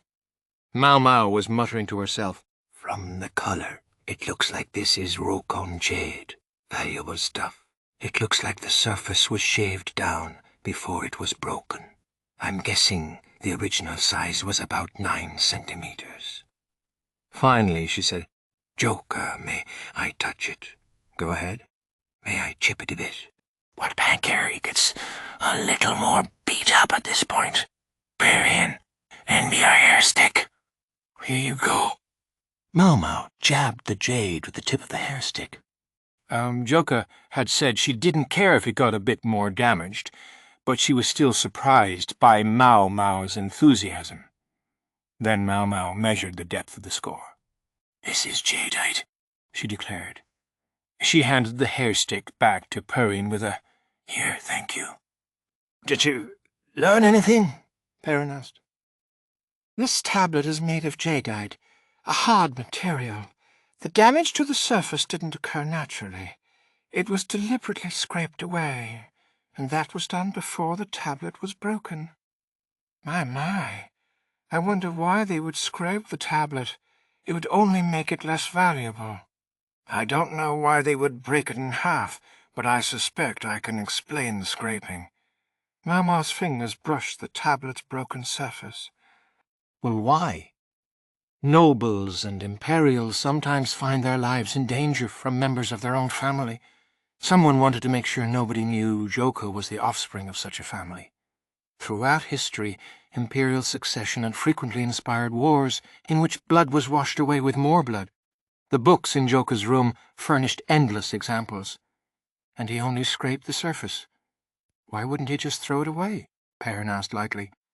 Some things you can't bring yourself to get rid of. Even if you want to. Joka put the jade tablet away. That was enough of that. You don't happen to know where the other half of that tablet is, do you, Joka? Maomao asked. I haven't the foggiest. Didn't think so. There seemed to be something Maomao still wasn't telling Joka, that if she was keeping it to herself, then it probably meant that she couldn't talk about it, or at least that she thought it was better not to. Joka didn't push her. If every mystery surrounding the jade were solved, Joka would no longer be Joka, and until she was ready to retire from the courtesan's life, being Joka was how she supported herself. She needed a bit of mystery. Chapter 13. Yao and the Return of Lahan's Brother. Yao had learned quite a few skills while Maomao was in the western capital. Forceps now. Yes, sir. She'd begun to assist during the doctor's surgeries. This patient had shattered a bone in their arm, and they needed to extract the shards. She was only standing by as a helper, but just being there was enough to make her stomach turn, the stench of blood, the man's muffled screams as he bit down on the gag in his mouth and the bone sticking out of his arm at an unnatural angle. Covering her mouth and nose provided only the slightest relief. Still, Yao fought back the nausea and handed over the forceps. After the surgery was finished, Yao retched copiously. Enon rubbed her back while Maomao brought her some water. "Thank you," she said, "but the two of you should go back to work." "Understood." Maomao answered and promptly left, but Enon hung around, looking concerned. "Lady Yao, you mustn't push yourself. I can do it for you," she said. Yao had admonished her not to call her young mistress while they were at work. "Enon, this is my job. Dr. Liu's finally agreed to let me do this. Please, don't take that away from me." Yao had spent the past year industriously dissecting livestock. She'd experienced what it was like to kill them, and could separate out their internal organs. Human bodies, though, those she still wasn't used to. She cleared the contents of her stomach one final time, then went back to work. Maomao was cleaning the implements that had been used in the surgery, taking care not to cut herself as she washed off the blood and fat and boiled the tools to disinfect them. The disinfection process was something the palace physicians did as a matter of course, but apparently it was a revolutionary idea. You could succeed in a surgery and yet lose the patient because there was some poison on the tools you'd used. Yao stood beside Maomao. Ainen was off doing something else that one of the doctors had asked for. "Here, Maomao, I'll help you." "All right. Could you cool and wipe down the boiled scalpels?" Sure." She had to make sure the tiny knives were completely dry. It was a very important job. The blades were prone to rust. As Maomao washed each scalpel, she closed one eye and studied it, checking to make sure the blade wasn't chipped. If there were any imperfections, the blade would be polished, and if that still didn't do the trick, it would be swapped out for a new scalpel. Maomao herself was beginning to be entrusted with not just helping with treatments, but doing them herself. She'd always seemed comfortable treating the wounded, but since her return from the western capital, she'd clearly taken a step up. Otherwise, Dr. Lu would never have skipped over other physicians to have Maomao perform procedures. This was clearly well outside the bounds of a palace lady's job description, however, and Maomao's name was never actually recorded as the person wielding the knife. This was as far as a palace lady assisting the medical officers could hope to go at this moment. No matter how good she was at her job, she would never be put forth publicly. That pained Yao, so she believed it must hurt Maomao even worse. But to all outward appearances, Maomao hardly seemed bothered. Yet here Yao was, her head constantly spinning, not just with work, but with so many other things as well. "Hey, Maomao?" she asked. "Yes?" "Do you ever, worry about things?" Yao found herself being much more direct than she had meant to be. Would Maomao think Yao was making fun of her? Sure, lots of things, Maomao replied, unruffled. Lots of things. Like what? After a second, Maomao said, like human relationships. What? Yao's heart skipped a beat. Was Maomao talking about her? She wondered, but she was afraid to ask too directly. Yao looked Maomao in the face, wondering who she could be talking about. Eventually, Maomao said, somewhat awkwardly, "There's all these freaks around, you know." "Oh, freaks. Right." Maomao wouldn't say it in so many words, but she was referring to her birth father, Grand Commandant Khan. People often called him the freak strategist, and for a while he had gone virtually everywhere Maomao did. It certainly couldn't have been easy, Yao reflected. Her uncle was always on her case, but at least she didn't have strange folks chasing her hither and yon. "It's tough, huh?" Yao said. "Yes, very tough." Yao, feeling relieved, went back to wiping down the now cool scalpels. They'd just finished washing the blades when they heard footsteps approaching, distinctive, tapping, rhythmic footsteps. "Hello! Miss Choi is here." Striking a funny pose was, as she'd identified herself, Choi. She was a lady in waiting to the Moon Prince, probably a few birthdays past her 20th, and during their time in the western capital she had been attacked by bandits and seriously wounded. Her right arm was almost useless, and she'd broken her collarbone and even damaged some internal organs, but she seemed in high spirits just the same. "Shoo! Another day of intense pain. Oh, I'd like to ask for an exam and some medicine, but pretty please mix the medicine with lots of honey." "You-hoo! You there! Could you get me some hot tea?" No sooner had Chu entered the medical office than she sat down, as if it were the most natural thing in the world, demanding a drink from the nearest apprentice physician. She also helped herself to some of the tea snacks. Could she be any more audacious? Dr. Liu gave her a cold stare. Being the tough man of medicine he was, he probably wished he could chase her out, but he was forestalled by the Moon Prince's orders. Recently, Dr. Liu had been keeping the medical office assistants close when doing his work. Maybe it was because of Chu's frequent visits. He may have hoped that having other women around would set her at ease. Yao frankly wondered whether such consideration was necessary at all in Chu's case, but there was certainly no avoiding the reality that the woman would bear this wound for the rest of her life. "Miss Maomao, share a cup of tea with me." "And you, the young lady over there, you come too?" Chu said, indicating Maomao and Yao. Yao could see at a glance how close Maomao and Chu were. That was only natural when they'd spent a year together in the western capital, but Yao had the sudden urge to point out that she had known Maomao longer than Chu had. "Miss Chu and Miss Chu, I'm at work now, so I'm afraid not, and so is Miss Yao."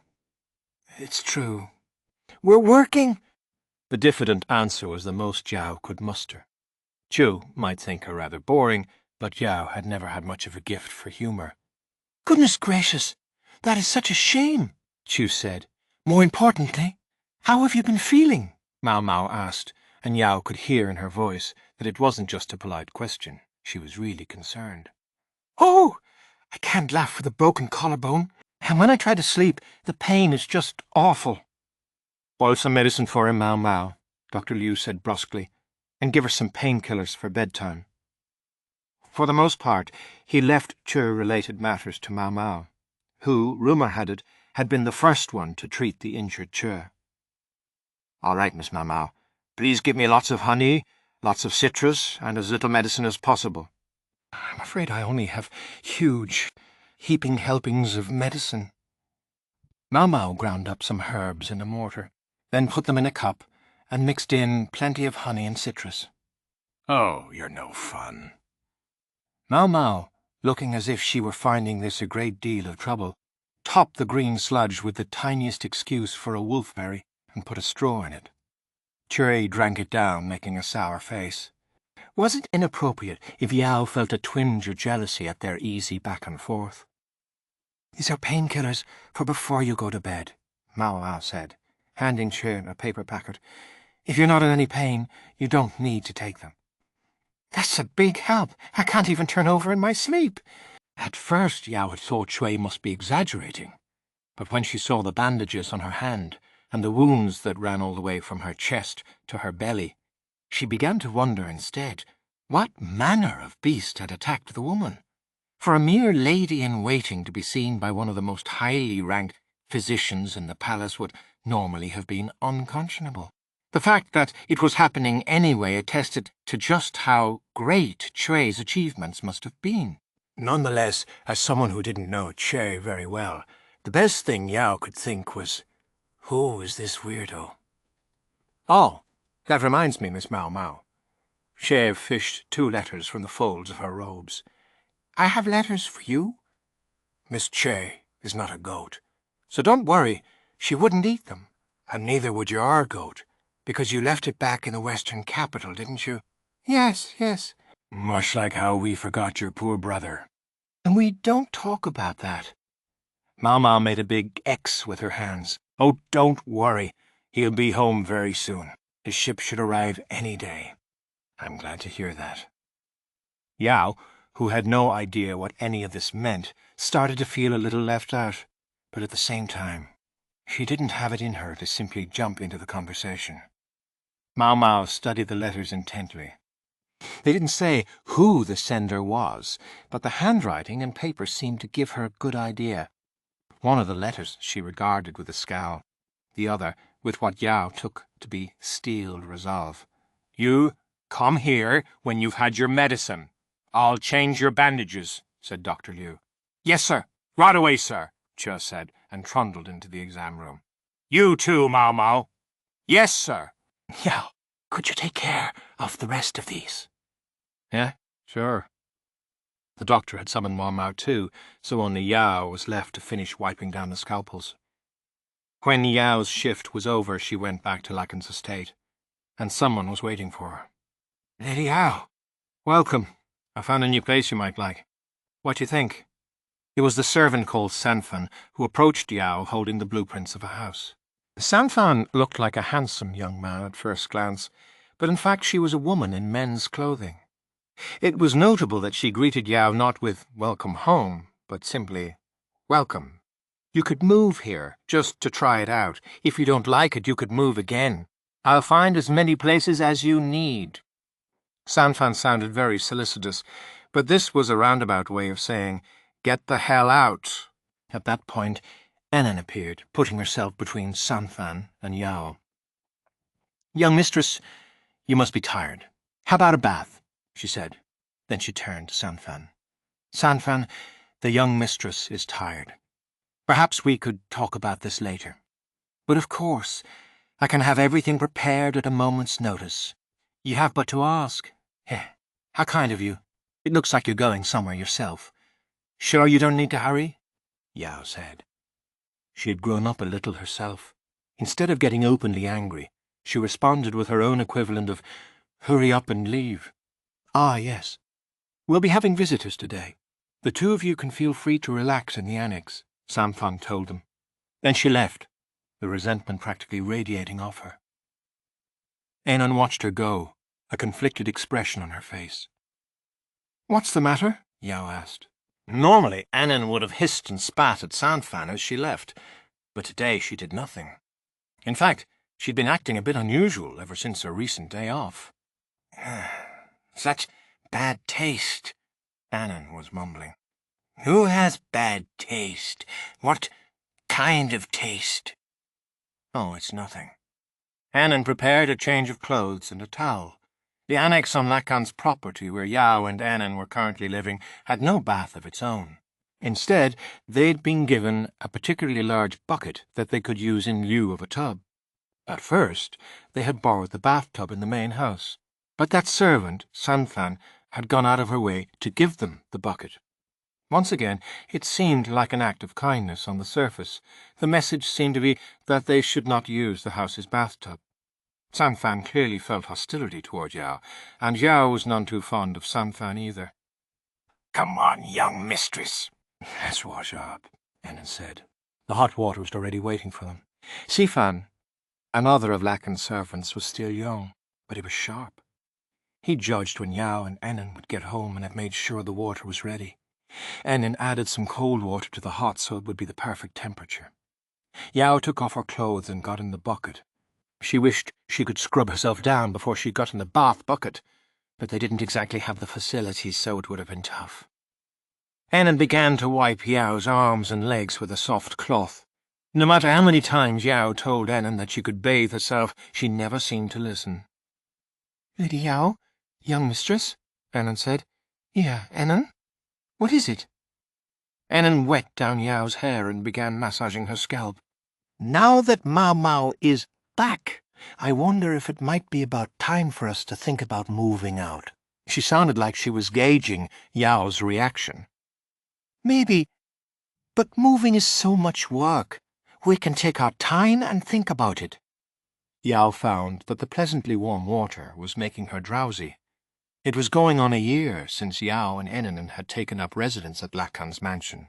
At first, it had just been a way of escaping the various marriage proposals her uncle brought her, but then her uncle had gone to the western capital. So why was she still here? She was worried about her friend Maomao. That was why.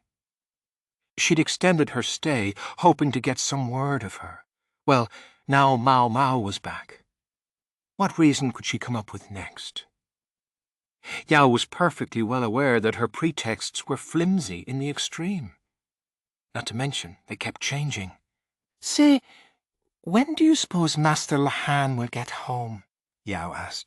"Not for a while yet, I would guess," Enon replied. But Yao could hear a tremble in her voice at the mention of Lahan's name. "If we're going to move, I think maybe we should consult with him first." "I really don't think there's any need," Enon said firmly. She did not like Lahan, probably because he could be quite short with Yao. Enon frequently spoke ill of Lahan. He had a thing for older women, and especially spent a lot of time with widows. He was obsessed with money, and in spite of being a public servant, he used his household help as proxies to do commercial business on his behalf, not to mention that he'd conspired with Lahan to help the old man take over the family headship, chasing out his own parents and grandfather in the process. Enon always peppered these accusations with plenty of personal animus, but they weren't untrue. Yao understood that Lahan was not a good person in the strict sense, but his actions weren't those of a villain. Lahan was shorter than Yao, and it was hard to call him very handsome. He was quite smart, but athletically hopeless. He always acted kind to women, but ultimately it was only on the surface. If you tried to go any deeper, he would promptly rebuff you.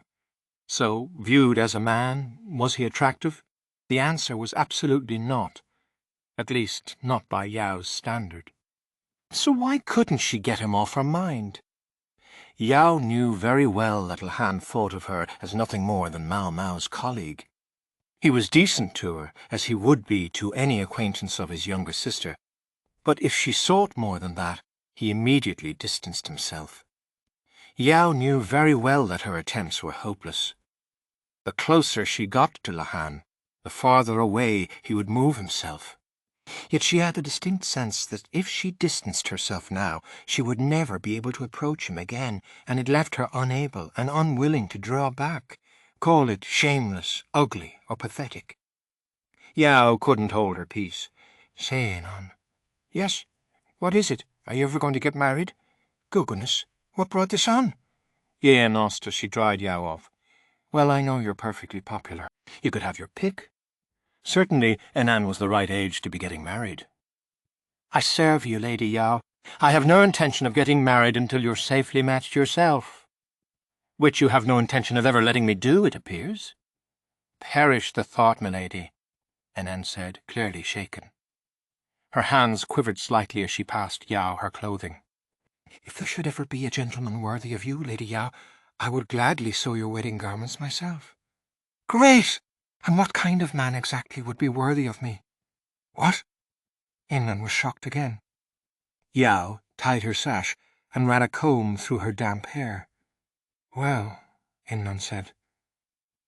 When they went to the annex's living room, dinner was already set out for them. This was another act of consideration on Saifan's part. On days when Ennan had work, he would make sure dinner was prepared. Ennan oversaw the menu, so there was no question of the meal's nutritional balance. "You would have to be—" Ennan took a deep breath. She started speaking, slowly at first, but then faster and faster, picking up steam as she went along. An adult man who had his act together. He couldn't be too much older than you, however. I think something less than 10 years your senior would be ideal. We would have to know where he came from, and his family would have to be at least as good as yours. He would have to be about 180 centimeters tall, well-built, and of course healthy. It would be wonderful if he were intelligent, but only if it didn't give him a big head. It should simply make him quick-witted and adaptable. He would tackle difficult situations, never giving up and never losing hope. He would help the helpless and never simply resort to violence for its own sake. Hopefully he would be halfway good-looking, but the most important thing would be what's inside. I would much rather he be innocent and naive than a womanizer. He should be tolerant, not restrictive, and humble in all things. That's most important of all.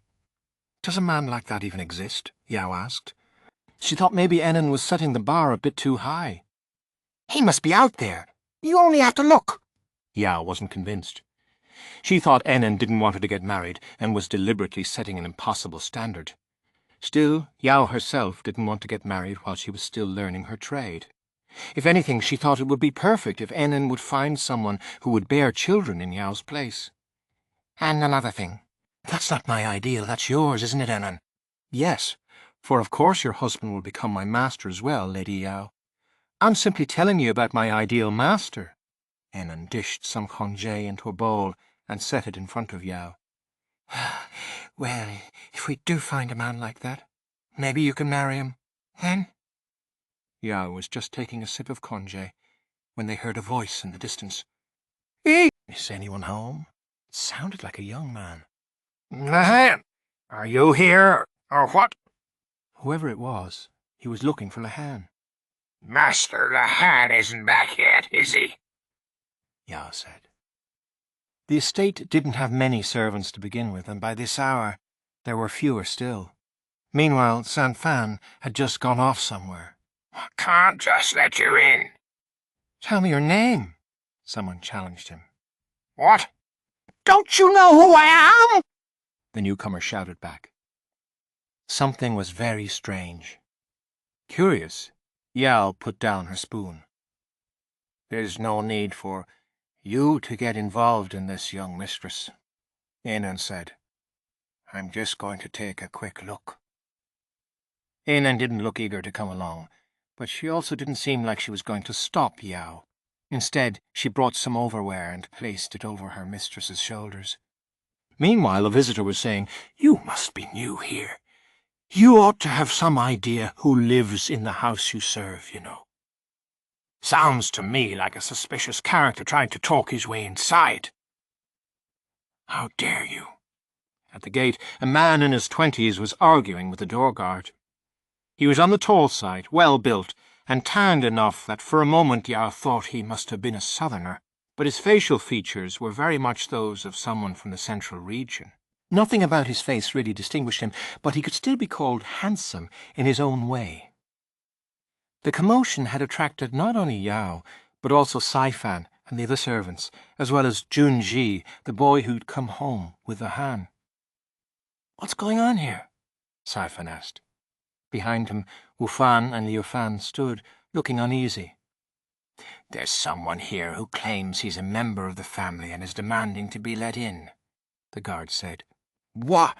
That's—" Jinshi went toward the guard and the suspicious newcomer. "Now, you listen. My name's—" "Mr. Lahan's brother?" Jinshi exclaimed. "Huh? It's been much too long," Jinshi said to the suspicious character.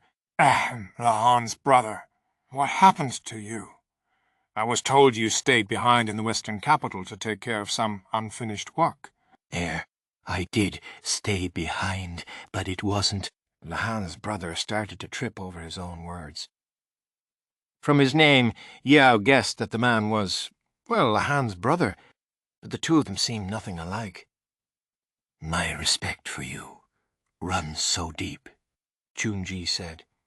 I heard afterward about how the locust swarm didn't do more damage than it did because you went all over Aisei province sounding the alarm. Without you, Lahan's brother, hundreds of thousands of people might have starved. That's what Mr. Lahan told me. I was speechless. The fact that me and my family are alive today is all thanks to you. Jinshi looked at Lahan's brother with sparkling eyes. Lahan's brother appeared overpowered by his innocent gaze. Jinshi, sweetheart, I'm sorry to interrupt, but could you introduce me to this person? Oh, of course, Lady Yao. All apologies. This is Mr. Lahan's brother. He's Master Lahan's older brother. Yes, she'd gathered that much. But she couldn't help noticing that Lahan was a master while Lahan's brother warranted only a mister at best. Sanfan must have gone to meet this Lahan's brother, and they must have somehow missed each other. You're Master Lahan's honoured older brother, the door guard said, looking distinctly unhappy. He'd just been treating this man like a complete stranger. I beg your pardon. He knelt in the dirt and bowed his head. If this person was Lahan's older brother, then he, too, was a member of the La clan. Oh, it's fine. You're fine. I'm used to it by now. Lahan's brother took the guard by the arm and pulled him to his feet. I don't need anyone bowing their head to me. It's my bad for coming home without waiting for someone to come and get me. Really, you don't have to give it another thought. Go back to whatever you were doing. He shooed the guard away, evidently uninterested in meting out any punishment. Pleased to meet you, said Sifan. I'm Sifan, a servant at this house, and behind me are Wufan and Lufan. Sanfan went to meet you at the dock, but it seems she was too late. I can't apologize enough. You don't have to apologize at all, really. It wasn't that far. It's been so long since I was back in the royal capital that I appreciated the walk. The walk? It's really quite a ways from the port to the house. Ah, but paved roads make everything so easy, don't they? Are you not tired, sir? It was fine exercise. Goodness knows, I didn't have anything to do on the ship. Apparently, despite being a member of the La clan, he was the outdoorsy type. Yao pondered what to do, then took a step forward. Self-introductions, she was convinced, were an important place to start. It's a pleasure to meet you, sir. My name is Lu Yao, and this household has been showing me its hospitality. This young lady with me is Enen. Oh, said Lahan's brother. He seemed shaken when he looked at Yao and Enen. Might I ask your name, sir? Yao said. It seemed altogether too rude to go around calling him Lahan's brother. Some might say it was forward of a woman to ask a gentleman's name, but Yao was a woman with a job. She didn't survive by being passive and receptive. Ahem. Well, I'm... Lahan's brother sounded lost again, and he kept shooting glances at Jinshi, who continued to regard him with a shine in his eyes. You can just call me Lahan's brother. Lahan's brother. Yao repeated. Yes, I'm the brother of Lahan, ergo Lahan's brother. He looked toward the setting sun, and his eyes were clear, filled with what might have been enlightenment, or might have been sheer resignation. He was certainly unusual enough to be a La clan member, Yao thought. She also thought, although she didn't say, that Lahan's brother was very close to Enen's ideal master. Chapter 14. Ah Duo's Truth. The voice of a rambunctious boy echoed around Ah Duo's palace. A lady-in-waiting chased him as he raced back and forth around the huge pavilion. Slow down! That's dangerous! Don't wanna. The boy stuck out his tongue and roundly ignored the serving woman. In his failure to look where he was going, however, he ran smack into Ah Duo. Oh, Lady Ah Duo, the lady-in-waiting said, bowing her head apologetically. All the women had been with Ah Duo since her time in the rear palace, and that helped everything go smoothly. Ha ha ha! You're looking lively. Just make sure you watch where you're going next time, she said, helping the little boy to his feet. Sorry, Lady Arduo, the boy said. Another boy came up and tugged on her hand. Lady Arduo! Want to play hide-and-seek? I'm afraid I can't today. I've got a visitor coming. She mossed the child's hair, then did the same to all the other kids. The children at Duo's palace were all survivors of the Shi clan. Due, the Moon Prince, had asked her to give them a safe haven. They still didn't know what had happened to their parents. Duo went out of her way not to tell them. The sharper children had figured out on their own that they should keep it to themselves, and the younger ones had forgotten their parents. They all had to forget that they were ever members of the Shi clan. If they ever proclaimed that they were, then they might well be headed for the gallows, no matter how Duo or Yue tried to protect them. A slim youth approached. Now let's stay out of Lady Duo's way. Come over here. This person was handsome enough to make young ladies swoon, but she was not a man. Will you take care of them, Sui? Of course, my lady. Suire was another Shi clan survivor, and she was also the granddaughter of the former emperor. She, too, had been given harbour at Duo's residence because, officially, she could not exist. Suire was clever and a clear thinker, and knew much about medicine. It was a waste, Duo thought, for such a distinguished person to languish in this pavilion, but there was no choice. Suire could live in hiding, or she could not live at all. Ah, yes, Duo said. Maomao's coming. You don't want to see her, Sui. Duo had sent Maomao a letter. Maomao had responded and was on her way. Maomao. Sui paused. I don't think I will. And you look like such good friends on our trip. When she'd gone to the western capital, Duo had induced Suire to come along. She and Maomao had even ended up treating a wounded man together. It's only your imagination, I'm sure. Suire took some of the children by the hand. Shame, when she's one of the few people you can actually talk to. Very few knew about Suire. Outwardly, her existence was not even acknowledged.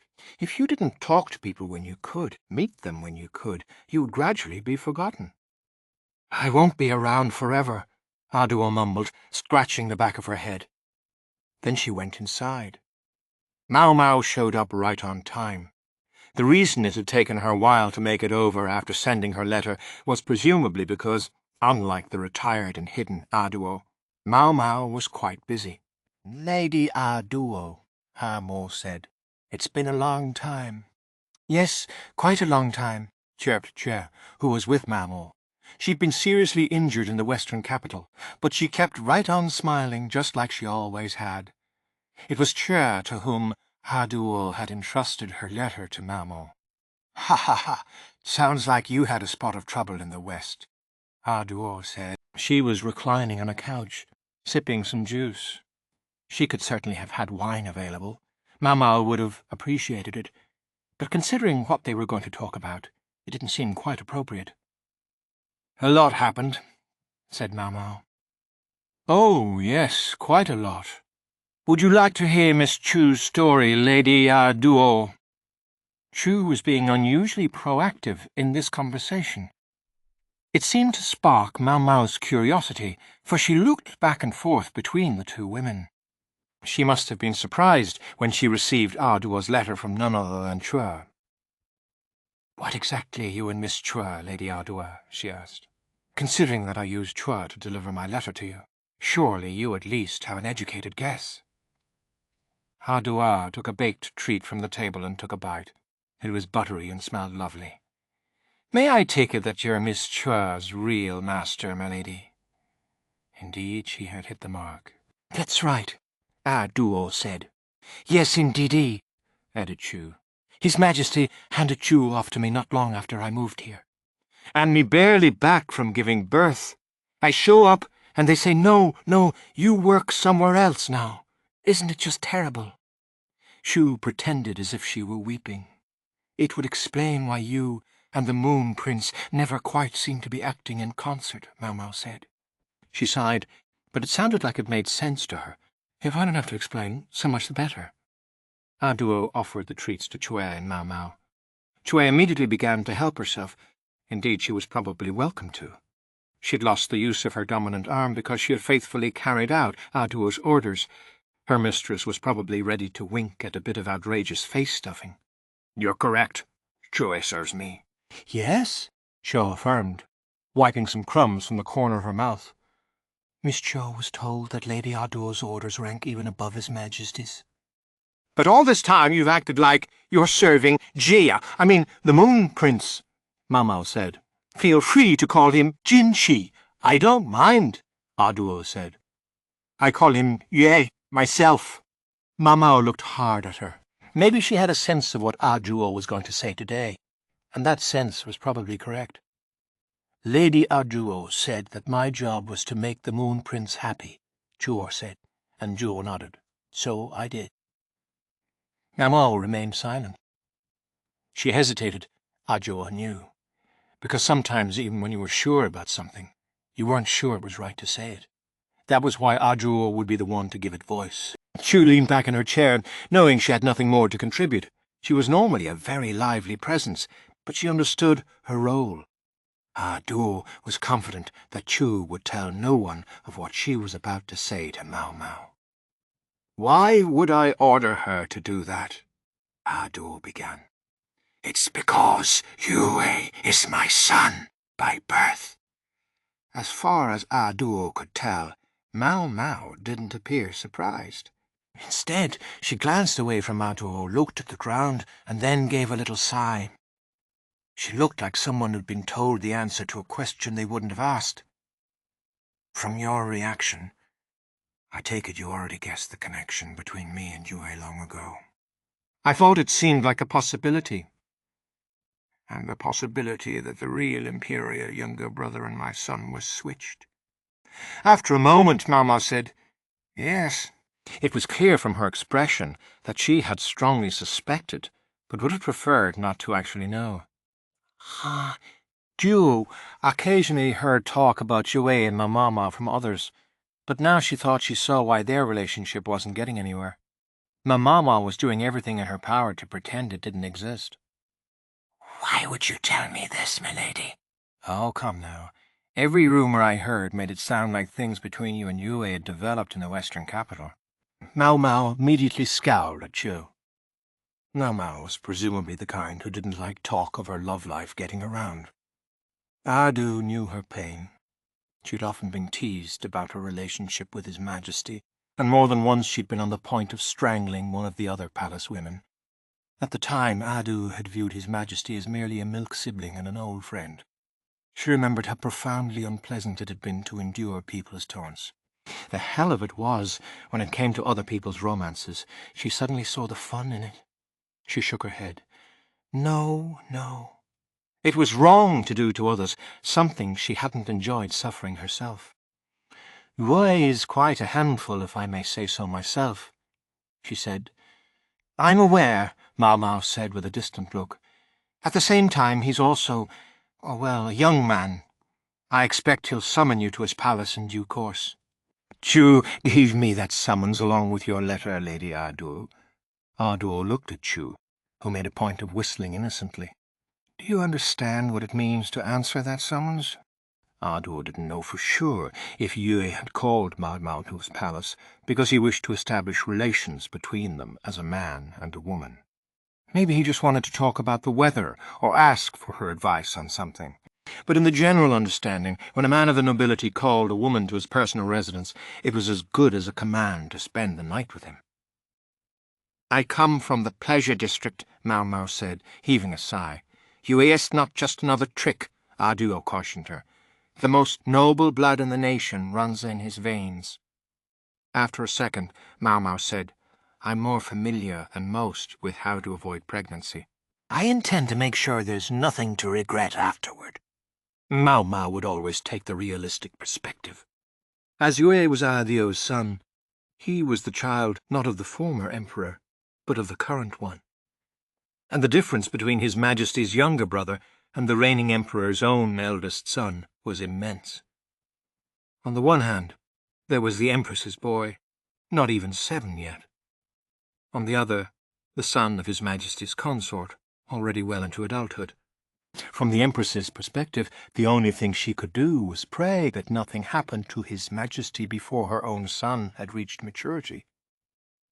Li functioned on a system of hereditary succession, with inheritance usually going to the oldest son, and it was Yue who, by this calculation, was closest to the throne. Empress Kokuyo had much foreign blood, and no small number of the Emperor's advisers looked askance at the young prince's red hair. Some also made the case to the Emperor that he should prefer Consort Liwa's son on the basis of consanguinity.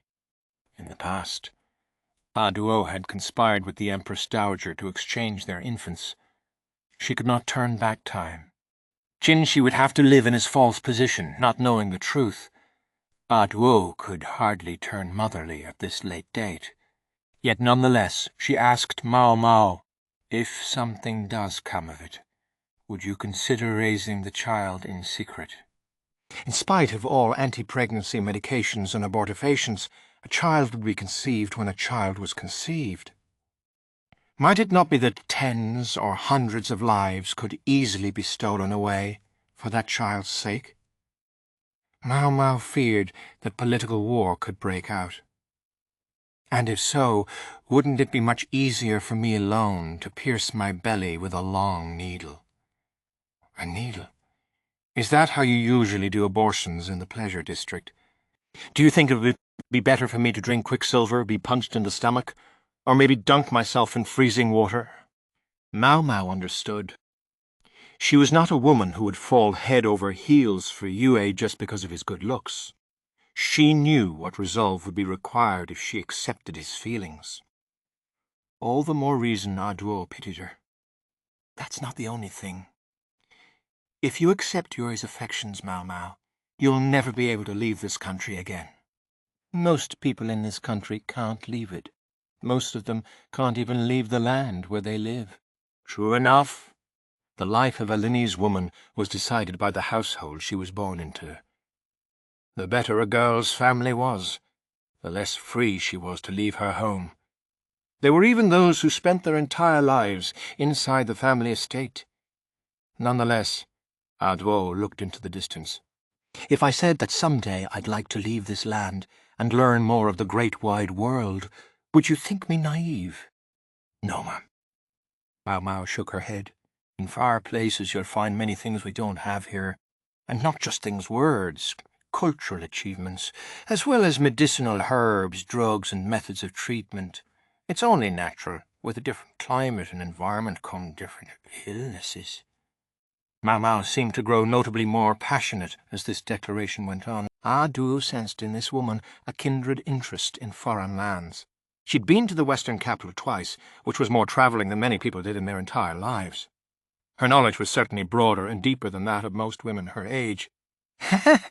My dream ended when I was 14, Duo said. She thought back to when she had been at liberty. As the daughter of the crown prince's nursemaid, she'd been brought up as a milk sibling to the current emperor. Call me Yo, her younger brother had said.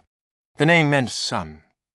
Yue was Yue, the moon, precisely because he formed a pair with the sun, but could never surpass it. Duo dressed in men's clothing, and she and her little brother had snitched snacks together, climbed trees, occasionally played hooky from their teachers' classes, and laughed with each other when they teased Gochun, who was in many ways like an older brother to them.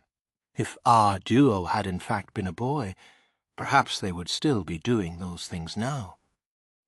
Duo had regarded Yo as a friend, but she mustn't forget. He stood at the very top of the nation's hierarchy, and Duo was merely one of his subjects. When she had been asked to be his instructor, she could not refuse. Again and again she thought of trying to get out of it, but there was no way she could do that.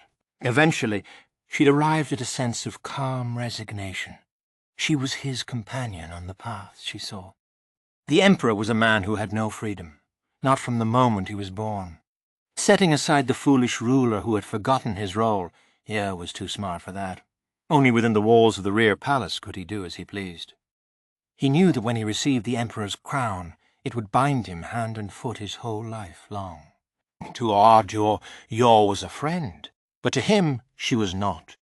She knew there could be no equality between a man and a woman, yet all the same Ajo felt as if her feathers had been plucked. Yes, the members of the royal family lacked freedom from the time of their birth, yet they could also steal the liberty of anyone they chose. Yo hadn't realized.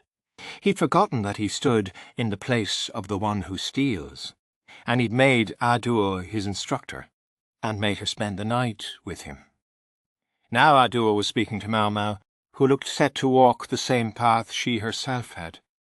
As a mother, perhaps it would have been right for her to encourage her own son's blossoming love. Yet her conscience, or perhaps rather the pity she felt for her memories of her old self, caused her to say, At this moment, it's still possible for you to escape. I would help you. Maomao looked dubious at that. Oh, that look, said Aduo. I still have some modest privilege left, you know. Less than modest, really. But if she stretched, she could manage something. It was not Maomao, but Shay who responded, Now, wait just a moment. What? Lady Adoy, I can't square this circle. If you do that, I'll never be able to carry out my orders. Didn't you say my job was to make the Moon Prince happy? Aduo laughed. Come now, if a man can be despondent over losing one single woman, well, that's all the more man he is. Surely a talented servant could find others to fill the gap. Now you're talking silly talk. Chu crossed her arms and tilted her head. Ju had once been part of a banquet in the western capital that had doubled, in a way, as a chance for Yue to meet potential matches. Everyone gathered there had been present in hopes of becoming the consort of the imperial younger brother, so Ju had resolved not to intercede. Anyone he might pick had been there, because they had hoped he might pick her. After that, and after briefly being under the misimpression that Yue had some strange proclivities, Aduo had been relieved when she heard that it was simply that his heart was set on Maomao. That, she was confident, meant that no vixen or villainess would take advantage of him. However, Aduo also knew Maomao, and she couldn't help seeing herself in the young woman. Now Maomao looked at Aduo. Lady Aduo, I couldn't care less about Miss Chu's mission, but it was because she accepted it that I'm in the position I am now. Are you sure about this? You won't regret it. I mean to negotiate as best I can to ensure that I don't. Hee! Planning to have a big greenhouse built on the palace grounds? Chu drawled. Sounds pretty good to me. The fact that Maomao and Che could banter, even at a moment like this, went to show how well they got along. If anything, Aduo's words seemed to strengthen Maomao's resolve. Maybe an orchard while you're at it? Miss Che would love to be able to stuff herself with fresh lychees, just like one of those legendary beauties. It might be possible, if we grow them in my greenhouse, but too many lychees can make you dizzy. Oh, me! Oh, my! Surely 100 or so should be all right, though? Stick to about 10. It was a silly conversation, but somehow Aduo found herself relaxing as she listened. She had always thought Maomao was a young woman who simply lived as she pleased, anyone else's expectations be damned. She would have to apologize for having misjudged her. Though she was free, Maomao was a more flexible person than Aduo had realized. Faced with a confined place, she didn't seek to escape or even destroy it, but changed her form in order to get whatever she could out of the situation. It was a way of living that had never occurred to the 14-year-old Aduo. But it's certainly one way to go about life, she murmured. She remembered the request she'd once made of Yo, make me the mother of the country. She'd been sure that if those were the strings she attached, he would give up on keeping her around. They could just say they'd been joking, that it was all in good fun. But they had been the wrong words. Let me remain your friend. That was what she should have said, even if it was futile. She should have told him what she was really thinking. Even now, some 20 years after that promise had been made, Ajuo couldn't be apart from Yo. She had left the rear palace, but found herself faced with the unorthodox measure of being sequestered in an annex. Normally a high consort, even a former one, would have had to continue living within the rear palace walls. Because she had been given her own residence even after being expelled from the rear palace, no one could or did ignore Audiobook. Simple banishment might have been easier. Instead, Audiobook was kept here in her pavilion, entrusted with Suire and the Shi clan children. As if to tell her that even now that she was no longer the Emperor's instructor, no longer his consort, she still had work to do. Abruptly, Audiobook sighed. Have I become a weight around his neck? Was Zhou now trying to constrain not just Audiobook but her son as well? And was that son trying to constrain Maomao? That was the thought that had made her ache at her powerlessness, that had led to her suggestion to Maomao? She misread the young woman. Maomao was far more flexible and strong and stubborn than Audiobook. Mao, she said. Yes, ma'am. Is there anything you want? I'm not sure what you're asking. I don't know much about herbs and all that, but I could give you a treasure from my time as consort. If you sold it, I presume it would bring in enough to buy you a nice medicine or two. The suggestion was Audio's way of apologizing for having called Maomao out here. Covering one's faults with money and gifts was somewhat crass, but she didn't expect Maomao to object. A treasure, ma'am? You wouldn't happen to have any pearls, would you? Pearls? That's unexpected. Are you a fan of them? Oh, yes! They're good for eye diseases, skin problems, and all kinds of other things. Maomao's eyes lit up. I'm honestly more concerned about quantity than quality. I'm just going to grind them up anyway. She knew perfectly well that any of Audio's accessories would have been gifts from His Majesty, but she didn't hide the fact that she planned to destroy them. Audio couldn't hold back a laugh. Ha ha ha ha! Take whatever you like. And what about coral? Do you need some of that? If I could, ma'am. Oh, what a waste. She was practically sucking her fingers in an I wish I could have some gesture, but she soon replaced her fingers with baked treats. Ah! Jiu laughed uproariously, and privately she made a wish. Don't let Jiu walk the same path as you. Chapter 15. Jinshi's Shock. Maomao's Resolution. The incense worked its way into Jinshi's nose. Don't you think it's a bit strong? He asked. He was talking with Suiren as he ate his dinner. Maybe you're just not used to it anymore. You spent so long in the western capital, where we had to conserve incense. You think so? Jinshi picked up some meat with his chopstick. This dish used plenty of tender pork, and even though the meat was fatty, the spices gave it a clean, refreshing flavor. Other offerings included eel stir-fry, snapping turtle soup, and more. In fact, there was noticeably more food here than usual, including many that boosted stamina. The meal seems awfully heavy tonight, Jinshi remarked. Maybe you're just not used to it anymore.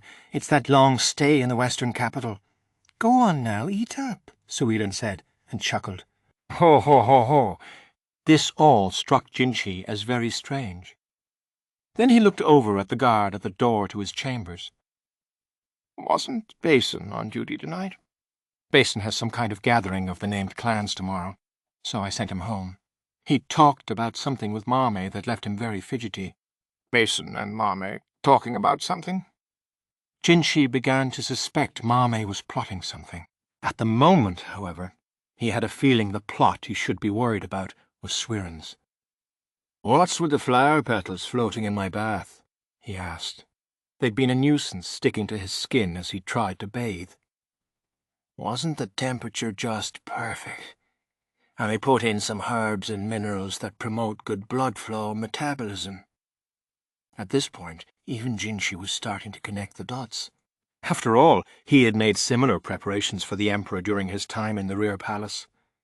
If Suiren was doing all this, it meant someone was coming this evening. And Jinshi had sent Maomao a letter a few days before. Suiren. Could it be? Maomao is coming tonight.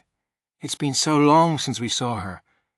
You wrote to her several times, didn't you? It was true. Jinshi had sent her a number of letters, mostly pedestrian reports of his recent goings-on. He hadn't sent her explicit instructions to visit him at his residence. He had, however, said he wished to see her and talk, just whenever she had a moment, when work wasn't too busy. Hold on a second. It's just Maomao, right? It had been more than 2 weeks since they had returned to the royal capital, and this would be the first time Maomao was coming to Jinshi's residence. The last time you saw each other was when you were getting off the boat, yes? Oh, everyone has been so busy ever since we got home. She sent word that she finally had a moment to catch her breath. All right. But if Maomao is coming, then what's all this? Jinshi looked toward his bedroom. Incense was burning, a stronger smell than usual, while the bedclothes had all been changed, rose petals, out of season, scattered on top, and the normal canopy of his bed had been exchanged for a translucent woven one with a flower pattern. Vases of flowers and beeswax candles dotted the room, providing a sweet aroma, along with a gently flickering light that gave the chamber a fantastical atmosphere. Jinshi quickly put out the incense and candles and opened the window to change the air. He threw the flower petals in the trash and put away the vases. Huff, huff. Oh, goodness. Don't, oh, goodness me. What are you doing to my room? Maomao had once attempted to entertain Jinshi at the Verde Gris house, and what was happening here reminded him of that day. Well, ambience is so important to any endeavor. You and Maomao share the same feelings now, young master. The same feelings. In a mounting panic, Jinshi began to look this way and that. He tried to affect nonchalance, but the corner of his mouth twitched. It did take such a long time. I can't tell you how this old lady worried to see my young master, our nation's jewel, the man they call an immortal treasure, manifested in the human realm, who attracts young and old, men and women alike, revert to acting like a child his age. Then again, many young men your age already have children of their own. I don't... That's not... Jinshi hadn't exactly hidden what had happened with Maomao from Sweden, but he hadn't spelled it out for her either. There had been so many other people on that boat that they hadn't had much, really, any time to be alone together. He'd been so sure no one had noticed anything. I may be an old lady, but my woman's intuition is still as sharp as ever, Suiyun said with another chortle. Ho ho! She squinted merrily, and Jinshi found himself truly afraid. Jinshi scratched his head, looking as awkward as he felt. All right, but this is Maomao we're talking about. Yes, and Maomao is more than 20 years old, you know.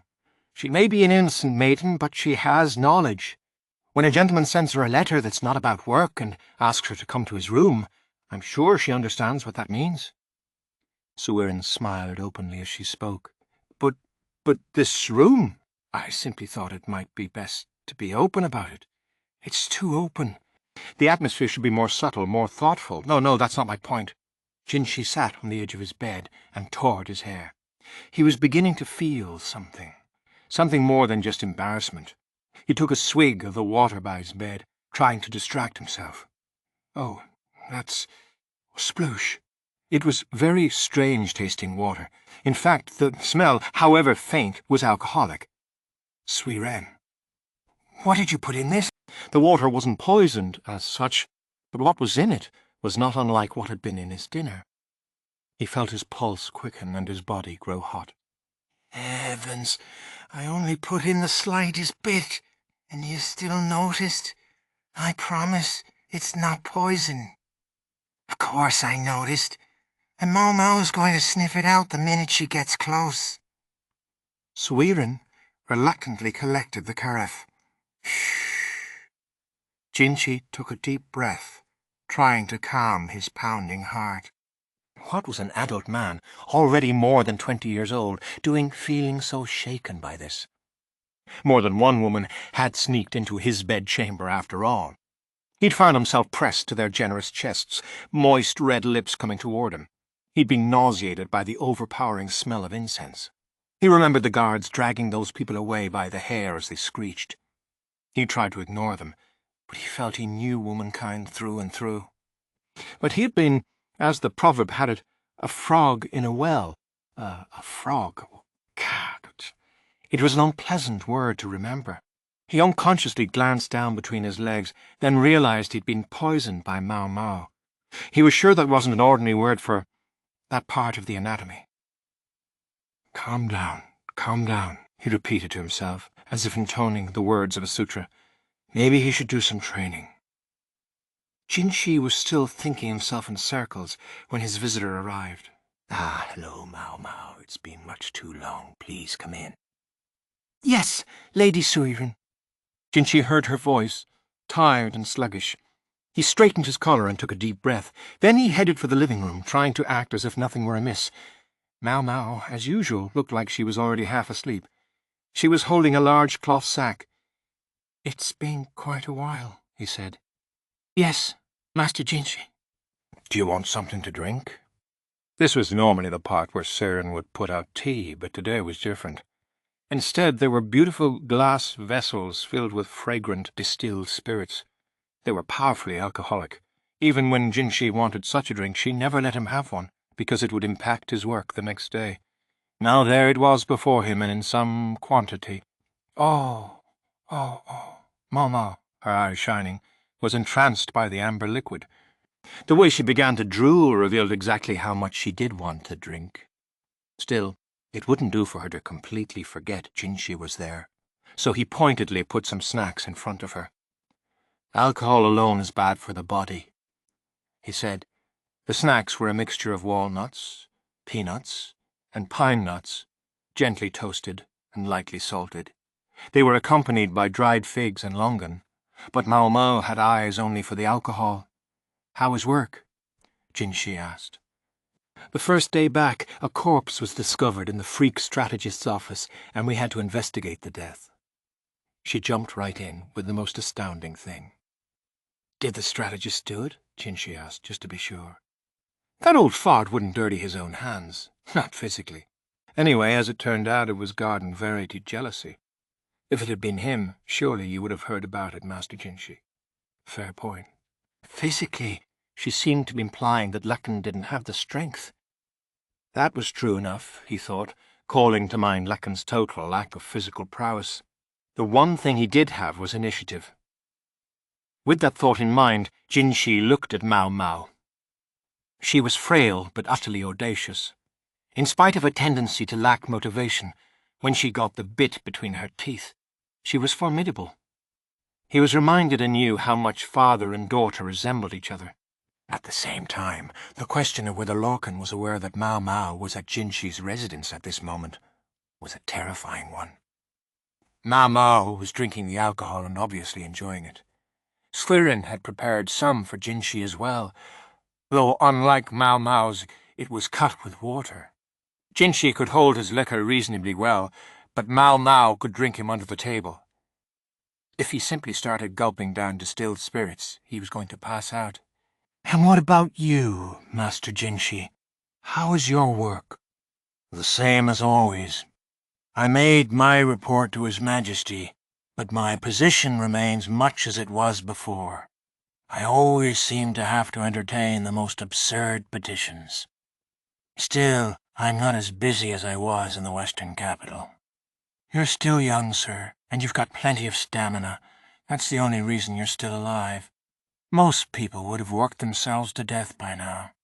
Maomao accompanied this comment with an "ooh!" and smacked her lips at the alcohol. "Did you have dinner before you came?" he asked. "No, sir. It's too much trouble to make by myself, so I skipped it. I have leftovers from mine. Would you like them? Just drinking the alcohol without even touching the snack wouldn't be good for her." Siren had been so excited about dinner that she'd made a great deal of it. Maybe she'd deliberately made enough for Maomao. "I'd be lying if I said I didn't." Maomao looked conflicted. It was unusual. She, of all people, never had to be asked twice. "Is there some reason you wouldn't eat it?" "I'm not sure I'd call it a reason as such." She looked at the ground. "But I've made some preparations of my own." Jinshi put down his drink. Maomao looked much the same as she always did, but he thought her skin glowed a bit more than usual. The tan she'd gotten in the western capital was slowly fading. She hadn't drawn in her freckles. Instead, she'd used just a touch of whitening powder. Mingled with the scent of the incense in the room, Jinshi thought he could catch a whiff of scented oil that Maomao was wearing. Her hair seemed the slightest bit damp. She must have bathed before she came. Maomao emptied her glass. "May I go rinse my mouth?" she asked. Of course. Normally he might have expected her to empty the bottle, then ask for another one. "Then perhaps we should go within, Master Jinshi." Yes, of course." What was this? He felt like he was dreaming. No. He shouldn't expect too much. She would check the brand on his flank like she always did, and that would be it. "Is it just me, Master Jinshi, or are you a bit out of sorts tonight?" Who, me? No.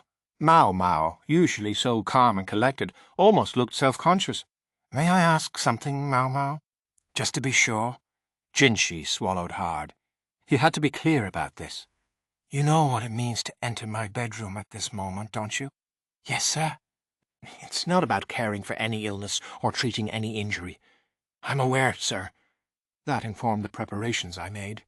She showed him what she had brought with her, and Jinshi's face got hotter than ever. He was desperate to look calm. In an effort to seem composed, he turned away. Surien was suddenly nowhere to be found, and his guards could and had read the room. Mason wasn't there. "You don't need a bath?" "I've bathed, although if you wish, I'll do so again." "No, it's all right." From the way Maomao smelled, Jinshi had known that she must have bathed. He put his hand on his heart in an effort to slow it down. It was beating so hard he was sure she could hear it. It was Jinshi who wished he could take a bath. He'd done so earlier, but between the alcohol and everything else, he was sweating profusely. However, he couldn't beg leave to wash himself at that moment. Instead, they headed into the bedchamber. The room had aired out, and the suffocating smell of incense was gone. The flower petals on the bed had vanished, as had the water with the strange medicaments. Now, what would happen next? He couldn't wait for his heart to stop pounding anymore. His cheeks were still flushed, but it was a little late to be worried about that. Jinshi gently picked Maomao up. She'd gained a little weight since the last time he'd held her, but still she was light. Her hair smelled of camellia oil. "Are you sure about this?" "I told you I came prepared for this, didn't I?" She averted her eyes as if begging him not to make her say it again. He found it a little annoying, but very Maomao-esque. He wasn't the only nervous one. She was too. Realizing he wasn't alone gave Jinshi some relief. "What kind of preparations did you make?" he asked her. "I skipped breakfast and dinner." That he hadn't expected. "Why? Were you so busy experimenting that you forgot to eat? I also stopped drinking water half a day ago. I suppose I should have abstained from alcohol too, but the drink earlier was so delicious I had to have just 1 cup. Water too? Jinshi couldn't imagine what would be the point of such measures. Ideally, I should skip food for 3 days and water for an entire day. I'm sorry I couldn't do better. I have tomorrow off, but today I had work, so I needed some energy. Seriously, what are you talking about? It's what we do at the Verdigris house when an important customer buys someone's first time. There can't be anything to spoil the moment. Better to starve and thirst for a little while than to taste an enraged client's fist. I'm not sure buy is the word I would have chosen for this. Jinshi scowled. No matter the context, he didn't want Maomao to torment herself that way. I'm not sure I'll be very skilled at any of this, and I'll shame myself if I fail. Maomao's eyes were serious. He'd learned that she had the soul of a craftsperson, bent on doing her very best at anything she attempted, no matter what it was. Still confused, Jinshi let out a breath. The point was, she wasn't going to try to finagle a way out, like she had last time. She was being proactive, which made him very happy. Also, may I have some boiled water? Feeling thirsty after all? No. Maomao opened the large cloth package. Out came packets of medicine, along with all sorts of other things Jinshi didn't recognize. "What's all this?" "They have lantern plant root, white blossom, and balsam berries in them, among other things." Jinshi recognized all those names, and the combination meant something to him. "Those are all plants you said to be wary of in the rear palace," he exclaimed, more loudly than he'd meant to. "That's right." Maomao was completely blasé. The rear palace was a place for giving birth to and raising the emperor's children. It had to be purged of anything that might be harmful. Hence, all of these plants were forbidden there. Why do you have those here? Lady Swearin has already vetted them. Don't worry, sir. I'm not going to use them on you. They're for me. Once again, her eyes were completely serious. I have tools that can do physical damage as well, but they aren't very effective. And I know you don't appreciate that sort of thing, Master Jinshi, so I thought it might be best not to use them. Next, Maomao took out some kind of cylinder carefully wrapped in paper. "This is made with ox intestines, and I wasn't sure how that would sit with you."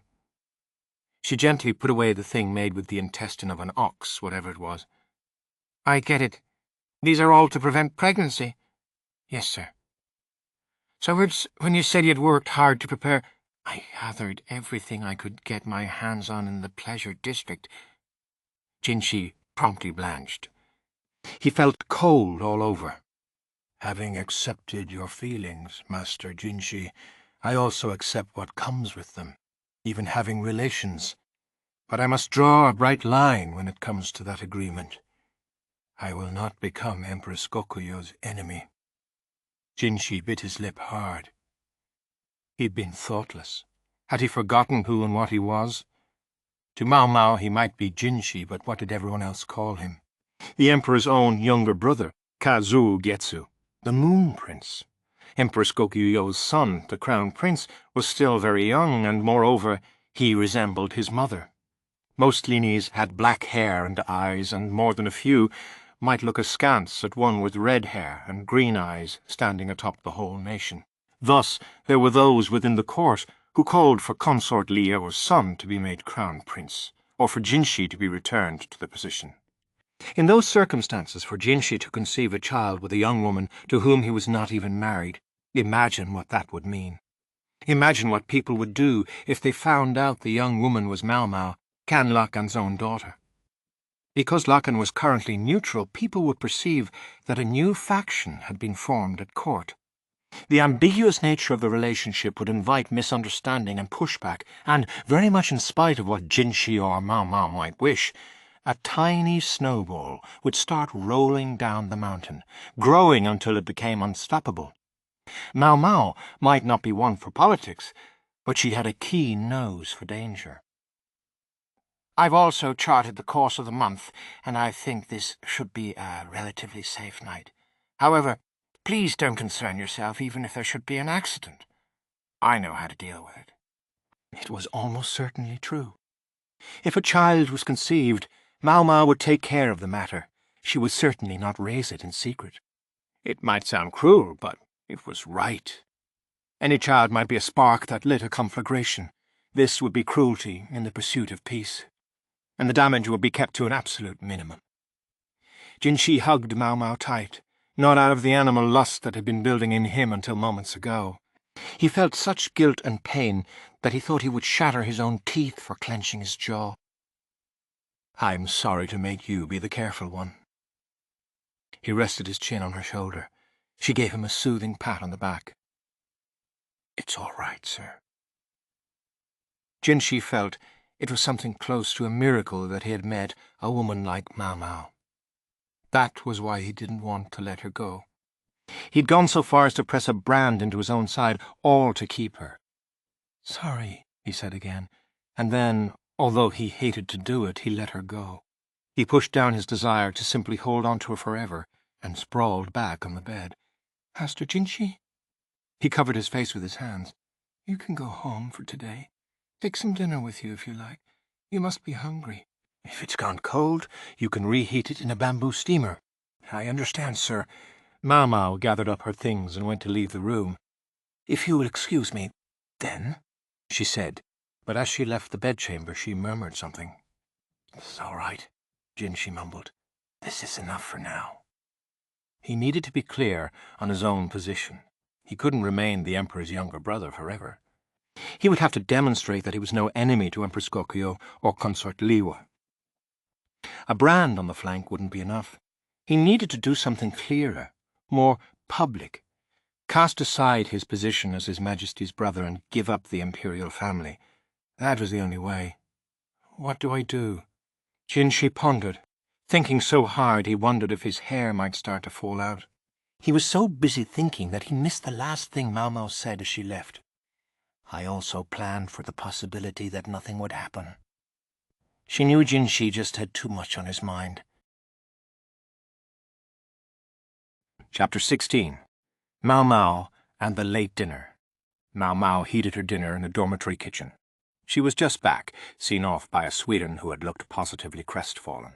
Maomao would admit to being a bit put off her stride, but she was also secretly relieved. She had the knowledge, yes, but she was still a virgin herself, so she wasn't sure about everything. The whole reason she'd gone to Jinshi so prepared was because she figured it would be easier to be ready mentally if she was the one who got things started. Once her dinner was warm, Maomao went to her room. Spring had come, but the evenings were still chilly.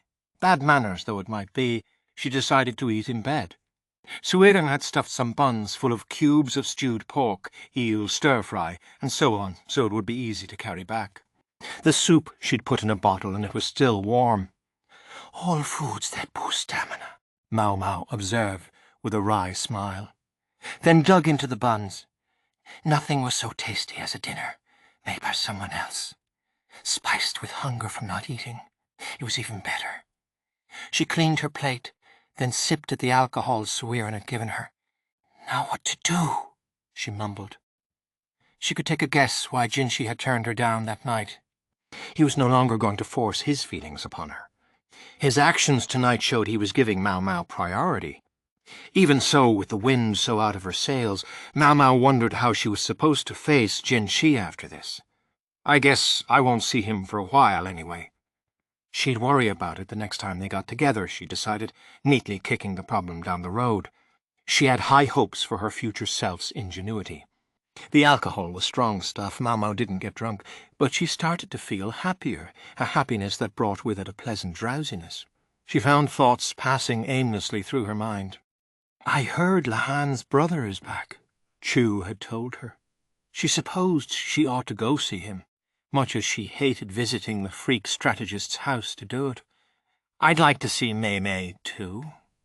It sounded like she was being treated well enough at the Go-Sage's house. Maybe she could get Lahan to finagle a meeting with Maamei for her. And I can't believe that guy was one of Joka's customers, she said. The drowsiness and the drink made her mind play games of free association, leaping from Maamei to Joka. Wonder what he wanted? Looking for Imperial family members? The thought of former branches of that family made her remember Tianyu. Wonder if Joka and Tianyu could be related. Joka swore a brigand had planted the seed of her, but if he hadn't been a bandit, but a hunter, that would match up. He'd damaged the jade tablet not only to hide his imperial blood, but also the fact that he was from a criminal's family. There was still no telling why the tablet had been broken, but a hunter would explain the beastly smell and gnarled hands. Maybe this Wang Fang guy was looking for former imperial family members all over court. Maybe it was the rumors of such people that had brought him to the palace in the first place. He had been trying to use the women to learn whatever he could. But Tianyu himself was in the western capital. The alcohol and the sleepiness were muddling her thoughts. It crossed her mind that she should brush her teeth, but sleep won out. Maomao set the bottle aside and let her eyes drift shut.